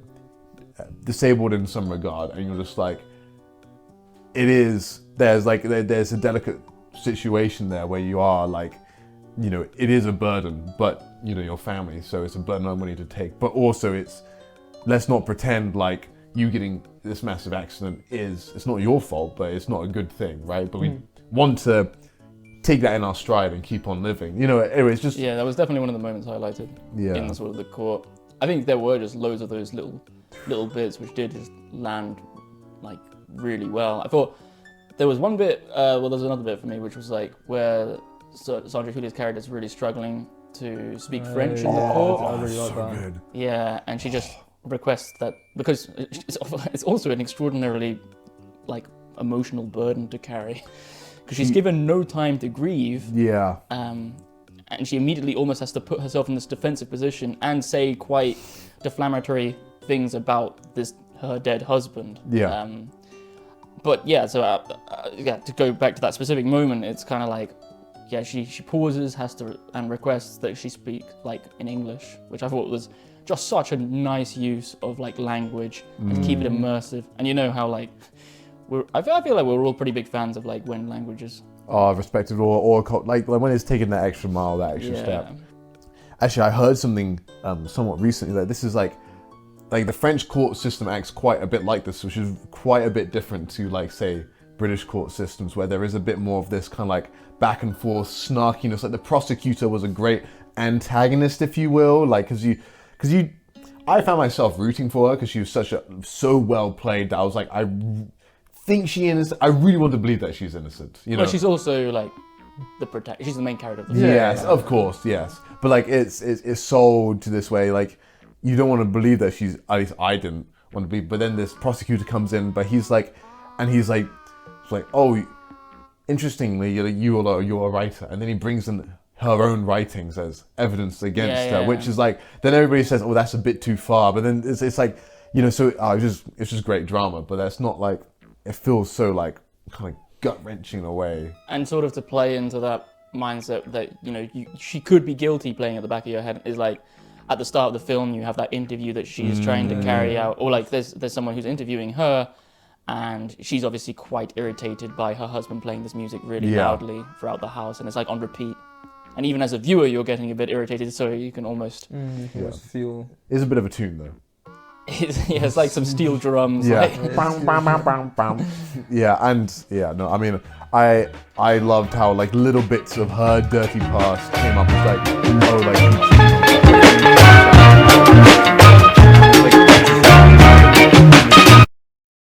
beginning interview. I was like, is this flirtatious? Is this not? And then like I was kind of thinking this. I was like, at the time, it's like, hang on, what was happening here? And then it's kind of brought up later in court, and I was like, oh, so that was actually intentional. That there's this kind of ambiguity there, Sure. I thought it was phenomenal, and like of course the child actor and the dog acting were amazing as well. Like there wasn't like anybody that I felt like yeah, it just felt so like there was so much complexity in her and Sarah Muller. Sandra Hüller. So yeah, her emotions was just. I also really like the fact that I like the lawyer character as well, because they were like hinting that there might be something between them, but I'm really happy that nothing happened, and they just went with sort of that friend. Yeah. Sort of thing that went going forward. Yeah, it kind of. Dude, I was worried about that. Yeah, I was yeah, that would have been a bit awkward, I feel. I also just feel like it was be a bit silly, you know, you've lost your husband. And I wouldn't have felt bad for her then if she was like guilty, because I would have been like, you're really that would have made her a lot less sympathetic. And the thing is that you can imagine that in this time, like she needs emotional support. And this is like her only emotional support, this guy shown in the film. Like I don't think she has any other family or anything like that. Well, she has her son, but obviously her son's a little bit scared. And there's that whole dynamic with the policewoman coming in who has to like ensure that is tricky. The mother's not influencing the son's decision or like witness testimonies or whatever. I mean, I would say that's one of the few bits that I wasn't so keen on, was kind of how the whole court case sort of wraps up a bit. Yeah. Felt a bit like, okay. I didn't find that the most satisfying personally. Yeah, I mean... Well, I mean, that was... So the kid, like, comes back and is like, I've actually got more information, and you're left in that... I don't know, I wouldn't say I was too suspenseful for that, but you're left with like this sort of, oh no, he could be having information against her. And it turns out it's actually information to try and save her.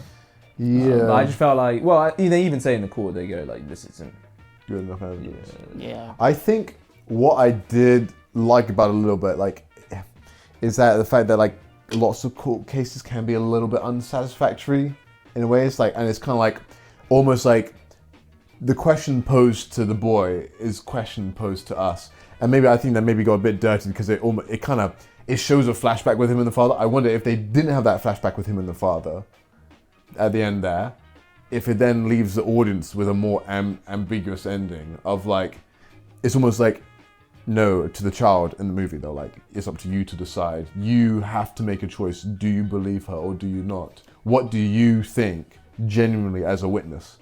And that almost like, I felt at that moment was reflecting onto me as the viewer, because that was my tug and pull, like, do I think? And that's almost a conversation point. But then it has a bit of a, maybe too hard of a conclusion where it doesn't completely confirm it, but it basically confirms that she was innocent. And maybe there could be more ambiguity at the end where you're like... Yeah, I mean, I did... So I wasn't so keen on sort of like how it wrapped up in terms of like the reasoning for why he was guilty and so forth. Or not guilty, why it was most likely suicide. But it was also like, I did like the aspect of it being how he spoke about Snoop and like how Snoop won't always be there. And then, you know, the Snoop kind of embodies him later on in the film, especially when Sandra Hüller's character is speaking about how she likes to put an animal's face to a human face, or was it something along those lines? Yeah. Oh, interesting. Yeah. She didn't fully trust the lawyer, essentially.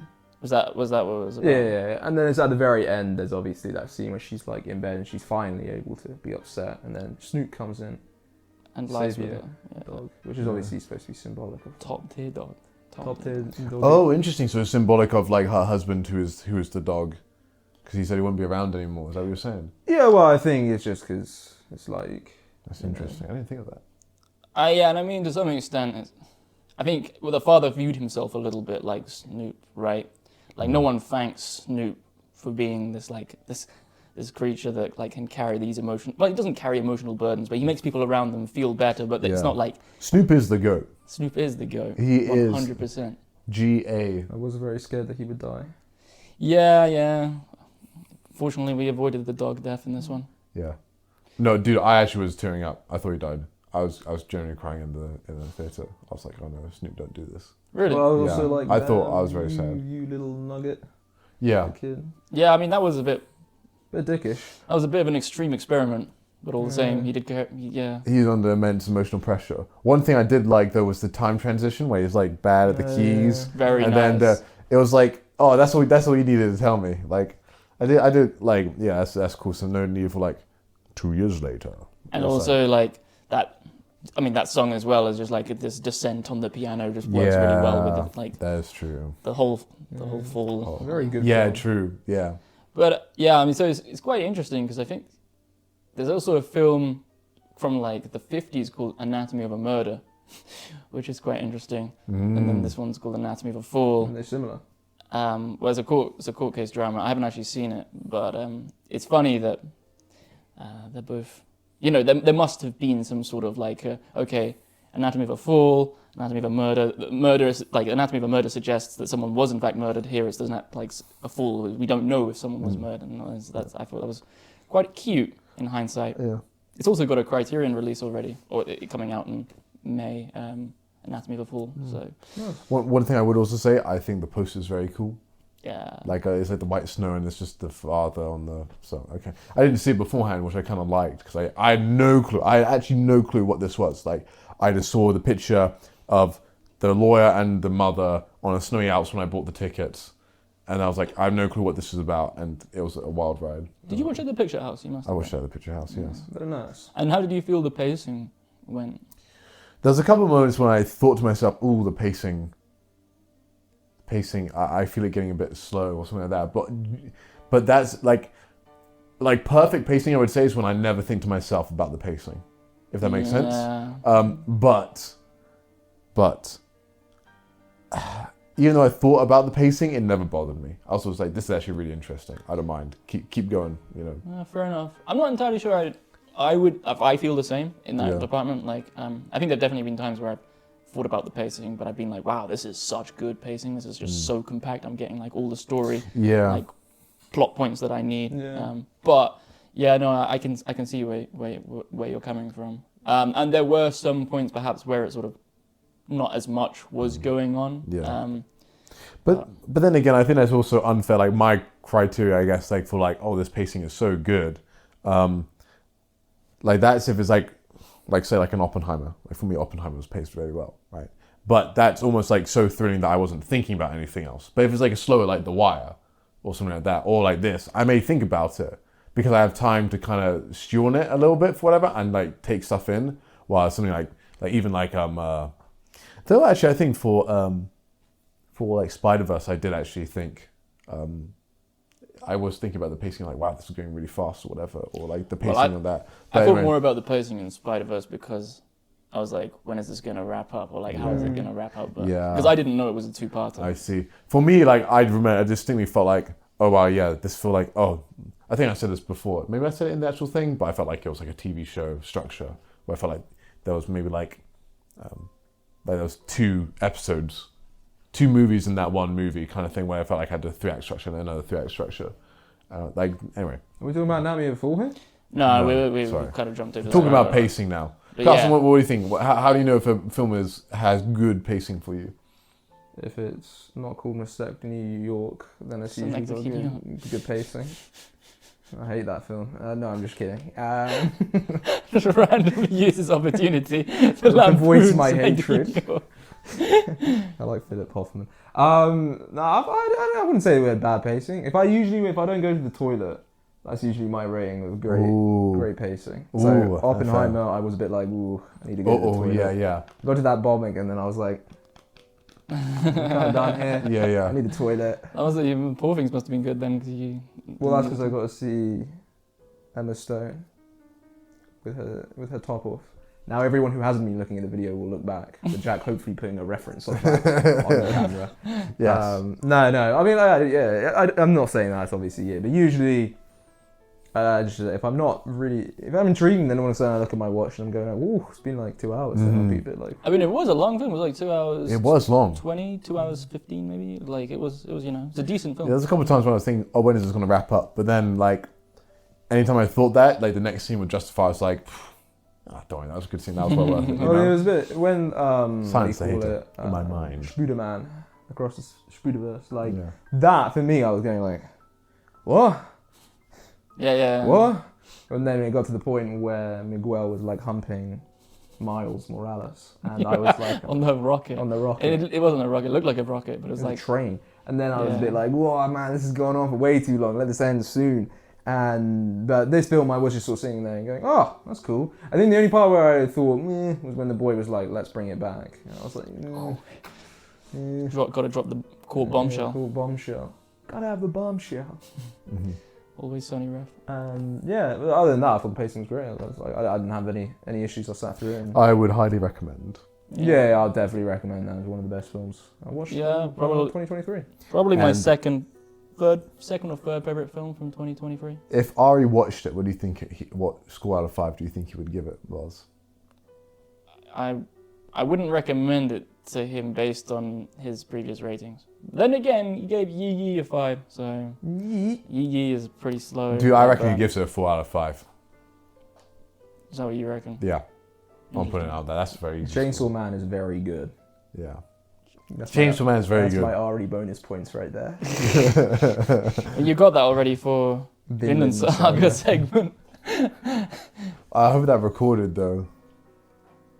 Do you want to restate it here just in case? No, it's got recorded. Okay. Yeah, it got recorded. I have no clue what we're talking about now. Anyway, so closing thoughts, we all thought it was great. Yeah. Cool. Good film. Awesome. And for December, we did The Boy and the Heron, which is Hayao Miyazaki's final movie, until he said it wasn't going to be his final movie. Psych! It's only the 5th time he's done it in his career. Really? You know, he retired after House Moving Castle. That was before Spirited Away, right? No, that was after. So 2004 is when he retired the first time. And then his son made a movie, and he was like, this sucks. This has inspired me. I need to make better. And then he made Ponyo, which was his apology movie. Anyway. Not the best apology. You know what? I'll say it right now. False advertising. They should have kept it. How do you live? You know, that's how they should have kept that title. Because Boy and the Heron, there wasn't much Boy and Heron. There's a little bit of Boy and Heron, but I mean, he was in it. A lot more boy than Heron. yeah, a lot more Boy than Heron. But there was some Heron. Yeah. Yeah. I must say something there. What? We have a filthy casual here though, because they watched the dub. Oh, Yeah. Shit. Get up! No, actually, no. I'm sorry. Willem Dafoe, Christian Bale, Robert Pattinson. Wait, who the hell was Christian Bale? I can't But the remember. question is, how good do they speak Japanese? Yeah, Well, exactly. very good. In Japan. It was set in Japan and they're speaking English. I don't know. I mean, yeah. Well, we watched Last it trying all. to gatekeep as he usually does. Yeah. We watched it back in Be like. like the Dark Souls name tag, last gatekeeper of film. Oh no. I knew that was gonna happen! Oh crap. Stinkos, that's a real stinker. Whoever was the What do I do? fighting What do I do? What do I cinematographer do? should be fired immediately. Oh, scallywag. Get what up! do you do if I'm up here? You must do something, a filthy right? casual here, Hello. Oh crap, that was my opportunity. October at the London Film Yeah, we Festival. did. It was fun. That was good fun. We got on stage and she was like, really glad to announce that this is the first viewing of it, and everyone was like, ooh, and we were all like clapping. Yeah, no, totally. Yeah, exactly. What happened? Yeah, no, it did. Yeah, it was cool. Yeah, it was very cool. We're not Ghibli'd out by the point. Maybe a little bit. Maybe the Ghibli. It's sending kind of late, but then some I like the last two I watched. So Last two being The Wind Rises. The Wind Rises and this one. Yeah. So sorry, I'm not sure I've made it clear. Movie, good movie. I enjoyed it. Maybe not top tier Ghibli, but A tier Ghibli. So Lars has been wanting me to make my tier list, but I'm like, that content sounds too easy to make. Oh, I need to gatekeep my YouTube channel. So yeah. Yeah, with this video. Yeah, I know. That's the next video you make, right? Cast from the Sky, we slammed that bad boy in 6. Good movie, fun time. Ponyo, great animation, but it's also 5. These rows, if you didn't know, they are also ordered. We've got ourselves Lupin, supposedly best Lupin movie. Yeah, slam that bad boy in a 5. Boy and the Heron? No, not going to do that one just yet. Cheeky. Princess Mononoke, apparently the GOAT, also a 6. Wind Rises, what are we doing? I don't know. Where are we going? There's so many places they can go. Let's go in 7. We've got Todoroki, not Todoroki, that's the guy from My Hero Academia. Totoro. It's 9, baby. It's 9. We know. Never doubt. Kikiza, that's an 8, baby. Porco Rosso is the GOAT. It's the greatest of all time. Never doubt. Never living. Never. After the Wind Rises, we got Howl's Moving Castle. Then we got Spirited Away. We got that slam bang around 9. Then Nausicaa. That's also 7. And that's a pretty good ranking. There we go. We can put this one here. There you go. I would say, I reckon it's pretty top tier. It's good. I haven't watched all of them, but out of the ones I have watched, I think it's pretty top tier. Yeah, I mean, you've probably watched the most acclaimed films. Yeah. I'm trying to think. Like, I've heard The Wind Rises is really good, so I do want to watch that one. I haven't seen that. Yeah. But that one's not so much in the magical. Like that one's quite. That is, it's like a historical fantasy. So it's like a biopic, but it's like not really trying to be a biopic at all. So it's like a mix between a fictional book and a real person who made a plane for World War II. Yeah, but so that's one, and that like I think that goes on to what I feel a lot of Miyazaki's films focus on is like World War II, and a lot of like atomic bomb imagery. Yeah, he really loves the atomic bomb. Yeah, well, I mean, he doesn't actually love it. I mean, he wants to show the impact of it. Yeah. Well, so like one of my favorite things to bring up, and I think I've told you guys this many times. But it's like the My Neighbor Totoro scene where like the tree grows, and it's like, it's, like the image very much like looks like an atomic bomb going off. Okay. I mean, but that's shown us to be a good thing. Like, here's but that's the point. Like, it's about the healing process now in reflection from the bomb going off. I mean, it's the same in this film as well. There was like the asteroid that comes. Yeah. And it's like explodes, and it's like, whoa, what does this mean? And it's like, can I drop my theory? Ugh. I've been let him cook, boss. So my theory was that, the boy uses like this magical place to escape to from the war. And I think also the father, or was it the father or was it the uncle? Like he has an uncle, right, who actually wrote the book that he's using to like base this magical world on. Yeah. And he had like this tower, right? And he actually is still there. It's grand uncle, great grand uncle. Okay. And I had assumed he was also using it to escape from some kind of difficulties he was facing in life. Yeah. And if I remember correctly, there are these toy blocks that they're using to sort of like keep the world intact, and those like toy blocks are like very, like at least to me, they're like iconic imagery of like childhood, and it's kind of like using that childhood to escape like potential trauma or like, and that trauma I think in part can be like the atomic bomb, which is like symbolized from the asteroid which gets like set off, and hence like the whole world collapses when he like crumbles it, and then he comes back and that fantasy is gone and it's left behind, and now he's like facing the real world head on.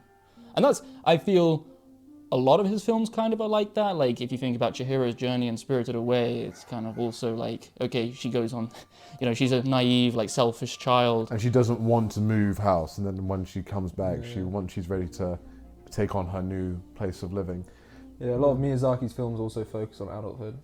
Oh, yeah, coming of age, certainly. Coming of age, like getting into it. I mostly agree with a lot of that in terms of, sort of does make sense. I think that's interesting because, in a way, I think that almost reflects more on Miyazaki himself as a person, as a director. Who there's a reoccurring meme that Satoshi Kon, who is always happy and joyful as a person, but he creates quite depressing movies or whatever.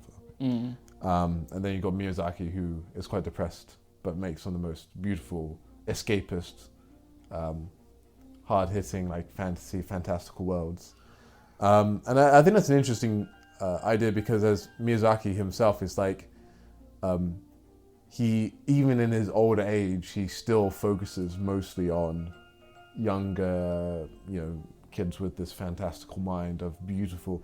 And even when he does focus on adults, like in The Wind Rises, it's definitely focused on, there is a bit of coming of age and stuff, but he's a young adult, but like he has this amazing imagination, and so all these characters like have this kind of fantastical element to it. And I mean, I think that's where it definitely shines really well, where I think some of the imagery felt a little too abstract this time in Boy and the Heron, like compared to Spirited Away felt like he was all interweaving quite well, at least with the one location. But here you shifted location quite quickly, and it didn't feel quite as connected. Not quite as connected, but I feel like definitely if I on like a third rewatch, you'd find probably some strings in there. And there's some gripping scenes as well. I forgot about this one earlier, but you brought up like the ones of like the pelicans eating all the souls. That that's kind of almost shocking in a way for me, where like these birds are just going up and eating all these souls, and like, oh, stop it, like, it events quite a reaction for me. It's already dead. Yeah. Them birds go eat. Yeah. Yeah, I mean, I think this film leaned also quite a bit not maybe quite a bit, but it did lean a bit into comedy. I mean, the whole parakeets being like these messed up motherfuckers who like eat everyone. Yeah. Really But I thought they were great. I thought they were hilarious. There's that scene where they're like, "Oh yeah, come in," and they're all like hiding their weapons behind them, and they're like, "Yeah, boy." But then like things will just like in this movie like things do just appear. Like there's like the lady that it turns out to be the old lady found out later, like he comes on the ship and she's like, "Don't go in there, you've just entered the world of death," or whatever. And then there's this other girl that controls fire, and then he turned his mum on fire, and then I thought that was the mum. I thought the girl on fire. Yeah, the girl on fire.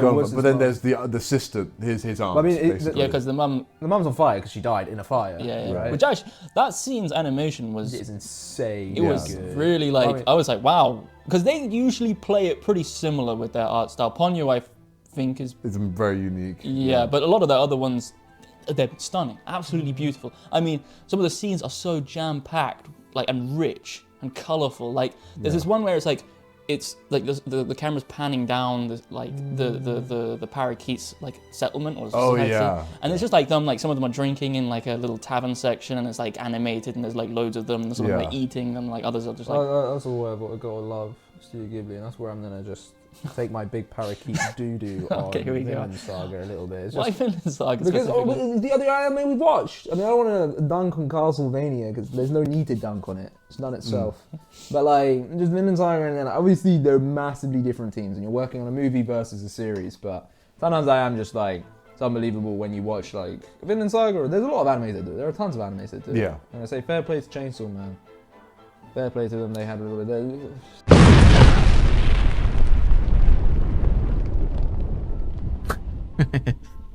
Anyway, crazy. They'll just have some scenes where there's people just standing there going like. That's it. While in like Ghibli, they're much more just like expressive, and they're like talking, and they're like looking at something else. So when the character's not paying attention to someone else, they're like, and then they go, oh, they're breathing. You can see that a lot of character is flowing through them, and I agree with like the parakeet scene. There's like so much going on. There is so much going on just with the camera. And they don't need to do it. They could have just kept them still and had the camera just pan down like a still frame, but they didn't. That's why I love the animation, because I feel like you could watch all of them again and you could see something different. Like Spirited Away. Spirited Away is like one of those things where if you look into the corner, the bath corner, you'll see like these two guys jerking each other off, and you would have never seen that before unless you focused on it. And I think that's quite. Or you're looking for it. Or you're looking for it, exactly. Yeah, I mean, I do actually think the insane thing is that TV animation in some instances are getting closer to movie, because there was always such a distinct difference between like, you know, television anime and the stuff like, I mean, I know you guys didn't watch it, but the most recent like Jujutsu Kaisen season, you have 24 episodes of better than One Punch Man action animation. But one thing that's actually really good about this version, this movie, is that it took, you know, it's like taking, I think Wind Rises was 2013, this is 2023, there's been 10 years. And from what it seems is that, you know, in much of the anime industry, you know, not just studios, don't like clown on one studio more than the other, but working conditions are pretty horrendous. And Studio Ghibli included. And this one seemed to have a lot more time to cook, and they had a much more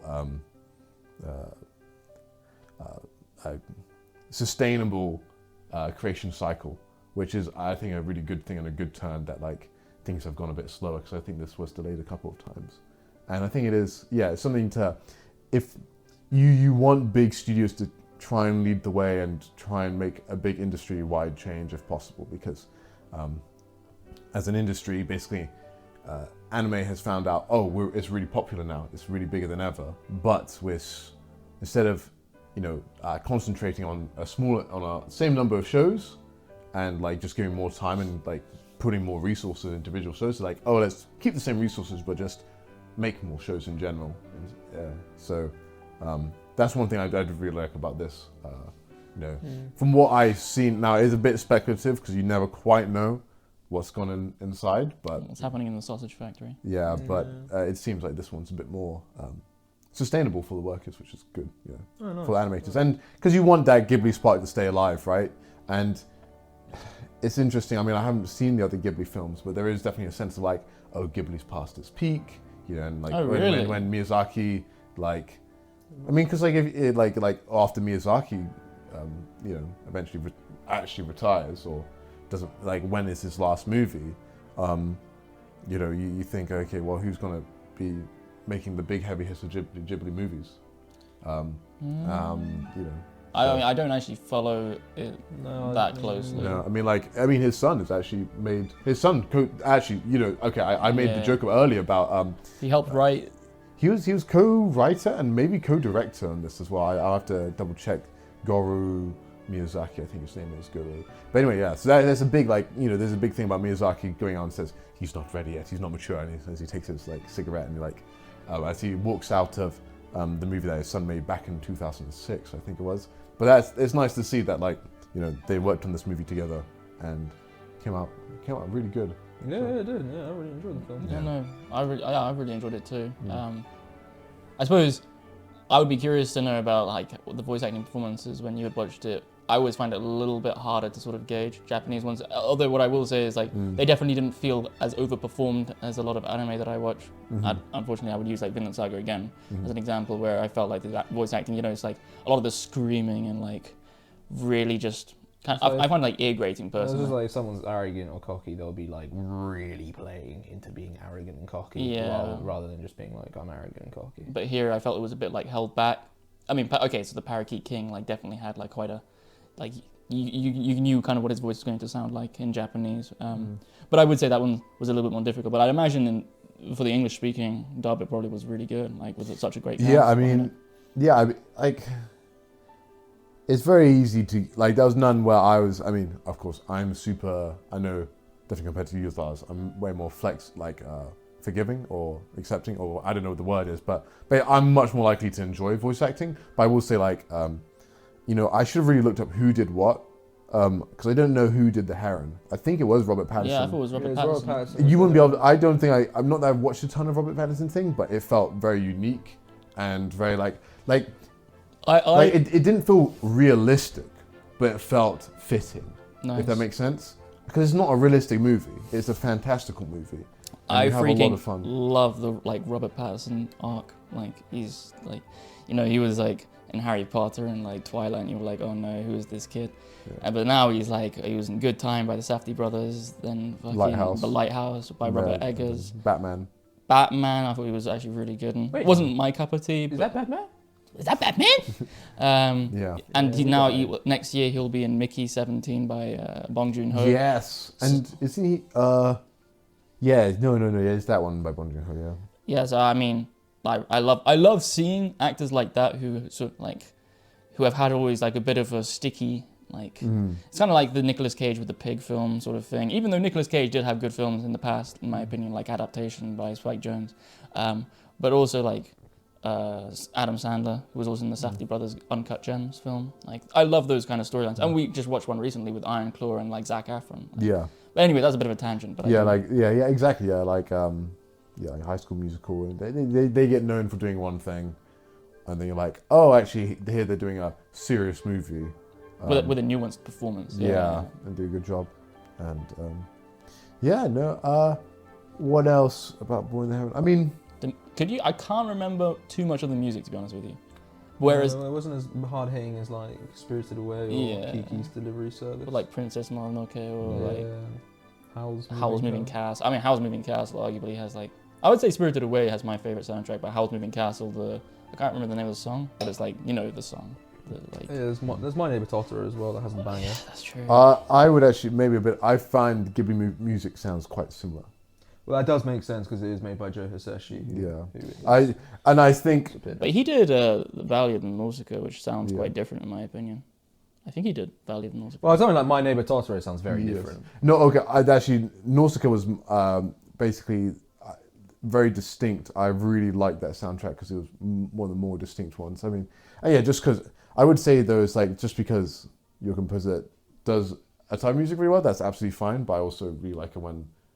I guess I did watch a lot of them back to back, but then I also found merges together. It's a bit like if you watch any Christopher Nolan film, the soundtrack sounds like it's exactly the same in all of them. Yeah. Well, he's not the composer, but I do agree. Yeah, like, but no, I know he's not the composer, but even though it's a different composer this time, it is obviously him who has the direction on it. But yeah, I'm just saying, like, that's like... I don't, Joe Hisashi and Hayao Miyazaki are obviously purposefully, like, choosing this kind of, like, soundtrack for the film, right? Yeah. No, I think that makes total sense. I think I might be seeing Joe Hisashi in London in November. What do you mean? No, it's like a Royal Albert Hall. He's having a festival. I think Mum invited you, but you said you couldn't go because you wanted to do something for your birthday. But anyway. Yeah. But yeah.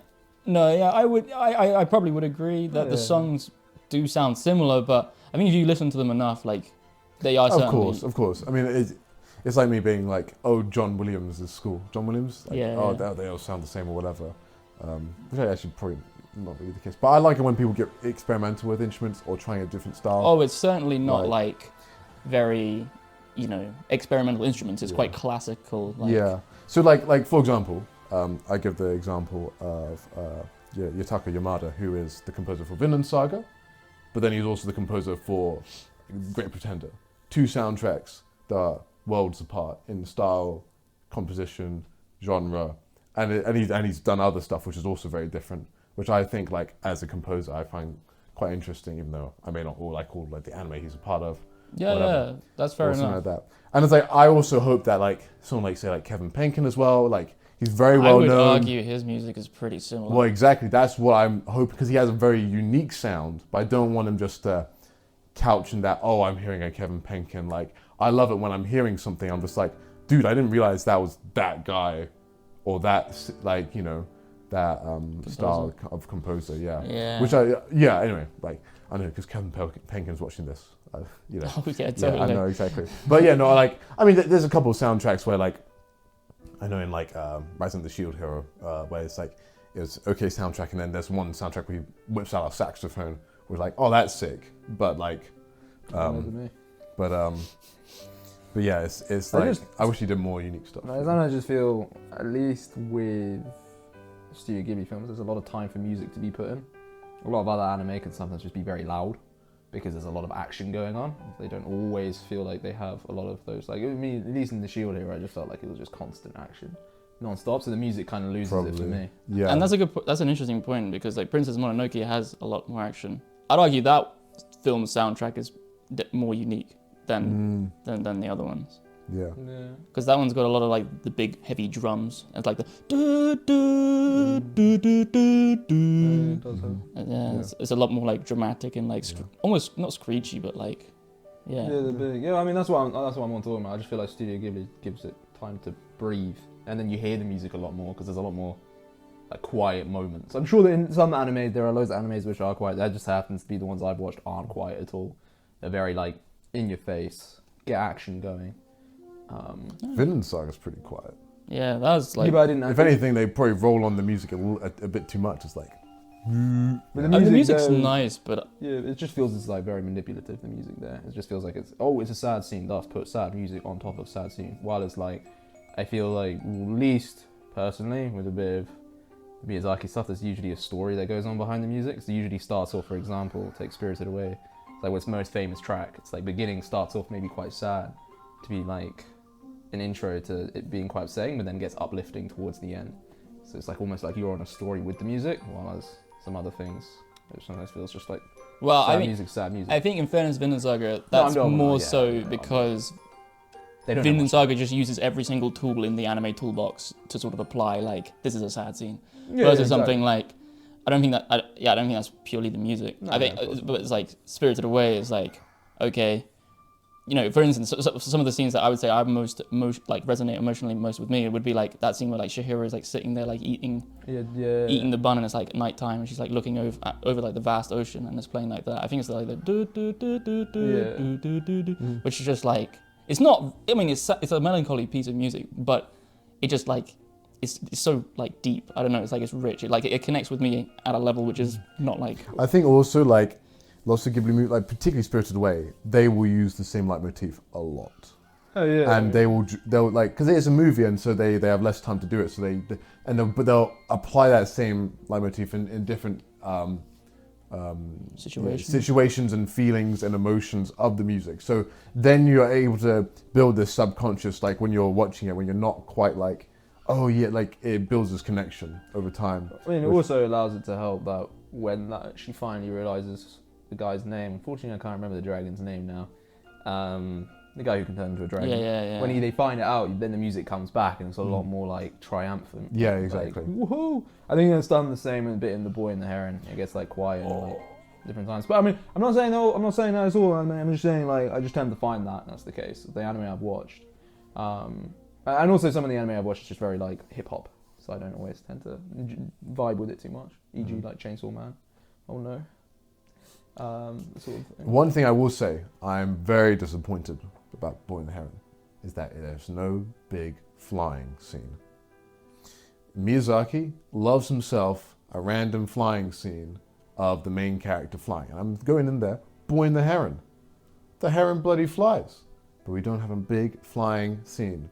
And that's the only second one that happened. Ponyo is the only other Miyazaki movie that doesn't have a big flying scene. What about Princess Mononoke? Princess Mononoke, that's a great question. I feel like I was counting them as I was watching them. There is no flying scene. I don't think there's a flying scene in that film. No. But I could be wrong. But yeah, there is a lot of like aerial. That's like a Miyazaki motif that I picked up on. Like, he loves his like sky as like this kind of form of freedom. Do they fly in My Neighbor Totoro? I mean, they go on his umbrella. Like the cat bus. The cat bus, yeah. Oh, that flies. It just straight up flies. Yeah. Shit, man. Cat bus is so cool. Yeah. Well, I suppose since you're potentially not going to do the video, it would be interesting to hear sort of where you guys would like position it. I suppose in the Ghibli catalog or the films that you've seen. I'd probably say it's about like third best. Third best. I think it's better than My Neighbor Totoro, worse than Princess Mononoke. I'm just going to go with the top three I used to have, and worst. I still think Spirited Away stands top. Yeah. Yeah, I'd say probably about. Pretty safe opinion you got there, buddy. Well, I'm keeping it simple. I think I put about 5th place. 5th place. So out of curiosity, which are the ones that outrank it? I don't know. I'd like to make the video now, but I'd say. Yeah, I'd also say Spirited Away. I prefer more. I feel like Spirited Away was like a bit more in the fantastical world and had a bit more time to let that world really come to life. While like in this one, it felt a bit more like we have two worlds, and they spend quite a bit of time in the real world for it. Not necessarily bad. It was almost like a mix. I'd say this felt like a mix of The Wind Rises, which is all that time period in the real world, and Spirited Away. It comes together. So, but yeah. So. Yeah, fair enough. What about yourself then? Yeah, I'd probably have it like 4th or 5th. It's definitely not as. I would actually say I prefer My Neighbor Totoro personally. Should take. It's a shit take. Actually, yeah, I'm actually not the biggest fan of Princess Mononoke, but I do like it. Yeah, maybe I'd probably put Princess Mononoke above it though, and then Spirited Away. Yeah, I still find Spirited Away is easily like probably my favorite anime film. That or Perfect Blue. They're just so good. Yeah. Perfect Blue was fucking dog shit. I'm just kidding. Just wanted to say that. It's not bad. Well, I mean, it's interesting that you say Satoshi Kon's such a happy guy, but he makes depressing films. Because I feel like Millennium Actress isn't like that depressing. Well, yeah, I've not seen all his movies. That's the meme I've seen. Perfect Blue from him. Perfect Blue is pretty dark and like gloomy, yeah, for sure. It's quite a happy ending. I didn't even watch the ending. I just heard it. It sounded very happy though. It's funny. Well, it's not funny, this. Yeah, well, it turns out Lars is the most basic opinion of anime movies, so. How come?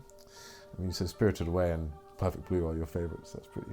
Is that pretty basic? Maybe it is. I'm trying to think of like other ones that I've seen that I really rate highly. Yeah. I've hardly watched. I watched. Yeah, Belladonna of Sadness was weird. Midori was terrible. What about Paprika? I like Paprika, but I wouldn't say it was like near like Ghibli or like in the top 10. If you want to hear experimental music, there's experimental music. I like the music in Paprika. Yeah, I'm not saying there's anything bad. I'm just saying it's experimental. Yeah, that's another one where the animation is really good. Yeah, the animation is very good in that. Yeah. Yeah, like, I mean, I don't watch that many anime films, I suppose. I guess it'd be more normal if you said you liked like Akira more, actually. Yeah, I did not like. I mean, I liked Akira, but I did not resonate with it the way that I expected to. You weren't a big fan of Ghost in the Shell. Ghost in the Shell, yeah, I wasn't that big fan of that either.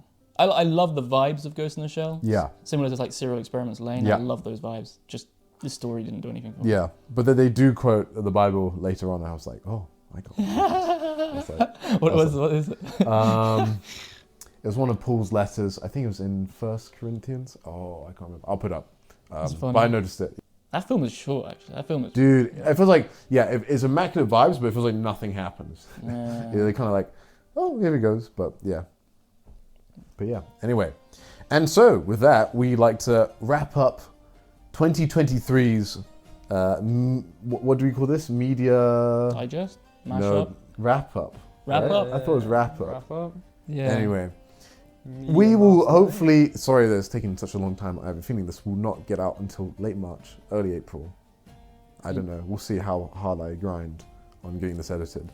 But we are going to have a new process to hopefully get it out faster next time, which supposedly I was going to do this year, but to get it out faster, potentially later than last year. So anyway, so yeah. And if you guys... I want to try something. If someone knows something's coming out this year that you guys would like us to experience, put in the comments and we may have a look. But we do have like slots, the things that we will be watching regardless. So we may not allow it, but that'd be cool. Also put your own ones in, like that'd be interesting. Out of the ones that you've seen from this year, like or last year. Yeah. If you've seen any of them, rank them. That'd be interesting. Yeah, we do read the comments. Yeah, we definitely do read the comments. And should we give a shout out to our new favorite fan? Okay, do it, Jack. Yeah. Well, basically on my most recent video, I got a comment from Mr. Zeus. I forget his whole tagline, but it's always encouraging when someone messages you and says, "Where video? Are you making it this year?" And we were just like, it's literally like along came Zeus. Yeah. Bang. Deus Ex Machina. Yeah. No, it's like, Hercules the film. Come on, guys. No. Hercules the film.